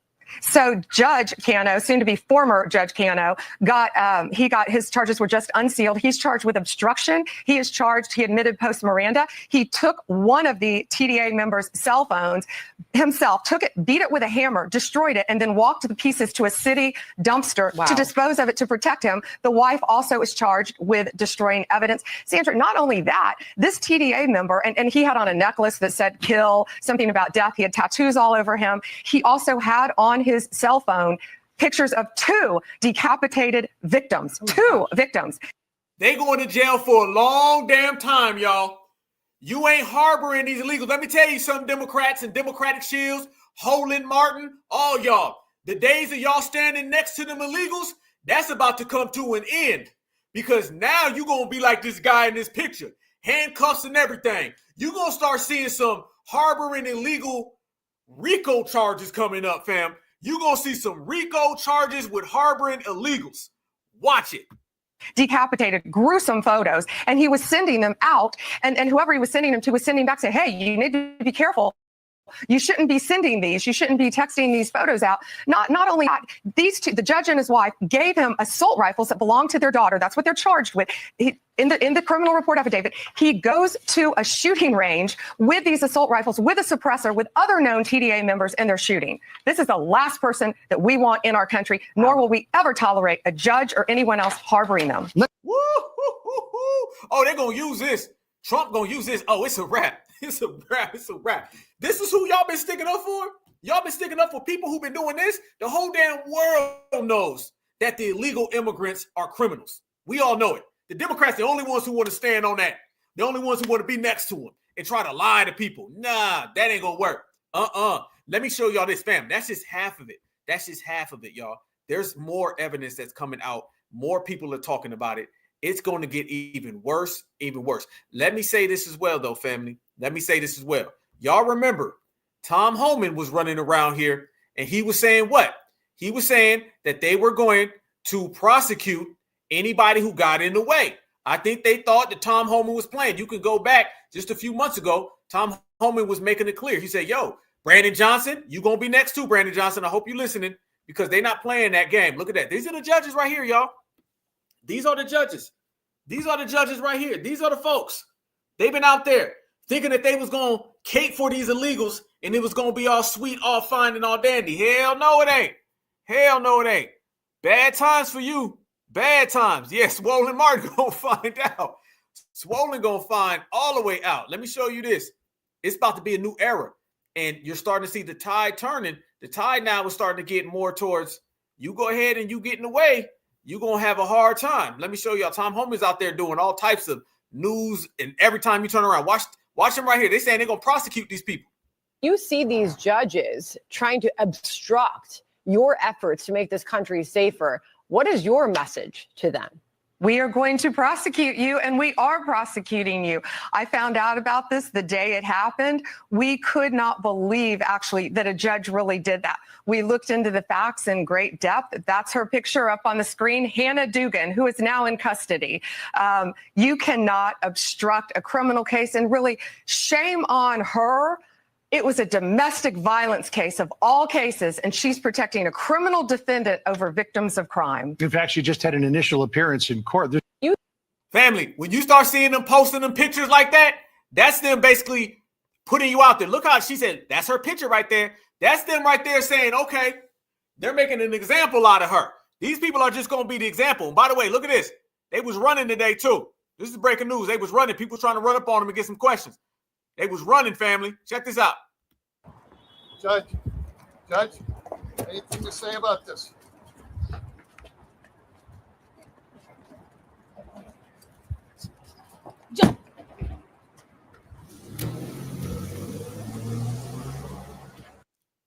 That right there is going to be what it is for them, y'all. Judge, anything to say about this?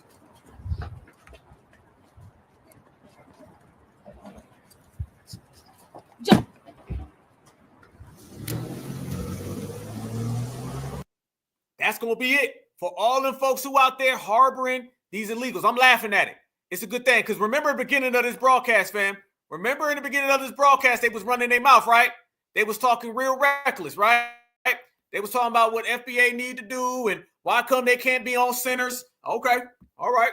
Well, you ain't going to be on centers and you go home. So it's going to be bad news for you, however you want to slice it. Let me show y'all as well. Y'all know Tom Homan came out and he was talking about that El Borrego guy. And Tom Homan was making it plain. He's like, yo, this dude isn't illegal. Watch this right here. Is there evidence of that in addition to the MS-13 evidence? There's information in some files that he may have been involved in human trafficking. MS-13 are famous for human trafficking. MS-13 are famous for bringing little girls into our country, minors, and prostituting them and putting them in the forced sex trade. They have also known in high schools to take young girls and bring them into the gang and put them on the street to prostitute. That's one of the main causes of their finances is prostitution of young girls across the United States. MS-13s in over 20 countries across the globe. They're actually in I think they're in 48 states in the United States now. They're a big organization. But you know where they're not? You know where they're not active? El Salvador, because President Bukele shut them down. We were just talking about the president, fam. See? That's why the Democrats don't want him going to El Salvador, because the El Salvadorian president clicked in with Trump. Because President Bukele shut them down. They don't exist on the streets in El Salvador. No, the Democrats only want them to exist in black areas. That's the only thing. That's what the Dems want, y'all. They want them to exist in areas with foundational black Americans. We know what it is. Ain't nobody falling for the gang. Furthermore, I've seen some people look at this and say they're worried that the stance of this administration when it comes to this is that if someone is deported by accident, that they have no responsibility for them once they are in the custody of a foreign government. What would you say to that? Well, they're in the custody of El Salvador. He's El Salvadoran national. He was born in El Salvador. El Salvador has him in custody, and El Salvador decide what happened to him. I mean, again, the El Salvadoran president made it clear he's not going to release him. So again, I'm going to go back to DOJ. They can fight this out in the courts. As I'm not a part of that. I'm not an attorney. I'm not a prosecutor. So we'll let the courts decide what the next steps will be. Even though it was a U.S. immigration judge who said the one place he can't go is El Salvador. I mean, he could have been deported literally anywhere else. Again, we keep going back and back. But again, that was that was years ago. Country conditions were different. That gang no longer exists in El Salvador. He has been designated a terrorist since that time. 2 different federal judges said he's an MS-13 member. A police department said he's an MS-13 member. ICE data shows he's an MS-13 member. El Salvador says he's an MS-13 member. As you know, MS-13 been designated terrorist. The case says the facts of the case have changed since that first decision. So again, I'll leave it up to the DOJ to argue that case in court, but that is where I stand, and that's my belief. Bam. That's what I was talking about a little bit ago. That's what I was talking about. Remember, I said the man can only not be deported to El Salvador, but he can be deported. The Dems are trying to push it as in he can't be deported anywhere because he's a Maryland man. That's why they keep saying a Maryland man. Somebody did a study, and it said it's 5-1 how many times the CNNs and the liberal news calls him Maryland man opposed to El Salvadorian man. Remember, he was born in El Salvador, came to the United States of America in 2011. He has a track record of being affiliated, associated, initiated with MS-13. He has a rap sheet of putting his hands on his wife, and he got deported back home. But the news purposely tries to call him a Maryland man to make it sound like he's some type of American. Then they're flying down there so they can be next to him to make it look like he's a freedom fighter. The Dems want this man coming back to the United States. Okay, so now they've crossed the line of not only do they want to stop people from being deported, they want the deported to come back into America, even knowing that this man is an open criminal. And trust me, when he gets here, they're going into our communities because we already broke that story in the Black Alpha Network that the majority of illegal immigrants, they come into places that occupy 70% of the foundational Black American population. So it's all by design. So while the Democrats run around here and they keep talking about this criminal, this Kilmar Abreu Garcia, and they don't talk about Carmelo and they're tying it in, why do you think so? The Democrats are trying to make the name Anthony and Garcia synonymous. The Democrats are trying to make foundational Black American and illegal synonymous because they want foundational Black Americans to feel that we can be deported. So we go put on the capes and save the illegals from being deported. They want foundational Black Americans to believe that we're fighting for not just due process for Carmelo Anthony, we're also fighting for due process for Kilmar Garcia. None of that is true. Foundational Black Americans cannot be deported. Foundational Black Americans are the originals, and Carmelo Anthony will get due process because Carmelo Anthony is innocent and he's an FBA, an American citizen. All that stuff going on with El Salvador, illegal immigrants, MS-13, that ain't nothing but a Democratic lie. And we ain't going for Democratic lies. That's why we ruin and cancel that plantation. So don't allow these people to tie our lineage in with all of these criminals because it's only to benefit them and we get left with nothing. You're going to see a bunch more Democratic smuts and they're going to come out and they're going to be trying to fool you and hustle you and con you and scare you. But notice every single one that we've presented today, they ain't scared of the goddamn thing. Remember this, y'all. They only try to scare FBA because they're scared of FBA. They only want to scare us because we scare them. How do we scare them? Because if we don't put on the capes and support any of their laws, if we see everything they're doing is a lie, if we see they're trying to hustle us to stick up for all these people of color groups, and we say, y'all on your own, then they're all going to falter and they're all going to crash out. That's why we've all been documenting episode, segment after segment after segment. Data, receipts, statistics, them crashing out. And we're loving the crash out. We're enjoying the crash out because the more they crash out live, family, the more foundational Black Americans shine. Let me show you something else, fam. And this is what I wanted to bring up to the family. As we talk about the way these people are clearly, absolutely, positively trying to get in on what FBA is doing. And they're coming at foundational Black Americans every which way they possibly can. We understand that. You got to be very cautious of these plants out here. There's a lot of plants out here, fam. You know you're dealing with a plant because they get placed in positions that they didn't even earn, like this right here. Y'all tell me why this woman is going on nightly talk shows. Why is that, family? And notice, by the way, when it comes to her running her mouth and talking reckless, you seen her everywhere, right? She ain't said a goddamn thing. She done got real quiet ever since the Carmelo Anthony situation. Hasn't she, y'all? You ain't seen her too much since the Carmelo Anthony situation. The reason why she's ultra quiet during this whole time is because she understands that we gonna start calling out these Democrats for why they've been so silent, and we're going to continue to cancel them out. They're afraid of cancelization. That's what it is. They're afraid that foundational Black Americans going to call them out for what they're doing, and we're going to say, well, you know what? Y'all on your own. See, they don't want to be on their own, so they keep trying to misdirect. This ain't nothing more than some misdirection. Typical Democratic misdirection, if you ask me. So we've been seeing these plants and these ops, and man, do they show. Do they show. They keep talking about the same talking points over and over, but ain't nobody in the streets talking about that, though. Ain't nobody in the streets talking about nothing that they saying, fam. FBA, we out here getting to the bag. FBA, we out here getting to the money. FBA, we out here shining and grinding. What they doing? What they doing, family? They ain't doing nothing. They ain't doing a damn thing but running their mouth about illegal immigrants trying to save them hoes. We ain't out here trying to save them hoes, fam. Okay? We leave them be where we found them, right? If you look further at some of the stuff that the Democrats have been pulling and some of these names and faces that don't nobody recognize, some of these names and faces that ain't nobody seen before, she's at the top of the list. And I'm like, y'all, this individual, nah, I don't think she's FBA. Because the background, the lineage, that's two in question. We would know by now, you guys, if she was FBA. Can we make that clear, y'all? Can we go ahead and just make that statement that we would know by now if she was a foundational Black American? We wouldn't be guessing years in whether this woman is FBA or not. We would already have that solved. So we can go ahead and just say it now. She ain't no damn FBA, family. There's some tether in there. She don't move like FBA. She don't act like FBA. She don't talk like FBA. She acts like somebody who's cosplaying FBA. And y'all know we see them cosplaying every single goddamn moment, every single second.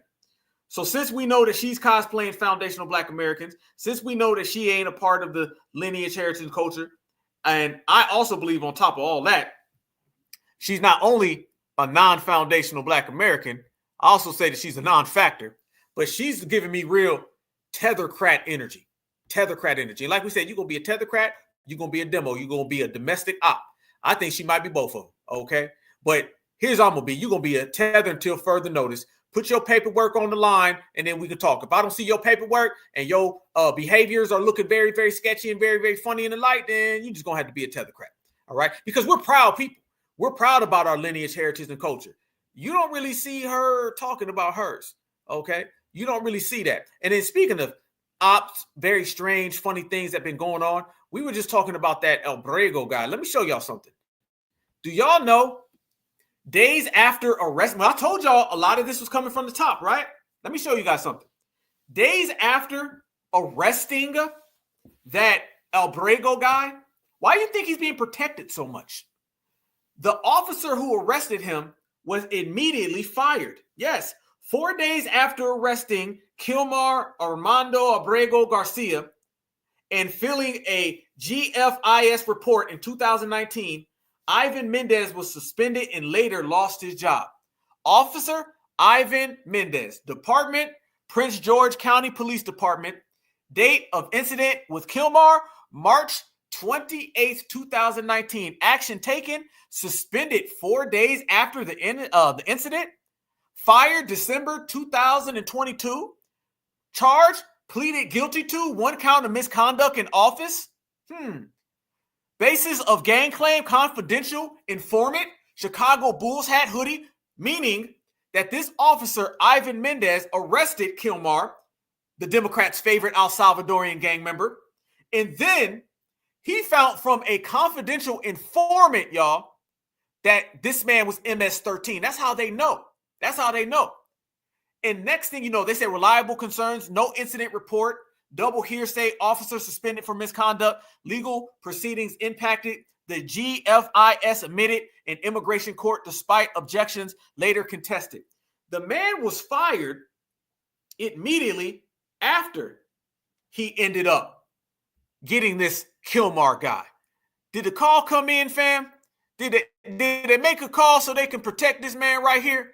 That's what it looks like. And a lot of people were very, very suspicious about why this man ended up getting arrested. And we've heard stories about that all throughout the Joe Biden administration, about people who were arresting these illegals, and these people ended up getting arrested because they were protecting these people. If you can get people to violate the Logan Act, fly down to El Salvador, place this guy above whole lineage, whole citizens, then trust me, family, they will also fire somebody who blew their cover. They've got so many low-key people out there. That means, yeah, he's an asset. Let me tell y'all this right now. We talk about all these assets. We talk about all these agents. We talk about all these plants. What's a better asset, agent, and plant than the damn illegal? Come on, fam. They'll do it for free. They'll do it for free. See, too many times people start focusing, hyper-focusing on just that typical individual who's already established. I'm telling you right now, tethers and illegals are going to be the new day version of these agents and these ops. You're going to start seeing them because they love that fam. They're already doing the dirty work anyway. They're already doing the labor work and putting these people above us. What's an easier person who's more subservient and obedient than someone who openly admits they're subservient and obedient? Y'all see all them tethers out there saying, yes, sir, massa. Yes, sir, massa. We just do anything. I fly here from Jamaica, from Haiti. I'll fly here from Mexico, El Salvador. I'll do anything the dominant society wants me to do.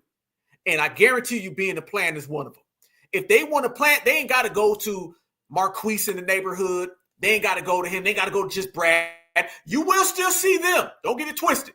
You still going to see your typical agent. But there's going to be a new influx of all of these tethers. So when we delineate and we separate, we're not just doing that based on lineage, heritage, and culture and the fact that these people got to stay away from us. We're also delineating because these tethers are going to be the nowadays plants and agents. Trust me. You're going to start seeing a bunch of people. They probably sitting in the class right now. How many of y'all seen Belly?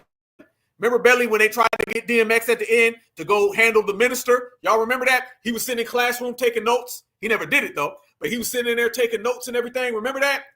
You got tethers right now. Oh, that's how FBA talks? Okay.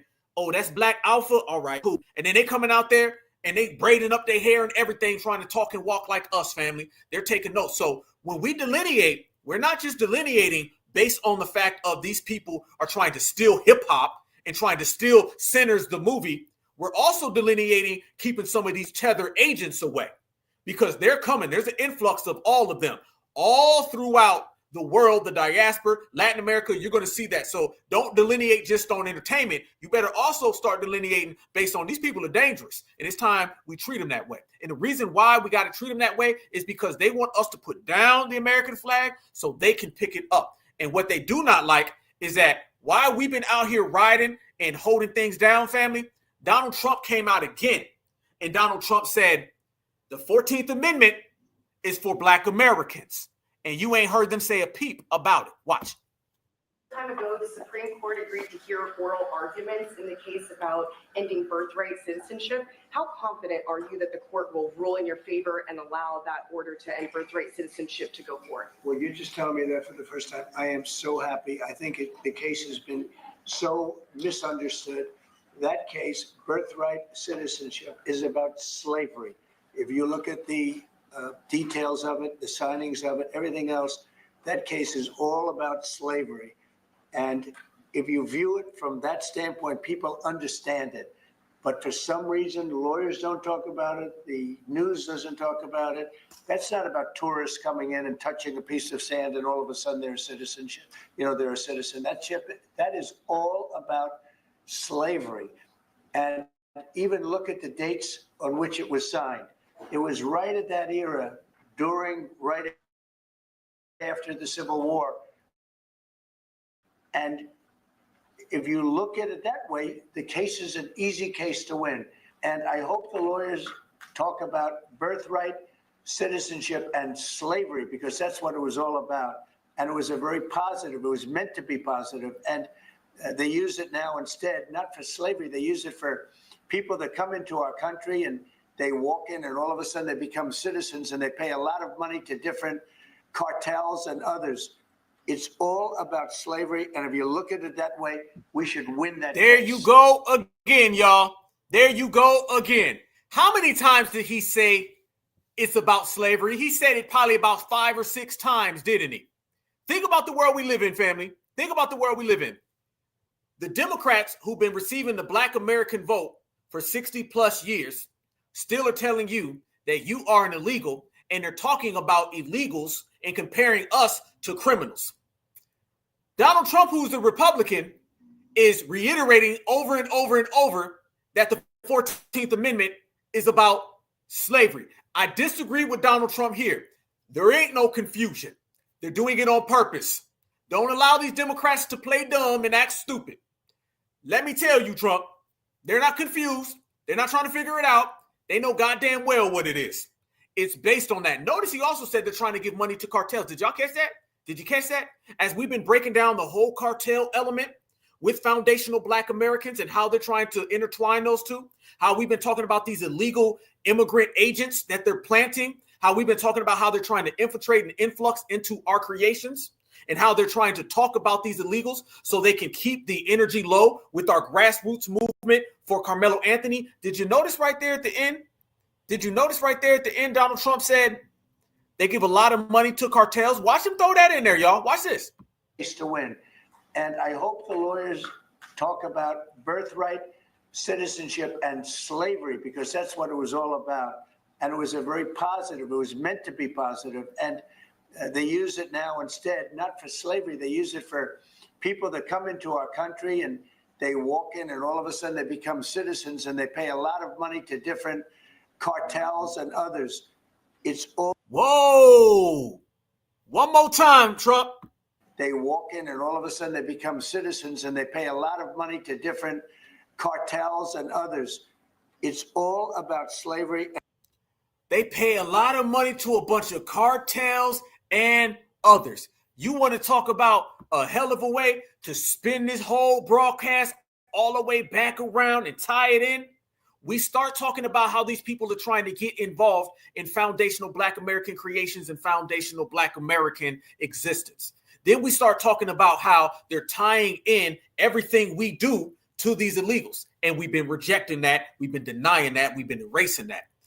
All the way to the end where the sitting president says it's about slavery, meaning it's about FBA, the one and only, the undeportables, the untouchables.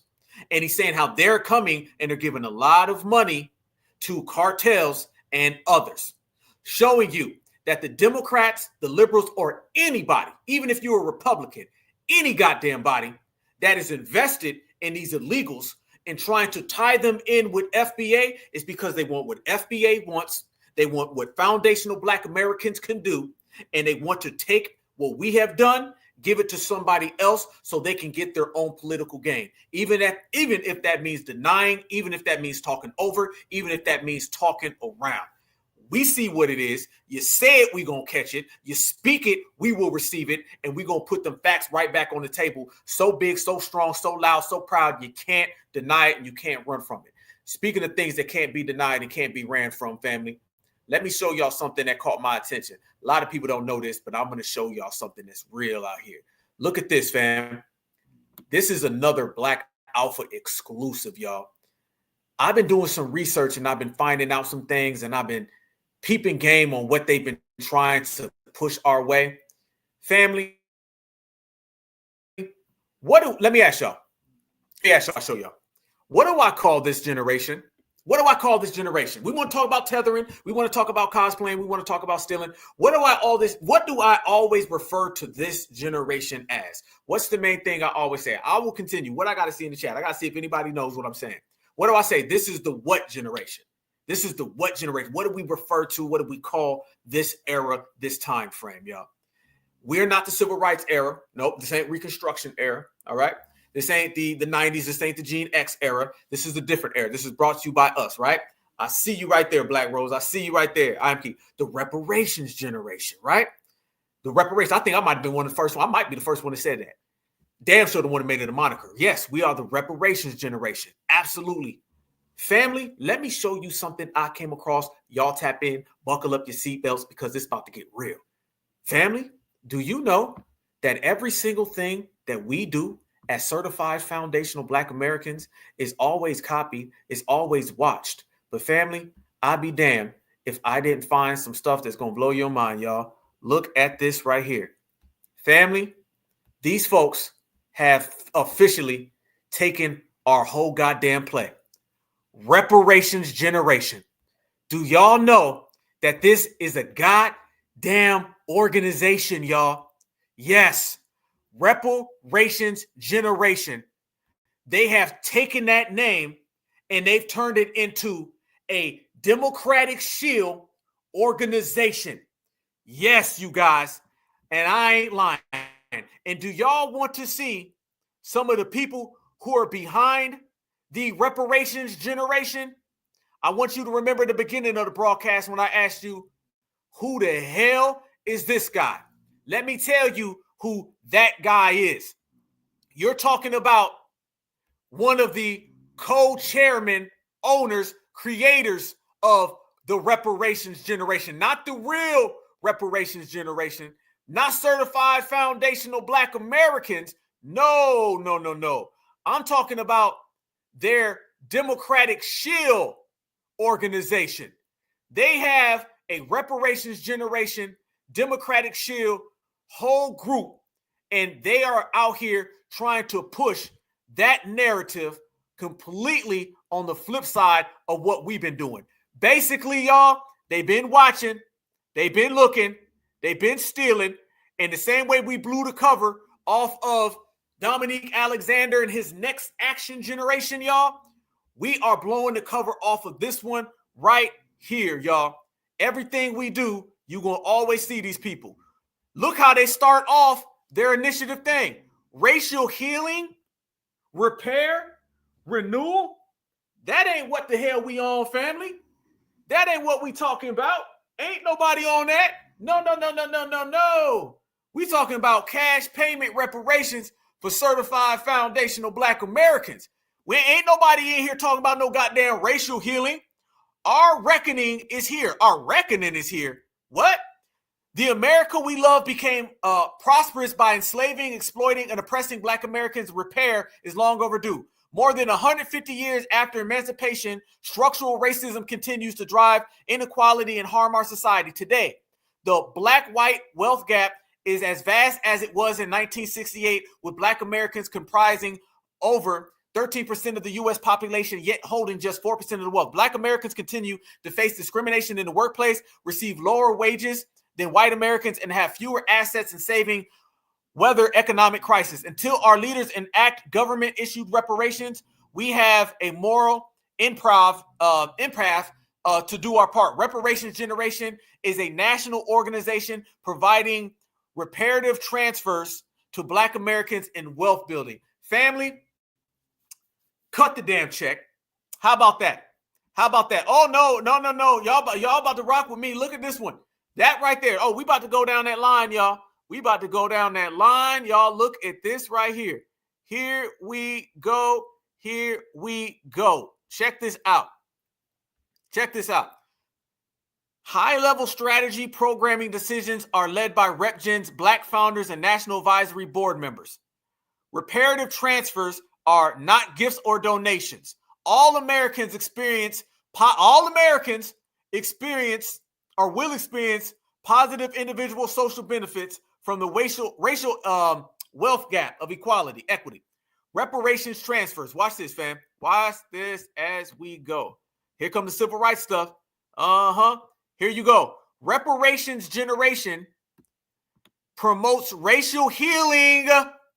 There goes that Truth and Reconciliation South Africa. Through truth-telling and transferring wealth from white Americans to Black Americans. That's not what reparations are, family. That will never fly. Reparations Generation promotes racial healing through truth-telling and by transferring wealth from white Americans to Black Americans. No, you owe the debt, cut the check. Nobody's running around here saying that. You go up in there and say, man, I'm going to tell you what it is. It's about taking y'all's money and giving it to us. That's what it really is. That will never fly, family. That will never fly at all. Never. We raise funds from individual corporations and foundations as our personal reparations for slavery in the United States and a resulting legacy of economic and social oppression. Our Black founders direct our investment strategy with the goal of cultivating intergenerational wealth for members of the Black community. Who's Black? You still ain't seen it, family specific. Hold up. Wait a minute. Wait one goddamn minute now. Who are we? Y'all ready? I hope you're ready, certifieds. Who are we? We are an interracial movement of citizens across the U.S. who recognize our country's legacy. Rewind. We are an interracial movement of citizens across the U.S. Rewind.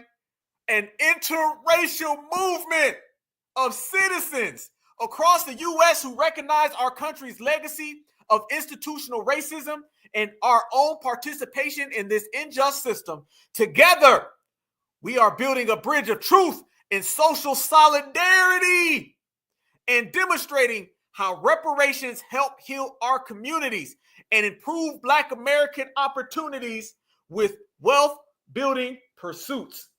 Fam, and look at the picture, y'all. Look at the picture. You see it. You see it. You see it, family. This is just first 2 paragraphs of the front page. Look at this. Why reparations? Our piloted work in Detroit demonstrated that reparations involves many layers, but it must include economic justice. Intergenerational wealth has the power to change lives. Okay, cut the check. Cut the check. How about that? How about that? Why are you talking about interracial and y'all talking about solidarity and y'all talking about unity? I want to see cut the check. That's it. Too many words, too much talking. How about this? Let's go there. Let's go there. Where we want to go to? Events?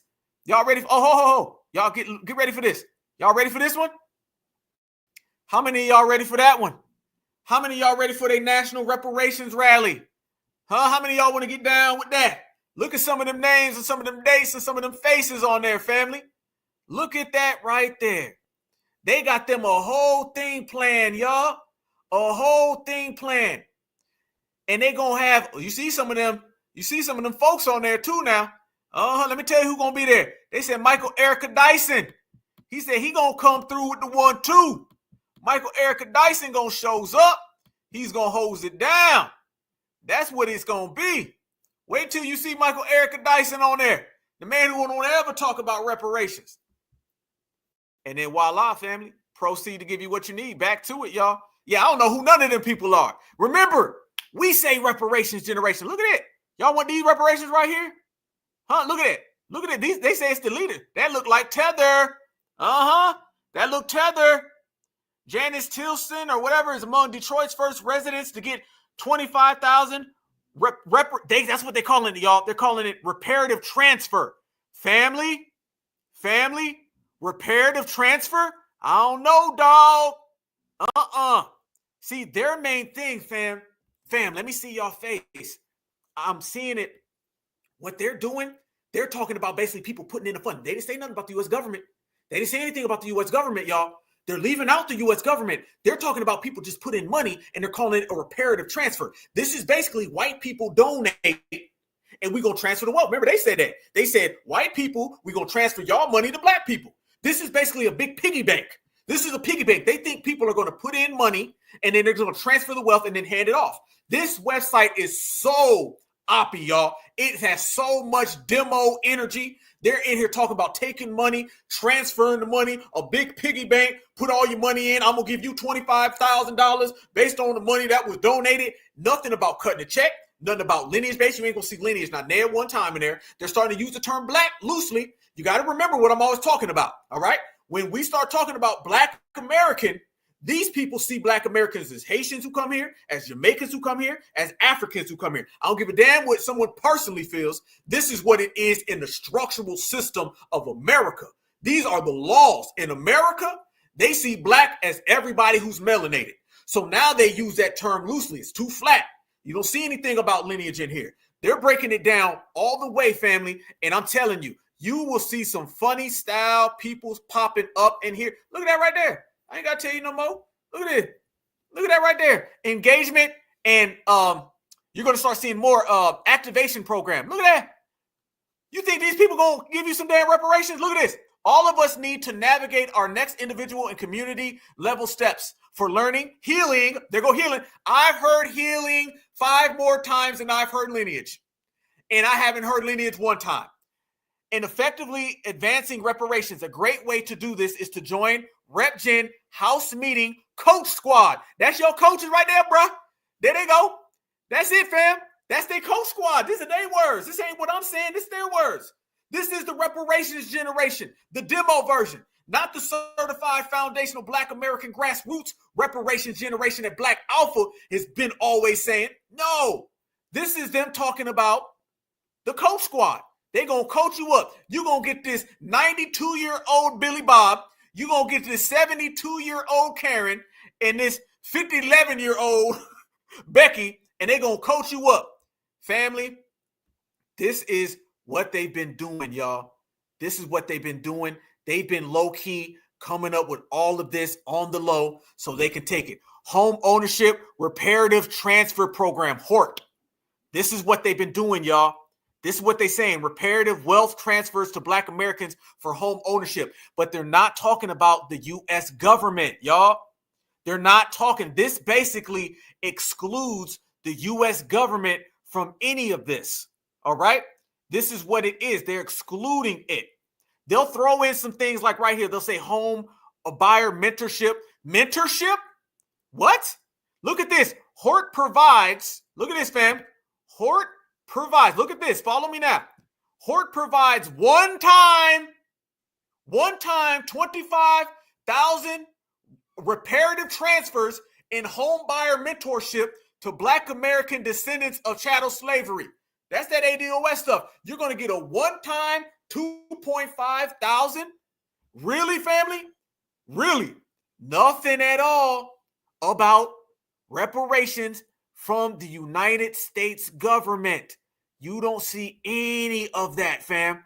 They leave all that out. Look at that. You got more of it. Look at that. How does reparations generation work? What is reparative transfer?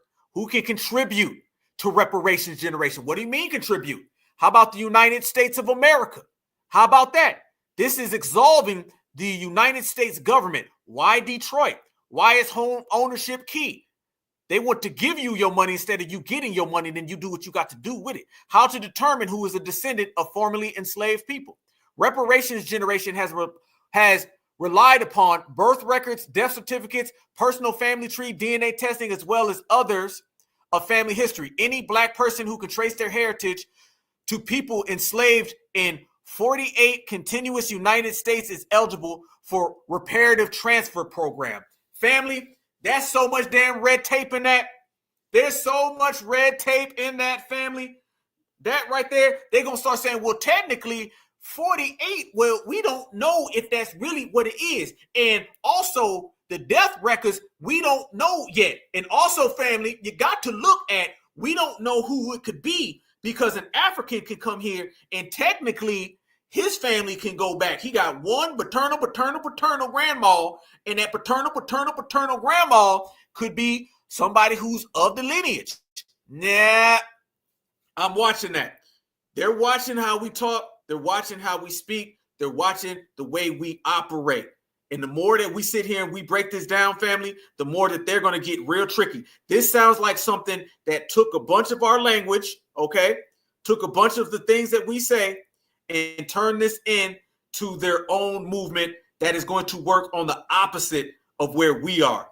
That's what they be doing in these situations. That's what they be doing in these groups and organizations. And there's a lot of energy here that does not look. Why are you Black-led organization? We have an ethical responsibility to ensure that those who have suffered the most from the legacy of slavery are the ones guiding and controlling reparative efforts. By being a Black-led organization, we ensure that the voices, experiences, and perspectives of those directly impacted by slavery and its ongoing consequences are at the forefront of our work. This leadership is not just symbolic. It is crucial for driving authentic, effective, and meaningful change that truly addresses the historical, systematic injustices faced by Black descendants of American slaves. But family, question, why did they sit there and tell you just a minute ago that they are a biracial organization?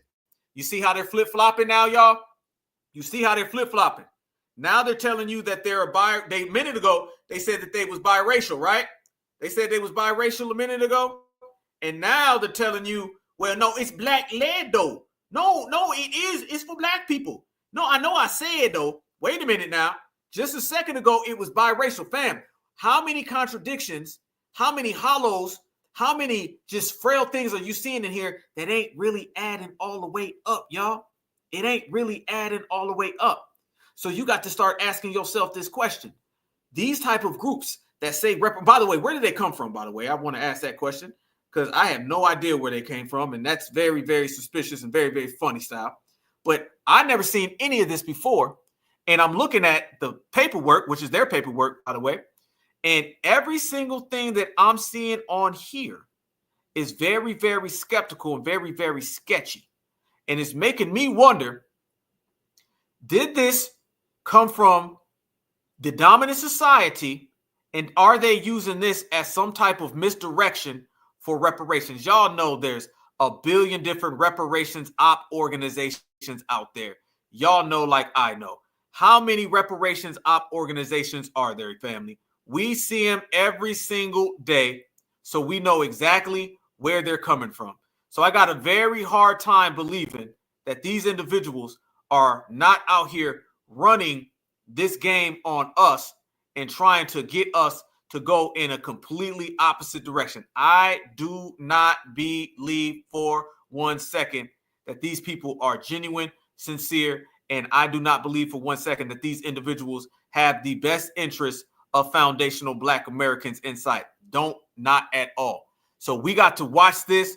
We got to monitor this, family, and we got to show everybody, when you speak about foundational Black Americans, we're going to have to see some paperwork. We're going to have to see some real paperwork. We're going to have to see some real people out there really standing on business. And if you ain't standing on business, then you can't stand next to us. That's going to have to be the motto. All right? That's going to have to be the motto. And if you ain't rocking with the certified grassroots, then you can't come around. Let me show y'all something that came across my line, though, okay? Let me show y'all something. You want to really see who these people are, right? You want to see how funny style things can get when you take your eye off of these people? Well, damn it, I'm going to show y'all something that's very, very suspicious, and it ties right on in with these individuals. Look at this right here, fam. Look at this. You want to see how these people function and why you can't just trust anybody coming around here talking about reparations. I'm going to tell you why you can't trust anybody talking about reparations. Because soon as you drop your guard, you're going to start seeing people show up, and it's going to be this right here. Hold up. There you go. Watch this right here. Boom. Checkmate. Look at that right there, y'all. Look at that right there. Dave Mayer is the co-chair and founder of Reparations Generation. Reparations Generation is a national organization providing direct reparative transfers to Black Americans for wealth building. Family, didn't they just say that they are a Black-led organization? Y'all saw that, right? They said that they were a Black-led organization. We just sat there and seen them say it. Well, let me show you who David Mayer is. That don't look like a Black-led organization. One more time. David Mayer is the co-chair and founder of Reparations Generation. Reparations Generation is a national organization providing direct reparative transfers to Black Americans for wealth building pursuits. Well, there is David Mayer, and he ain't Black-led, y'all. So they contradicted themselves in their own leadership charter. What makes you think that they also ain't lying about how they got started, where they're going, who funded them, who got the battery in their back, what puppet organization, and how they're trying to cosplay FBA and take our Reparations Generation statements from us? I have exorcised the demons.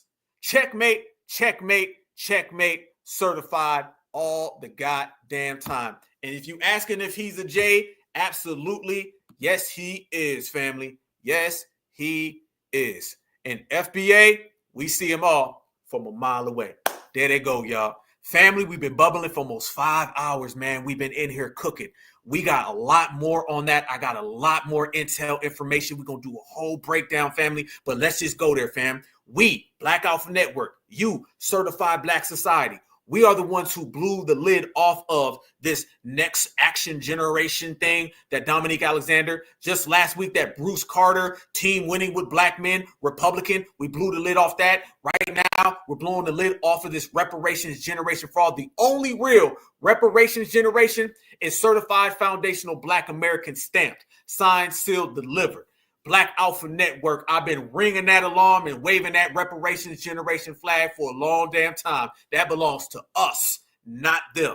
So as you see us week by week, I don't care if you're an organization, I don't care if you're a political party, I don't care if you're an op, I don't care if you're a fake ally, I don't care if you just some hater on the internet. You disrespect, you cosplay, and you try to misdirect foundational black Americans. Not only will we see you, not only will we spot you, not only will we identify you, each one of us, one by one in certified black society, we will run your ass out the paint. And if you're watching right now, they running. And if you're watching us right now, we winning. Easy like that. Checkmate. One time. All right, family. It's been a hell of an episode, hell of a broadcast, family. Much love, much respect. Certified salutes to y'all. Much love, peace and love. Shout out to my brother Marcel for dropping through. We done brought it all the way back around. Y'all go enjoy Sinners, man. If you ain't seen it already, go check it out, y'all. #1 movie in America, FBA Business. We are the #1 lineage in the world, FBA Business. This the Black Alpha Network, the #1 activist, the #1 channel, the voice of black empowerment. Got the concrete on lock. We're going to bring this thing all the way back home, y'all. So I appreciate the love. Appreciate you guys rocking with me. Have a great, great, great weekend, family. And we're going to turn this thing up the next time around, okay? Stay safe, stay good, stay vigilant. Peace and love, peace and love, peace and love. Tupac Shakur. It's time to bring us home, family. Let's go. One.